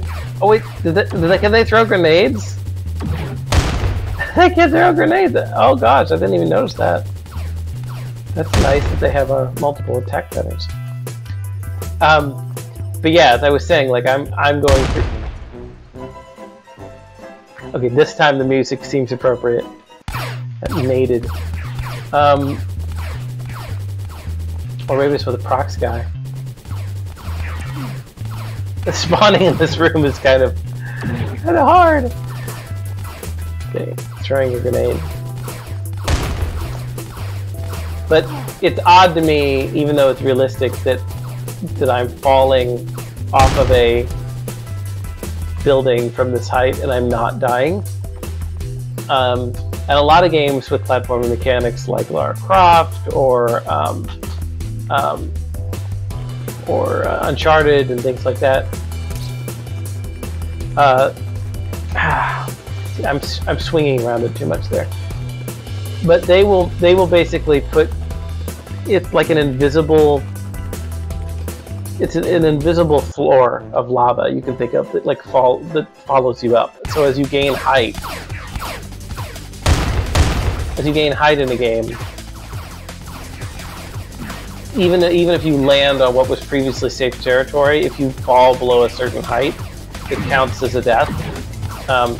Which would only be nice in this case purely because that I wouldn't have to kind of like go running around to find a spawn point to kind of kill me. Okay, that was better. Yeah, rising kill box that falls in player to prevent unnecessary backtracking. That was much clearer stated.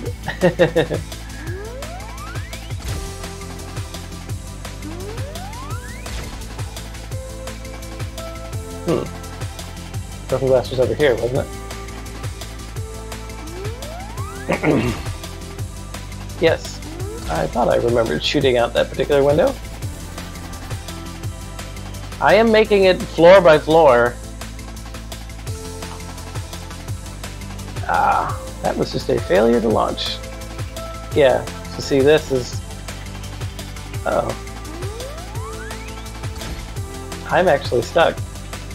No! Self-destruct! No! Something tells me the food isn't so tasty anymore. Yeah, I'm pretty sure it's burnt. Oh no, I'm gonna have to restart the level. No! Oh no! Is there anyone around? Any kill bots? Okay. Well, that's a big bummer. Well, that run was kind of not great anyway. So we're gonna see how far we can get in the remaining time here.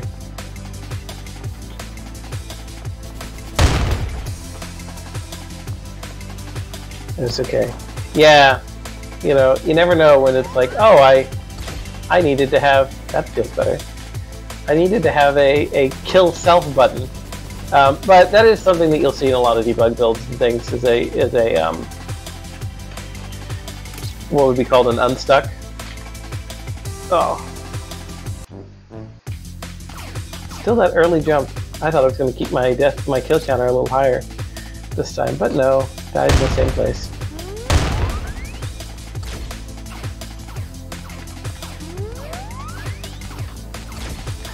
Just because collision in games is hard, especially in 3D games, right? And so having something that is a button that, or console command or whatever, that forces you to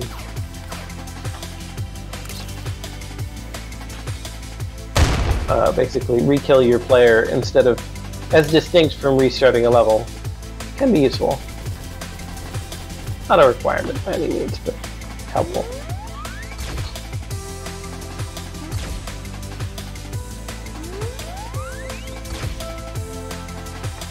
Well, maybe, let's see, it took me 20 minutes to get there before, so, which seems terrible for a score, by the way.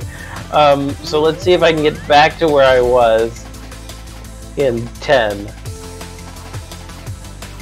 That seems like it would be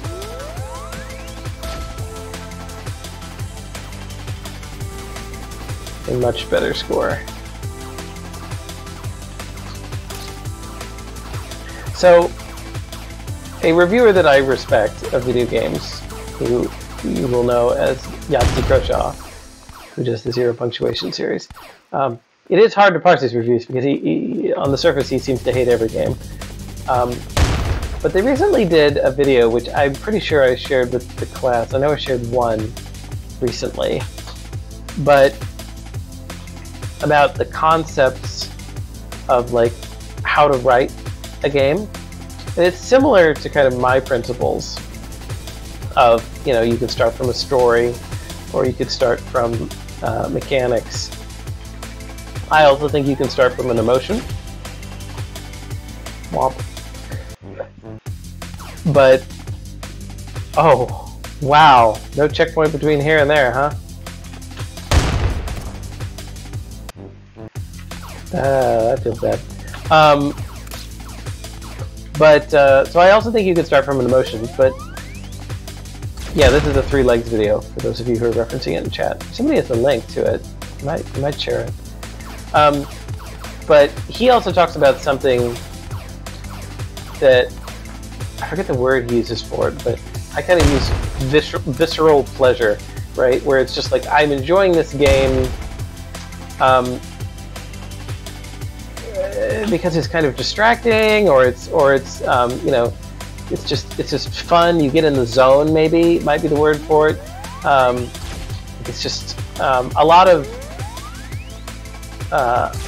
like MMOs kind of fall into that category, right? Where they're repetitive, and it's like, are the mechanics super interesting decisions? So like the Sid Meier definition of fun, or is it that they're truly you know, is there some great narrative behind the corner? And the answer to those questions is probably both no. And yet, you're still enjoying the game for its qualities of just being kind of satisfying. And I think that is another aspect that can make games fun. Yeah, he uses context, catharsis, and challenge. So it's less about the challenge and the mechanics and the decisions. It's less about the context, meaning a good story.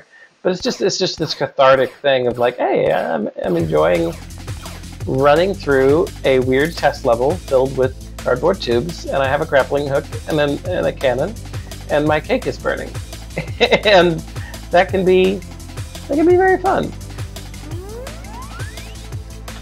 I'm trying to remember. Oh my gosh. Arrgh. Arrgh. Okay, last try here. How many levels are there? I feel like there's gonna be like, I was like, there's 5 levels, and I'm getting through one of them. Not even getting through one of them.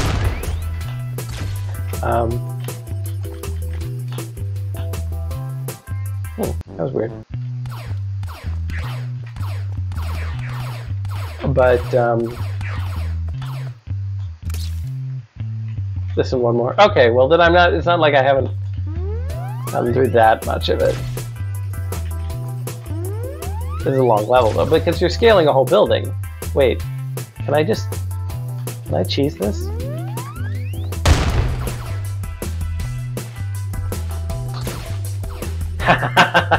Yes, I can. Ah.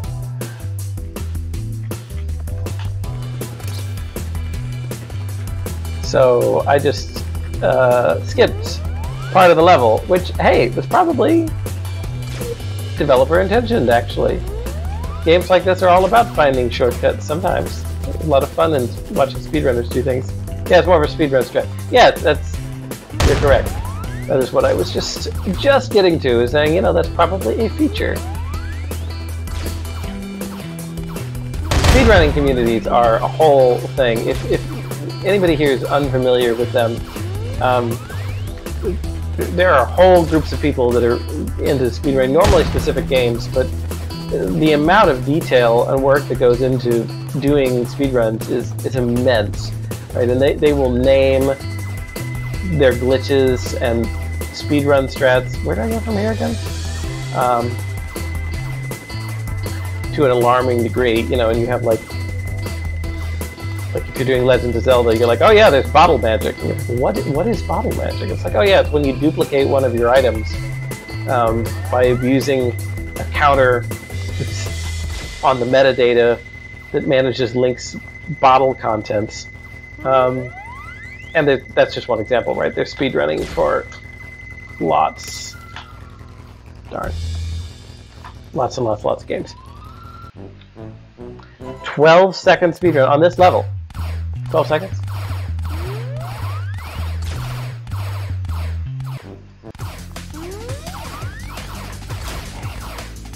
not this game. Yeah, so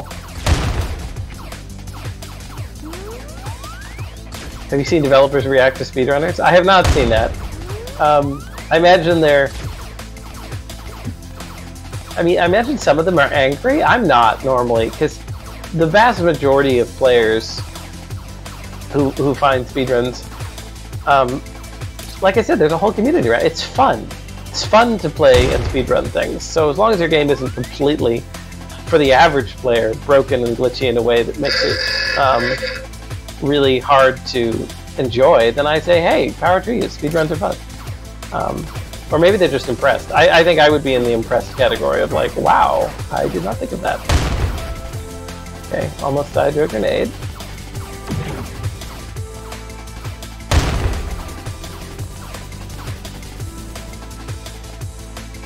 Ah! Not good!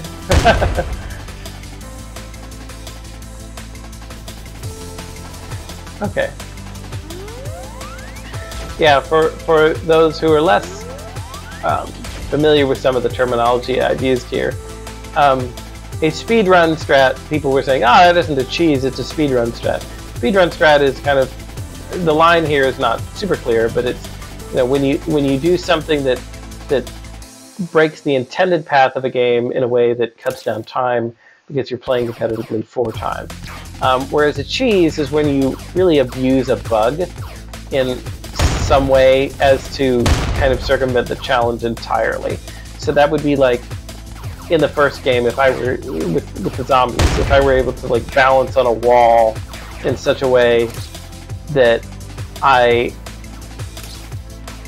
like didn't have to fight them at all, like I could be completely safe from danger, then you'd be like, well, yes, congratulations, you found a way to beat the game, but you've removed all of the challenge from a game. Normally, speedrunning, you don't feel like, at least as a developer, I wouldn't feel like you have removed the challenge of the game. The challenge of this game is to go fast. So you're not exactly losing anything by doing that. You're just finding an interesting exploit. Like I said, a lot of these tend to be more opinion than anything else as to what is what. But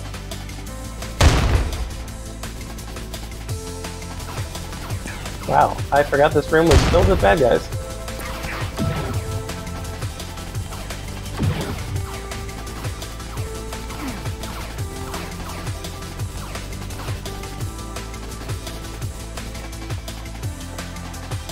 Confused on how the glitch works. I mean, old games, I feel like old games had more interesting glitches. I don't know, there's some interesting ones in modern ones, but mostly because developers were constrained by some kind of extreme some like extreme memory problem, right? Like the issues with like the bottles, I think in Link and Zelda, that is, and that sort of thing is that there were, like I think they were using like a 256 max int for something, and so they had to like roll over and use some metadata in some way that if you added certain numbers to it, it would change the value. Not you couldn't do that with a larger number, but a lot of overflow errors with unsigned ints is a common thing. that was intentional. Okay. And you don't see that as much now because people have to be less careful. Okay, so this is, I'm back. I didn't make 10 minutes, but I did make 11. So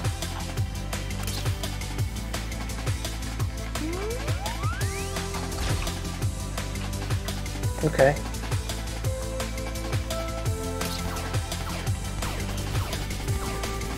Okay, alright, what do I got? Are there enemies here? No? Okay.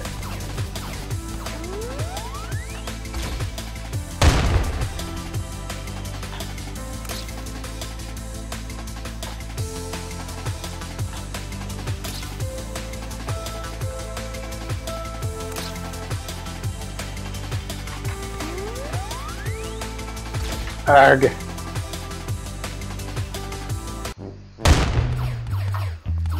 I was feeling real good there.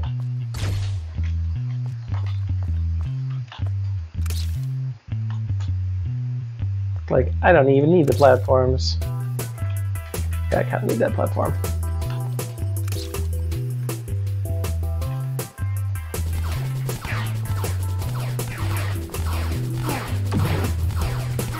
I'm getting blocked by the glass. Are there any of those bad prox bomb things?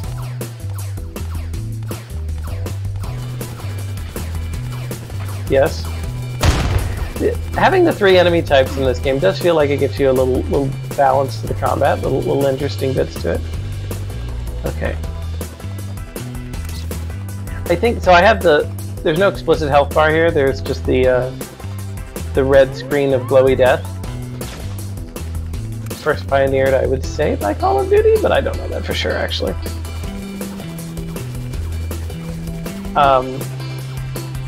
But it seems to also heal over time, which is nice. Okay. Alright! I cannot get the stove.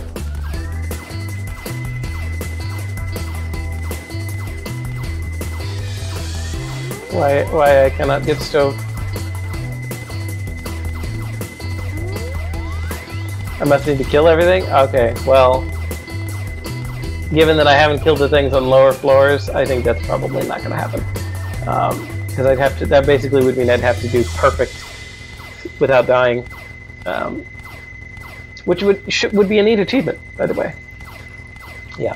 Okay, well, I think I'm going to cut this one off here. I'm over time a little bit, but this was very enjoyable for sort of the catharsis reasons. Just really, you know, the music, you know, I'm vibing, playing the game. I like this a lot. And one of the things I really stressed with this game, as it was being developed, was that if you're going to make a game that's all about the movement, then the movement has to be smooth. And yeah, Modern Lion, you're absolutely correct. It has to feel good. And, you know, I think that's shown by the improvement. It took me 20 minutes to get through the level the first time, and then I was there in 13, right? You just get more and more familiar with the combat, with the mechanics. It feels pleasant. So yeah, so I very much enjoyed that. All right, let's see if I have enough battery to untether myself. Okay. All right. Okay. So where are we now? So that was Team 6, Pizza Stove Universe. So I've got 2 more games that I'm going to go over today, and then we're going to cut it off. So Team 7, Bitter Blossom, a game about music.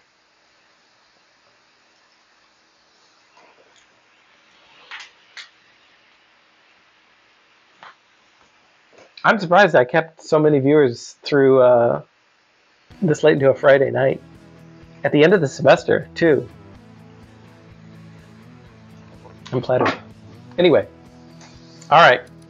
Here we go.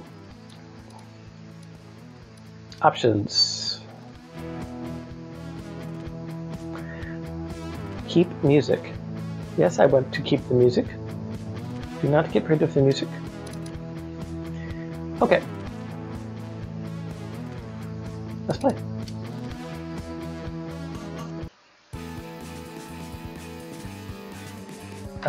I wanted to check if I missed a readme. There's no readme. Okay.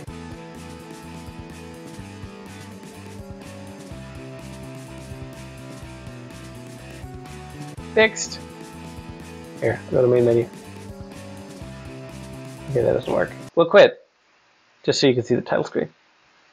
Thanks for the reminder. You can see how often I Twitch stream. But I should get a good, you know, I do this twice a year. Anyway, this is the main title for Bitter Blossom. We have some options. We have this keep music button. Not sure what that does. Music in the keep. Keep music. Not sure. But let's play. So I've got, this is a rhythm game. So you can see there's a UI element there.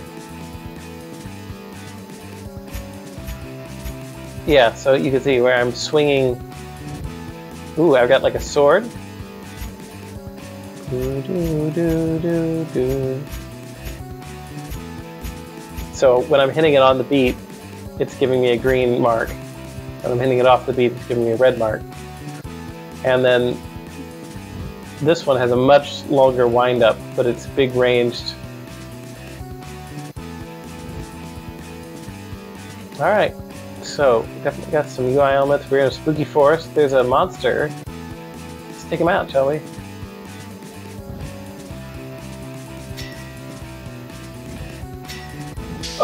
Oh, big charger. Okay.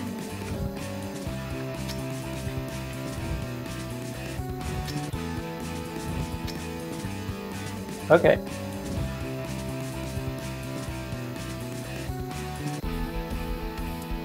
Okay, so there's a little change in the music now. Ooh, that's a very scary animated dude. Okay. It's like an evil Murloc. Actually, that might be a Murloc model. Okay, so I'm trying to ranged. I'm going to use the same weapon.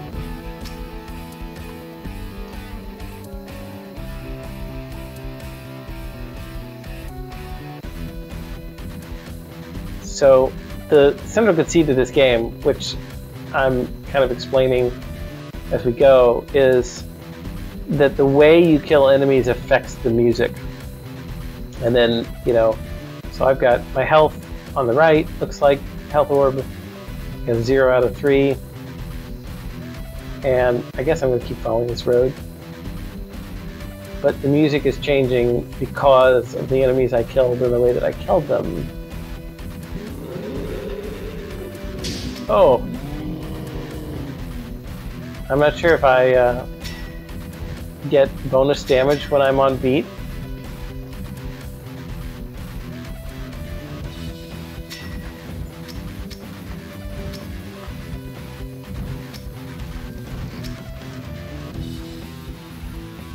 So here the guitar parts are kind of changing a little bit. My Ice Blast also seems a little bit more red. I don't know if that's something specific.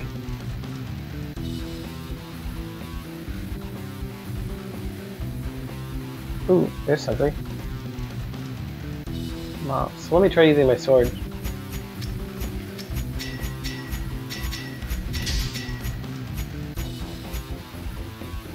So you can see there's different music changing as we go through. Okay. Mind Dweller is designed to prolong sleep cycles. The length one has to throw to stop them from reaching the moment of consciousness is severe. One might sleep through an entire day as if trapped by these dwellers. The only way out is through. They must try their best to fight them off in order to prevent endless slumber. Okay, some little story elements here. Yeah, so we got the forest and the temple and this kind of sword and sorcery thing, but with the kind of rock track, which is kind of like fantasy Doom, which is, I'm about it.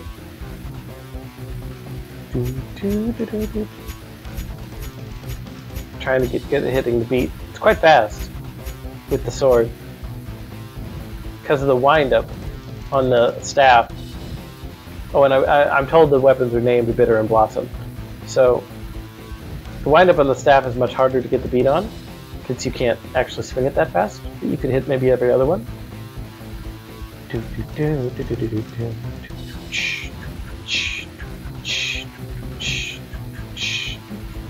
Yeah, I think I can make that work. Oh wait, here, Betty.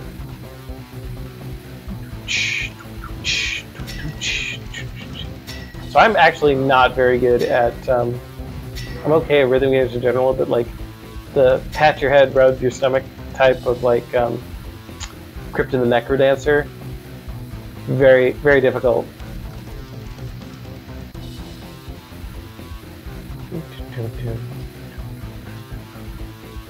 Alright, so let's, oh, we got 2 of these. These guys are, oh, 3 of them.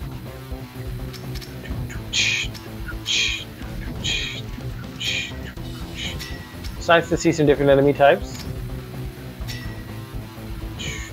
I guess these are the Mind Dwellers. I think these guys get caught on something. You're ugly. Like a Rancor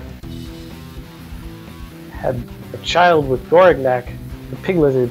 Okay. So here's the next one. So so 1 out of 3. So I'm supposed to collect all these musical notes. Premiere a bit of Lazarus tomorrow. I'm excited to get out here to show the others what I've been working on. Although when one's Bryson's acting around me, I don't think they fancy the composition as much as the others do. Perhaps I should talk to him tomorrow morning. Okay. So, did these people make this singing?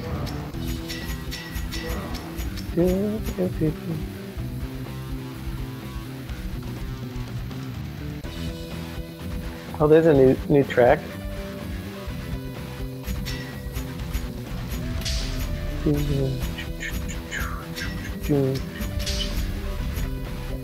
Oh, I think I'm gonna hit from behind. Not sure. I'm running low on health though, so I'm gonna. As the sound changes, the cues I was listening for to do the rhythm have changed. Like I had a nice cymbal crash before, and that's now kind of gone.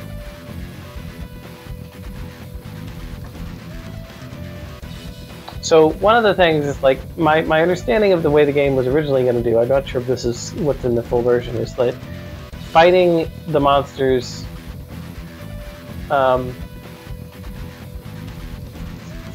Killing a monster affects the instrument, and killing the weapon you use to kill them. So each monster is a different instrument, and the weapon you use to kill them affects the tendency of the song to kind of like more rock or less, slightly different. Which, even though mechanically it's very different, kind of reminds me of like the Demon Soul World tendency thing, like where you're shifting it from one way to the other. But the question is, well, what can you do in once you have shifted the music? Is that an artifact? Is that just a fun thing, or is this something where there's a gameplay effect of the music? Which I know is something that the game team thought about a lot, as to what that might be in a more complete game. But I am digging the track. It's very, again, I'm feeling the catharsis here. I'm liking the visuals a lot. Very pretty, of course. I'm wondering if I missed a note. That's why I'm backtracking, in case anybody is wondering.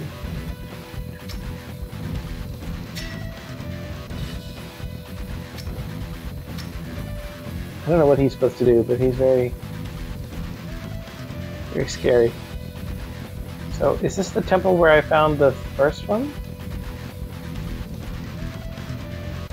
A lot of level design work has gone on here since the first playable. I don't know if anybody from the design team is here, but I am. Oh, another big boy.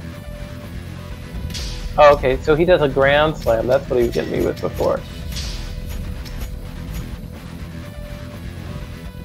Kind of an AoE. Yeah, it would be nice to hear like a sound effect on that to indicate what he's doing. Okay, a little crash or something. There we go. Here's the last note.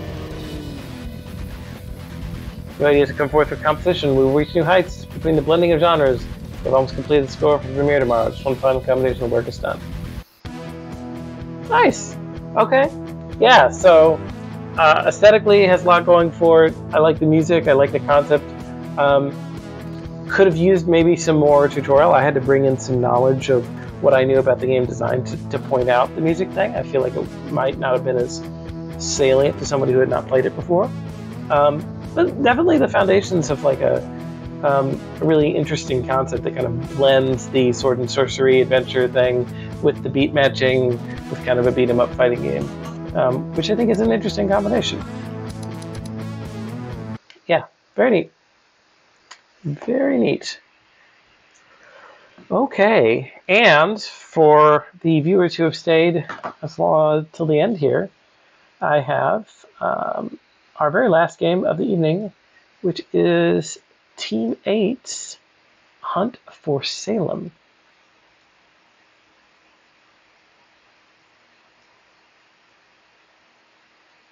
All right, let's get Hunt for Salem going here.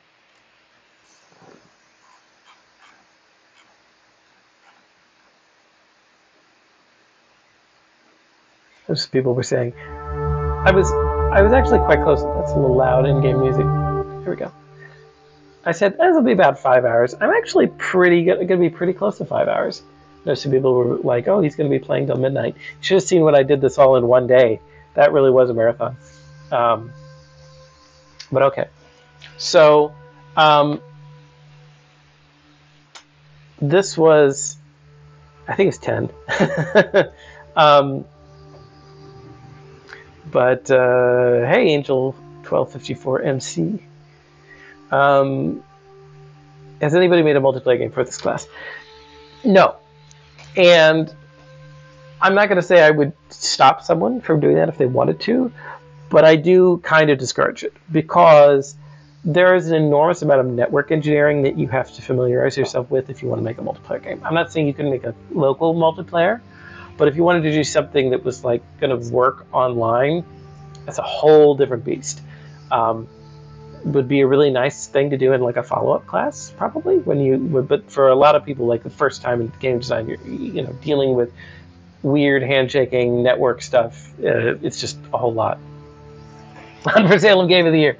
Will there be a VOD for this? Yes, there will be, and then it will be immortalized on YouTube sometime after, especially once I have actually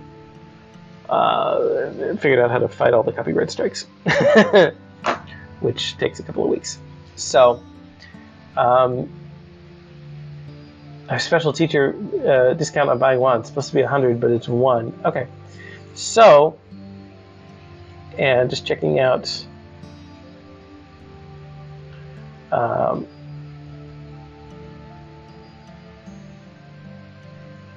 right. Checking some comments there. So one of the things that the team for Hunt for Salem put in right at the end, actually, on my suggestion, after they had brought up the issue, was there's 2 modes here. There's kind of a normal and a quick play mode.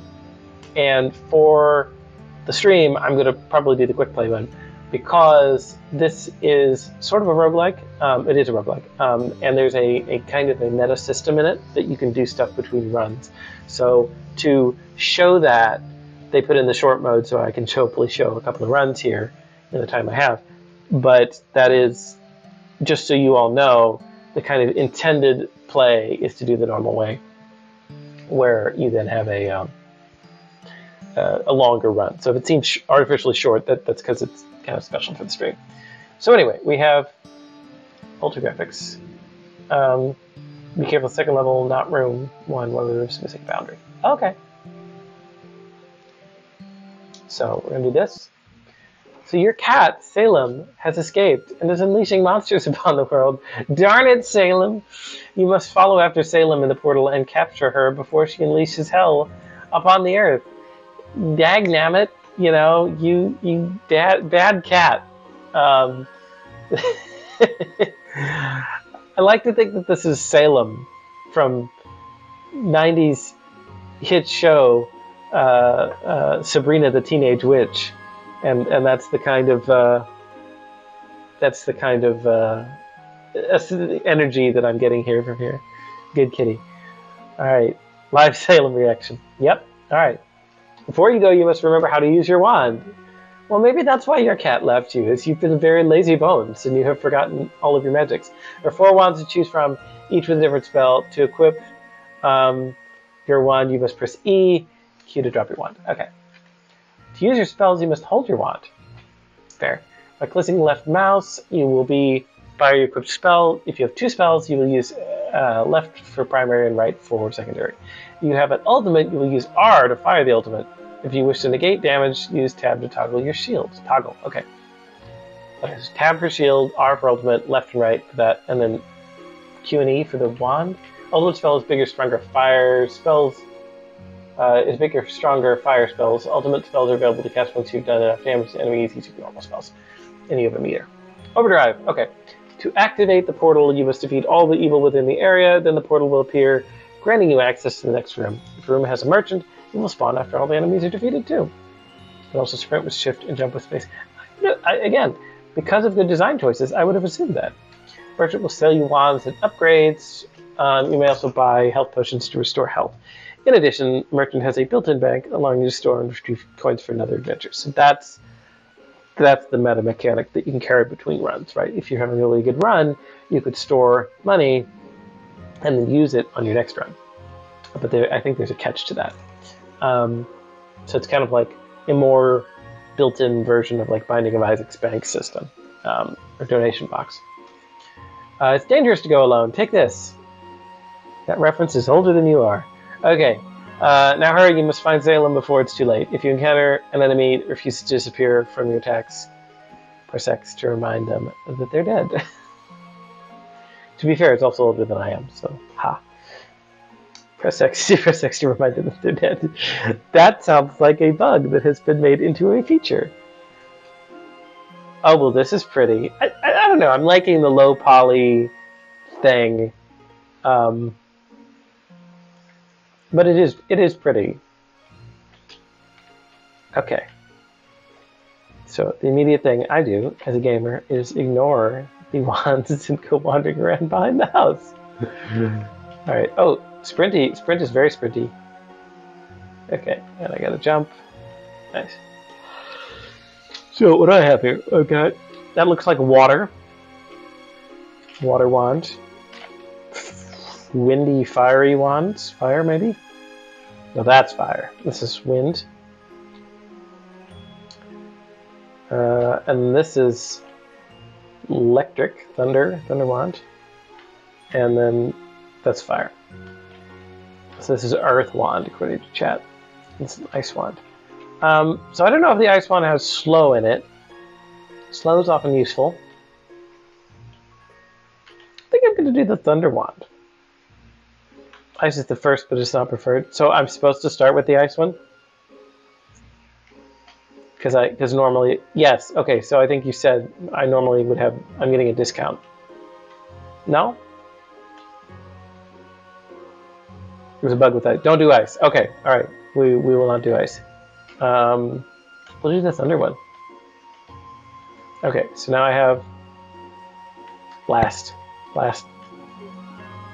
Oh, okay. Oh, good. I've got my... So here's my shield. And I have... Okay, so if I do random blasts, it doesn't affect anything. But if I hit somebody, then my blue meter goes up. Oh, I could try them all, because I could drop them. Right. Okay.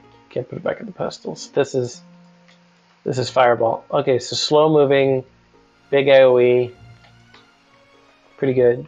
I mean, the Thunder one felt pretty good. Zip. Also fairly slow, faster moving projectile. This feels like the same cooldown. Looks like a pretty big AoE. And then I'm told this one has got a bug that makes it easy mode. So it's kind of a frost ball. This is almost shorter ranged. Okay. Music is very pleasant. And then Rock Wand. Oh, okay, so lots of small damage is pebble throwing. Very messy job. I tried to put them back on the pedestals, but they won't go. So that was under our rock. Earthbending. Welcome, Darkskin Samurai. This feels good. I like the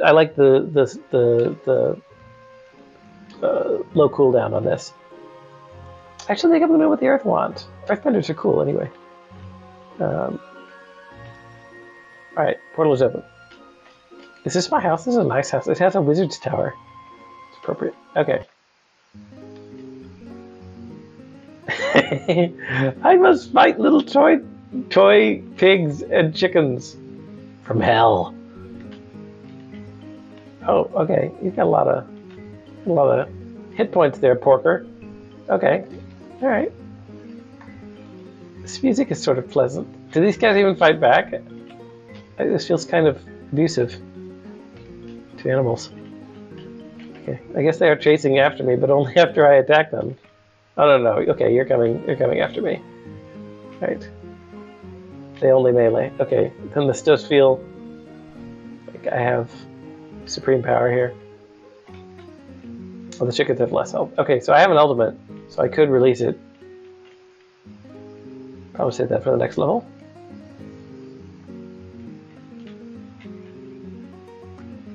This almost has like sort of Lon Lon Ranch vibes here. Pooh! Oh wait, ultimate! Oh, okay, big fireball. Alright, got it. Not that big.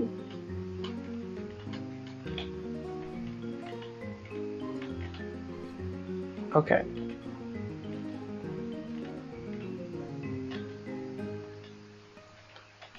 Alright. Oh, he actually got me for one. Okay. Portal is open. Alright, where is the portal? Is it in this lovely house? Wait! I jumped in the window. Nice!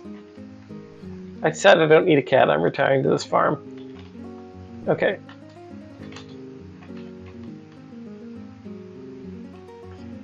Portal. Here we go. Zom.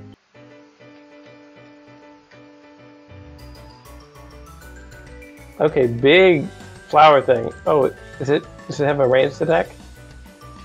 Or is that just kind of it posturing? Let's get rid of the evil mushrooms. Okay, so this again is a cute game, right? Like the aesthetic of the low poly enemies with their little angry cartoon eyes. It's nice. Okay. Boom! Oh, boss. Okay. Cool to have a boss this early on, right? Flower boss. Very nice. Hey, Kurato 3. Goodbye, evil toadstools. Hopefully you're not related to those ones in Dark Souls. Okay, get rid of the ads here. So I am collecting coins through all of this, by the way. You can see I have some coins. Haven't seen a shop yet. Maybe I missed it on the other level. I didn't look very hard. Okay. I beat the Tulip Titan. Yeah, there we go. Hello, sir. Hello. Oh, okay. What can I buy? A new wand for one, which would normally be $100, but has been giving for me for the educator's discount. Nice. Upgrade my rocks. Health potion for a quick health. Click on the wand to buy a randomized 2-spell wand. Like it would randomize my earth spell also. Interesting. Shopkeeper's in mood. Yeah, it's just the most just like, I'm here. You know, every time the world is threatened, you know, it ain't much, but it's honest work, right? Okay, well, I'll buy an upgrade. I could donate. Let's see. Yeah, let's donate some cash. Let's donate 50 to the bank. That's very nice. I feel responsible. All right. Bye.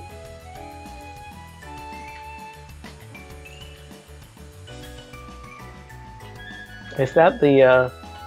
Is that where I would get a wand if I bought one from him? He will scam you. Doesn't seem like he's scamming me for now. I'll watch him. Got my eye on you. And I can throw rocks. I'm like tough. Okay, except I can see. Oh, okay. We've descended further into hell now. Jeez. Okay. This took a dark turn very quickly. Okay, here. Take a big fireball, you. Oh, that did some good damage. The AoE is not quite as large as I thought. I got goblins. Do some kind of weird casty thing. Careful on the edges. Okay, don't fall off. Okay, and then I've got Laser Ghost, Dark Wizard. I am the only Dark Wizard that's allowed to be here. All right. Well, these guys feel very different. Just an enemy left. Where are they? Salem. Did you set fire to all these people's houses again? Salem. Bad cat. I got an enemy. Ah, there you are. Okay. Hello. Are you scamming me? Not today. Okay, I'll try a 2-spell wand. What I got?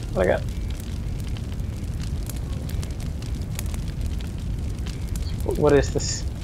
What is it? So I have to discard this wand. So I get this Uber wand. Okay, so luckily it still has Earth as one of the things. Actual Library of Alexandria vouchers. Salem, did you burn all the spell books in this wizard town? So I still have my upgraded Earth spell, I bet. So I could probably get an upgraded Fireball spell. And then we'll donate another 20 coins. Seems nice. Okay, alright. Ah! Oh no, I'm caught. Oh no. Very bad. Very bad. Oh no, I've attracted all of them. Should have used my shield, didn't think about it. I see now the benefit of having AoE. Okay. Yeah. Big blast. Oh, that was helpful. Okay, I'm still probably going to die, but I'm going to die less badly now. Oh, they're coming out of the woods. There's no sound on this level. Seems like maybe that's me. Not sure. Salem is a cat that would commit tax fraud. I think you're probably right. Salem is a war criminal. Does the shield block damage or mitigate it? Use the shield. I know. So they are coming over the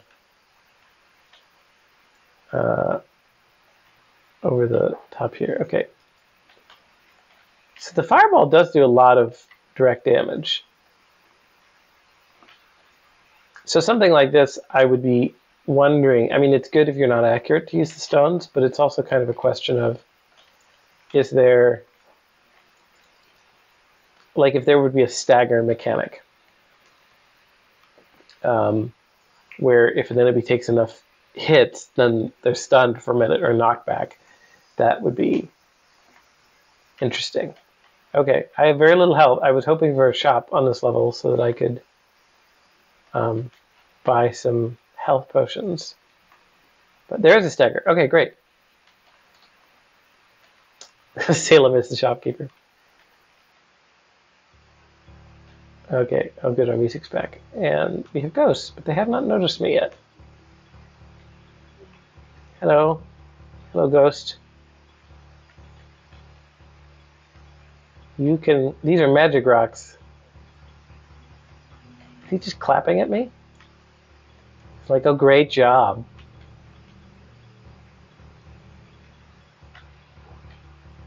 It's nice that these guys weren't aggroed immediately.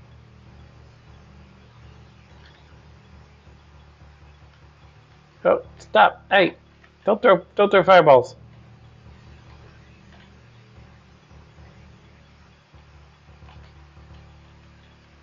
Shop after the boss. Shop after the boss. I have no health. Oh no.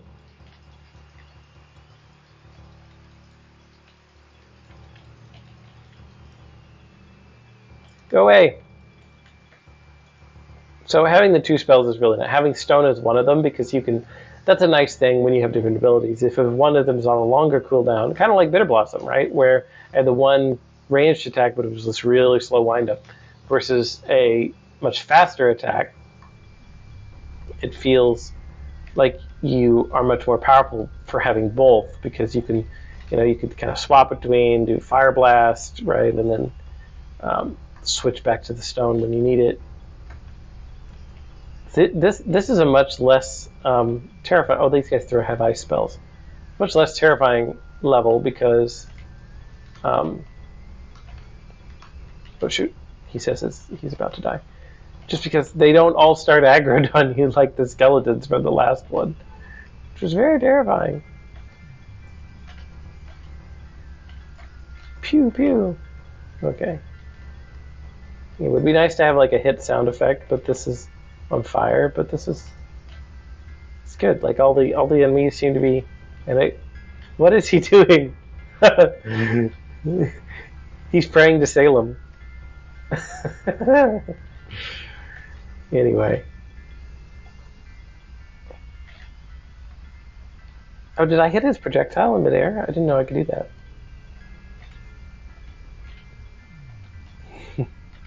Silly critic. Alright. Alright, portal is open. Okay. Oh dear. Right in the arena. Okay. Okay, I gotta get rid of the ads.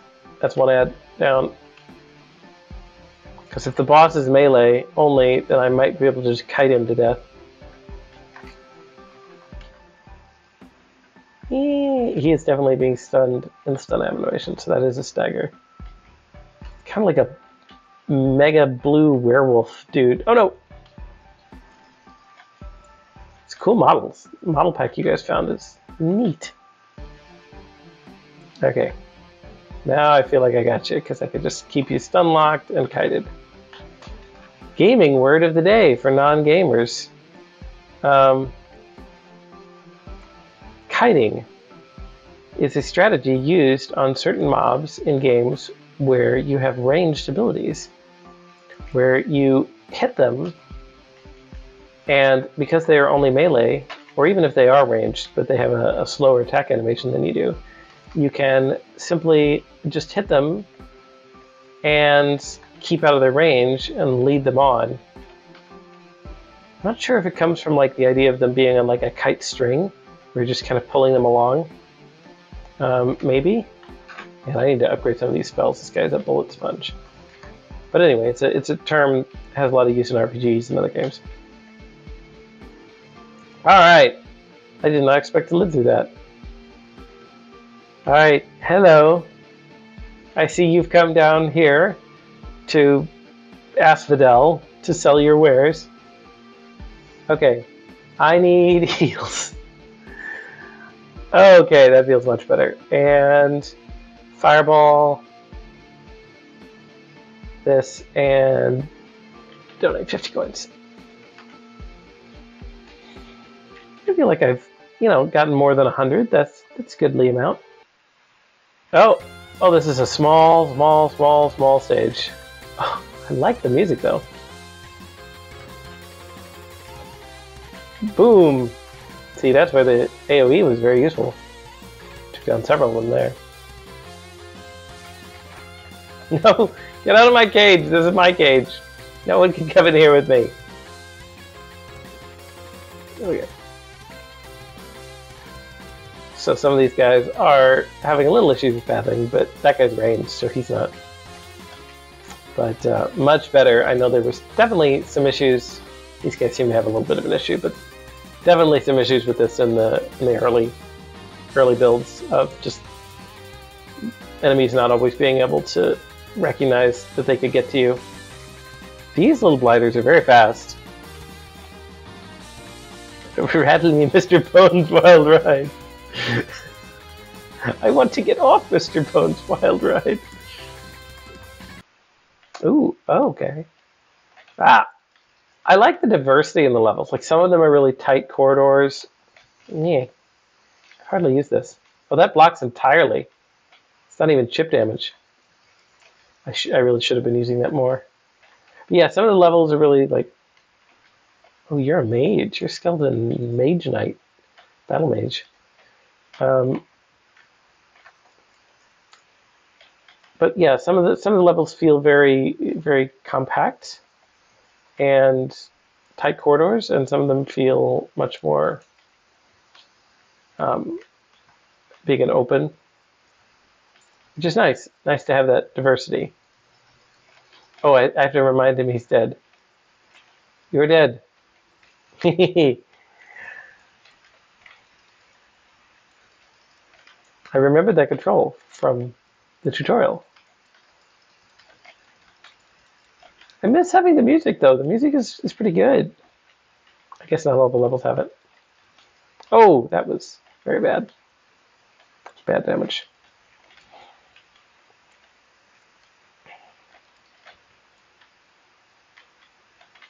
Can I just... yeah. The ultimate seems to do more direct damage on the first hit than AoE, which makes sense.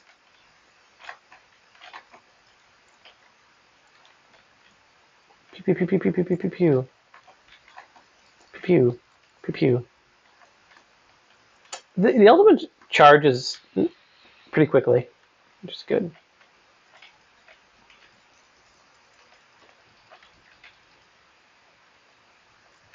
Just one or two of the enemy types seem to have some issues, but there's a lot of enemies types, right? Everything from the chicken and the pig to these different skelly boys, which are very spooky and scary. Feels very nice. Haha! Ooh, that's a lightning guy. First lightning caster I've seen. Portal is open. But where is the portal? Oh, right in the middle. Pig is my favorite enemy.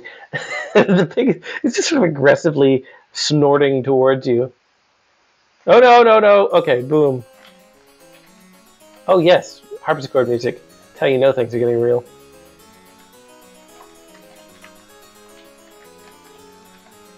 Shield. Okay, I feel like I'm abusing the shield mechanic now that I know, now that I've seen it. You are dead. I had to remind some of them they were dead. Does it only block from the front, or are you just immune to damage while the shield's up? That would be an interesting question. Not one I'm going to test right now, but an interesting question. You are also dead. Okay, I will test it a little bit. Yeah, I think it just makes you immune to damage. So that's a little overpowered. I mean, you can't attack while it's out, but still. Still.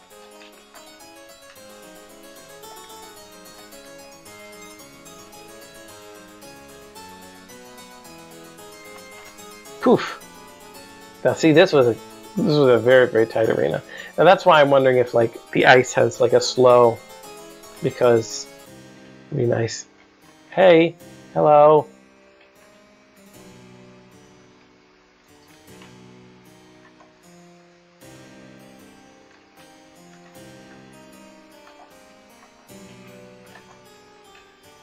Yeah, because with proper blocking, you can block all these guys' attacks, which is good.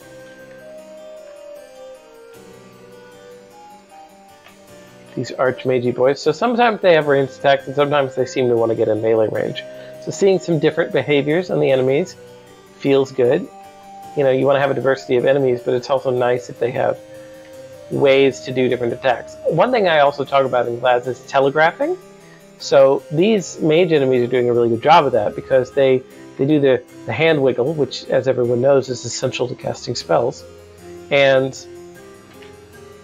that lets you know, oh, they're about to attack me with a ranged spell, which gives you time to anticipate, whether it's to raise your shield or to just do a dodge. That's nice. It's nice that you are able to do that.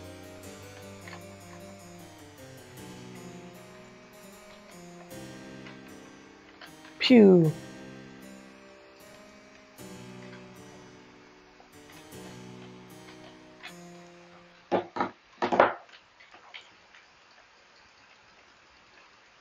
And also, a lot of levels here. So because this is a roguelike, roguelikes have lots of definitions. And there's roguelikes and roguelites, and everybody has different definitions of what one has, and they get very angry about it. And to me, roguelikes have a couple of things. They have some procedural generation, so that each run is different, or some randomization or something. In this case, the rooms are pre-built, but the rooms that you get are random, and they have normally some set of different power-ups that are different on different runs, and they have some kind of meta progression.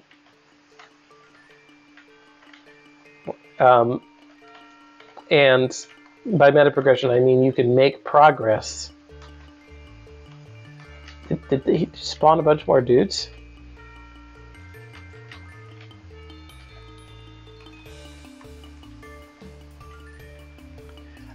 you can make progress after a run that will give you some benefit to a future run. So in this case, it's like the banking mechanic, right? You get to keep stuff and use it over and over. Well, not over and over, but you take it from one run to the next. So anything where you're playing multiple times, you're keeping that. Hello. Oh, nice dance. Those are some of the common elements of a roguelike for me. There are others. Okay, portal is open. Ah, of course.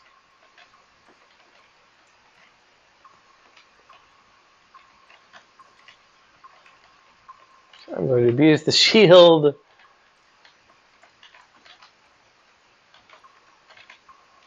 Yeah, I mean, it does feel a little bit like a get out of jail free card with the shield. Going to maybe die.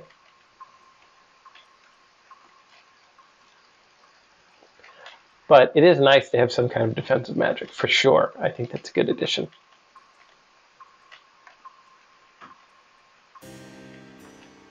Oh, that's the first of these night enemies I've seen.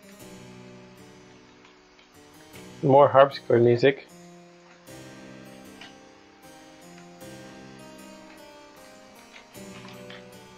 Got a little caught on the... Okay. Just the night. He's got a fireball spell. Oh, he went down fairly easy. Yes. Okay. Heal to full. I'm feeling now at some point that the fire spell is actually better for me. Yeah. My beloved heal bot. So I'm going to actually dump a lot. I could withdraw enough to do level 5 fire.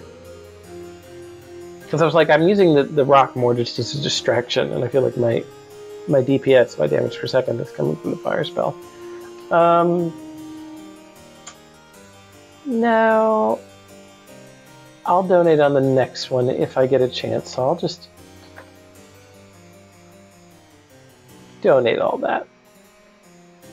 Does your ult charge over time or by dealing damage? It charges by dealing damage, so just waiting it out doesn't really help you. I know that was something that the designers discussed, right? If maybe doing a hybrid of both methods. Oh, okay, this is the final boss. Salem, you've summoned a fire Jotun. Sorry, I guess you summoned a Muspelheim giant. And it's summoning ads. Ah, and it's very fast. Oh, I hate it when that happens. Oh gosh, oh, so many ads, so many ads. Man, my upgraded fire spell is doing nothing. He's just running everywhere. Stop summoning ads. Stop it. Stop it. There, got rid of all the ads. That ultimate is very useful for these reasons. Okay. So I just gotta focus on the Titan. Well, this is a good boss battle. So he goes up and he summons from his summoning circle. Can I like mess with that? And then I can take out some of his ads with an ult. So I think the ult charges based on the damage you do, but I think it's scaled with the amount of damage you do. So I think the fact that I upgraded my spell is maybe making it charge faster, or maybe I'm just imagining that. Ah. So one thing I did notice here is like, because of the animations on the attacks for these guys, which are very good by the way, you could dodge a lot of damage because you don't actually trigger the damage until they complete the animation. Oh, whoa! New spell. What's he doing? Multi-phase boss fights. I like it. Don't let the ads build up yet. Okay, so do I have to take out? Maybe I have to take out the ads at this point to get him out of his shell. Is he healing in there? He is healing. Stop healing. Healing is bad. Healing is rude. Only white mages heal. Okay. Alright, we're gonna... I could stop. So now he's actually ranged attacking me. Oh, he's limping! Oh, that's nice. That's a nice That's a nice touch, right? To give him the limping. Like, oh, he's out of his bucket already. I think I can take him out. Boom! Did I get him? Oh no! I thought I got him. He's healing again. I haven't charged my spell again. Almost there. This feels suitably epic. I love multi-phase boss fights. Oh no. Oh no! Almost died all at once there.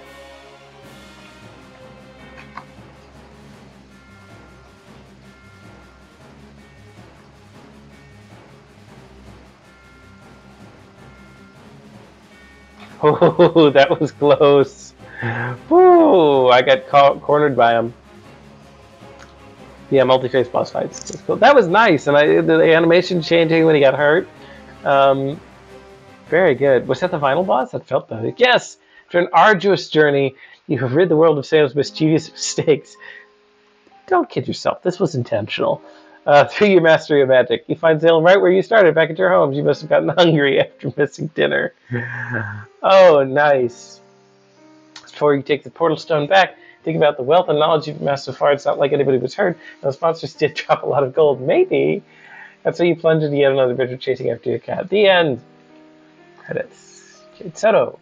Project Manager level design. Jacob Campbell. AI animations level design. Dylan Adams level UI design. And Moaz Zakula gameplay level design. And the credits. That was very cute. I like that. And I do have... That was about... My average time was that I was allotting for this was actually about the size of one short run. But I'm going to start a new run just so you all can see. Oh, the cat! Oh, how... You're not a black cat. I'm surprised by that, but you are adorable. I like the kitty. Does Salem have a little portal stone? Did Salem descend into the depths of hell and get that? That's very nice. It's actually kind of a subversion of expectations. Okay, hello. Oh, poof.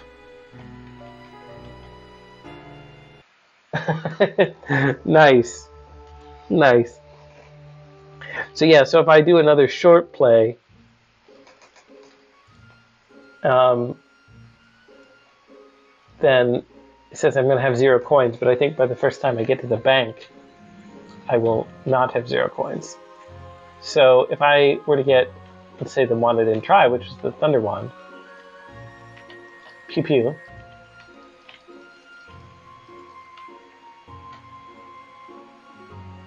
I could go to the portal, and see, we have a different level.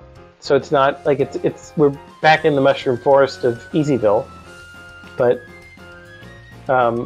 definitely a different room.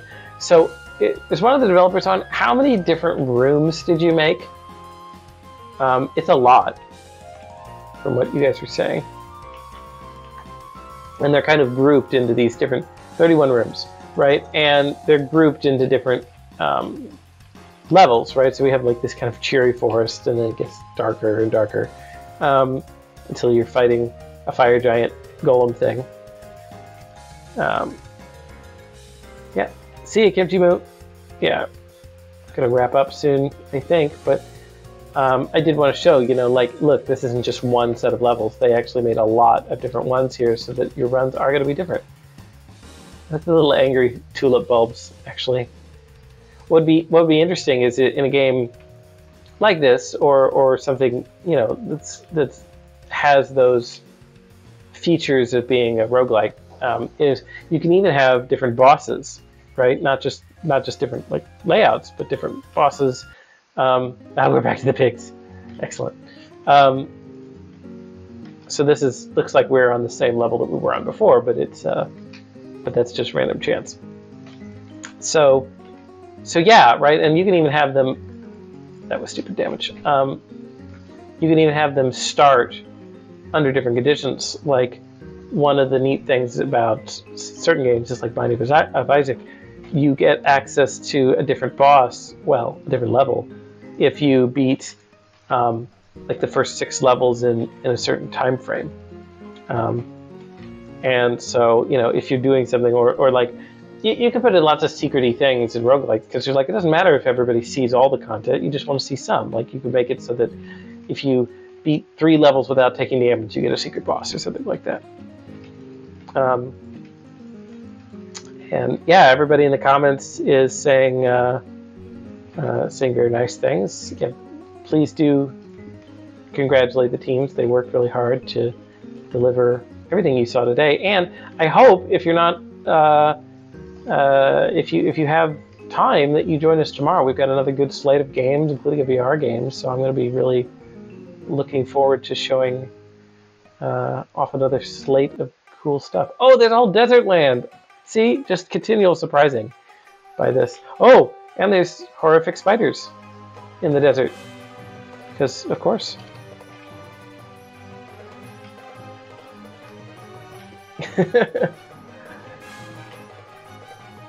extra dragon and other things like that. Yeah. No, I'm not criticizing Jack Yoso. I'm just commenting that when you have a formula, you can then expand on it quite nicely. You could be like, oh, well, why don't I add this? Why don't I add that? But you have a complete core game now, and then you could say, oh, well, we'll make it bigger. We'll make it better in some way. And that's neat. I don't know where the last 3 monsters are. Hello. I kind of want to get to a bank. Oh, you're there. Hello, horde spiders. Yes, so that is something good to mention, Soupy, is that the difficulty of the game, and maybe part of the reason that these guys are so bullet spongy right now, is that although you can store money, it actually affects the gameplay, and the difficulty does scale based on a number of factors of what you're doing. And yeah, the big stage, very neat one. And yeah, so by storing extra money for your next round, you actually make it harder for yourself. But you have the extra money to buy spells, so it kind of balances out. Portal? Portal! I'm loving these different levels. Hello, Mushroom Boy. Okay, so the ultimate is the same regardless of which wand you have equipped. Good to know. This is a very busy level. I did notice that there's some AoE on the lightning. Oh no.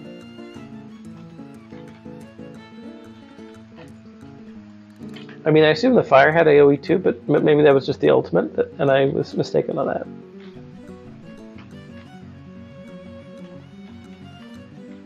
I know. Oh, the pig!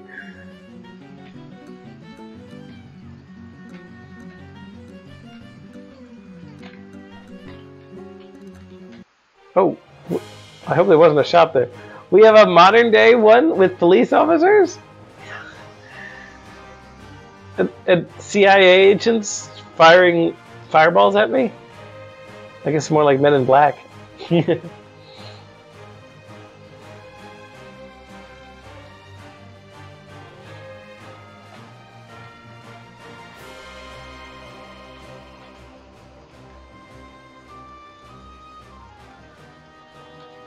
Yeah, lots to see in these games.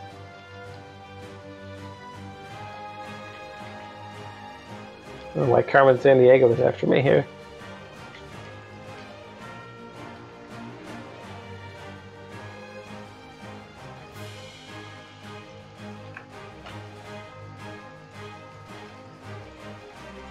All right. Shop? Shop, please.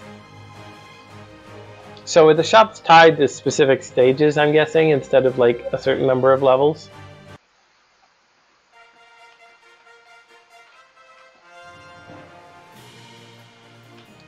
So many levels here. Now, were some of these ones that you found that you were able to like pull prepackaged, or did you guys make all of these? I mean, obviously the assets I understand were ones that came separate, but we'll tell you if there's a shop. Certain rooms, okay. Because it seems like if you built these, you know, by hand, a couple were demo scenes, yeah, but a lot of them weren't. Some because you can have a lot of fun just plopping down assets and making these different scenes. Nice.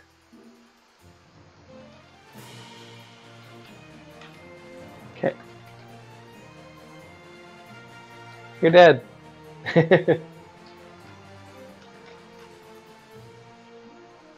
Portal? Yeah. Might be something. Although I kind of like the on a roguelike you sometimes balance like guarantees. Like, are you guaranteed to have a shop every so often?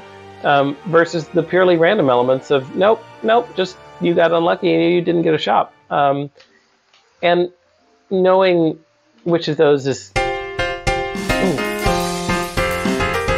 loud. Music here is very loud. I'm not sure why. Doesn't seem to be respecting the sound settings. Bear with me.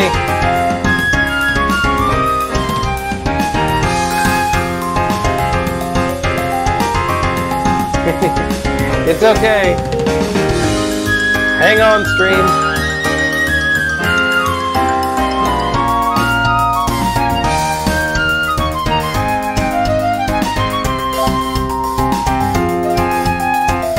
Okay.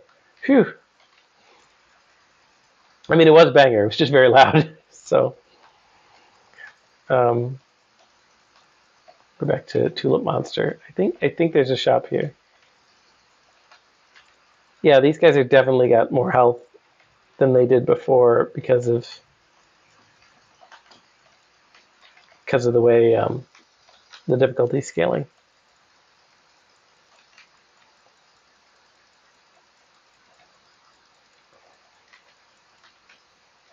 But yeah, so guarantees in roguelikes, right? Like Binding of Isaac makes certain guarantees. I know I keep bringing that up, but let me give a different example, like Darkest Dungeon, right? Darkest Dungeon will have certain amount of good rooms and certain amount of bad rooms that can't go below or above certain thresholds.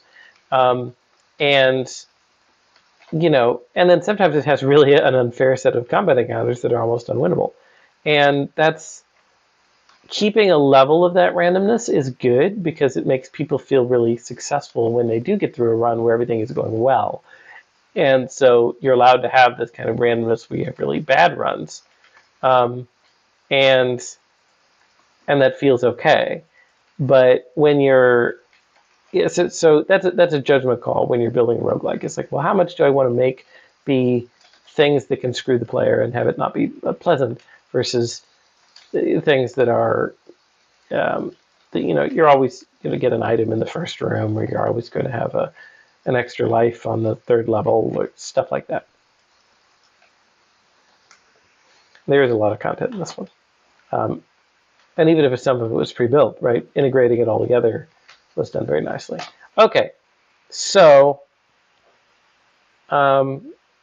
yeah, so we see that we do have that bank balance that we had before, which is great.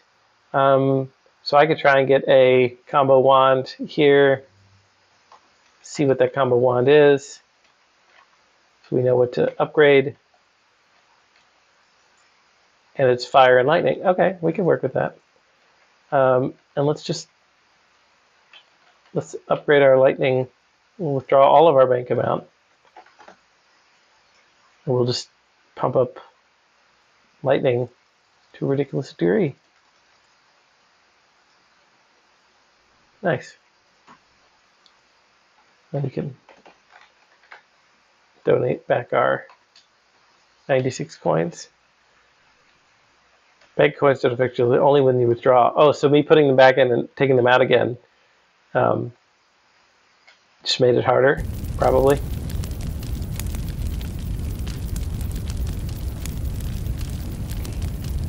So the fire spell does do a lot of damage. Like even upgraded my level 5 lightning, it's doing like the same amount as the fire spell.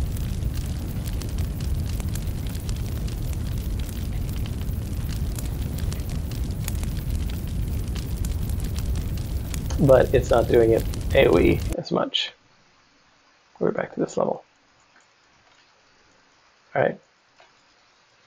Well, I think that's all I wanted to showcase in this game. So thank you again to everybody. Thanks to all the student teams who presented. And I will see you tomorrow at 2 p.m. Eastern for all of you who are joining then. So for now, this is Professor Mel signing off. So thanks again, everyone who joined, and have a great rest of your evening. All right. Bye.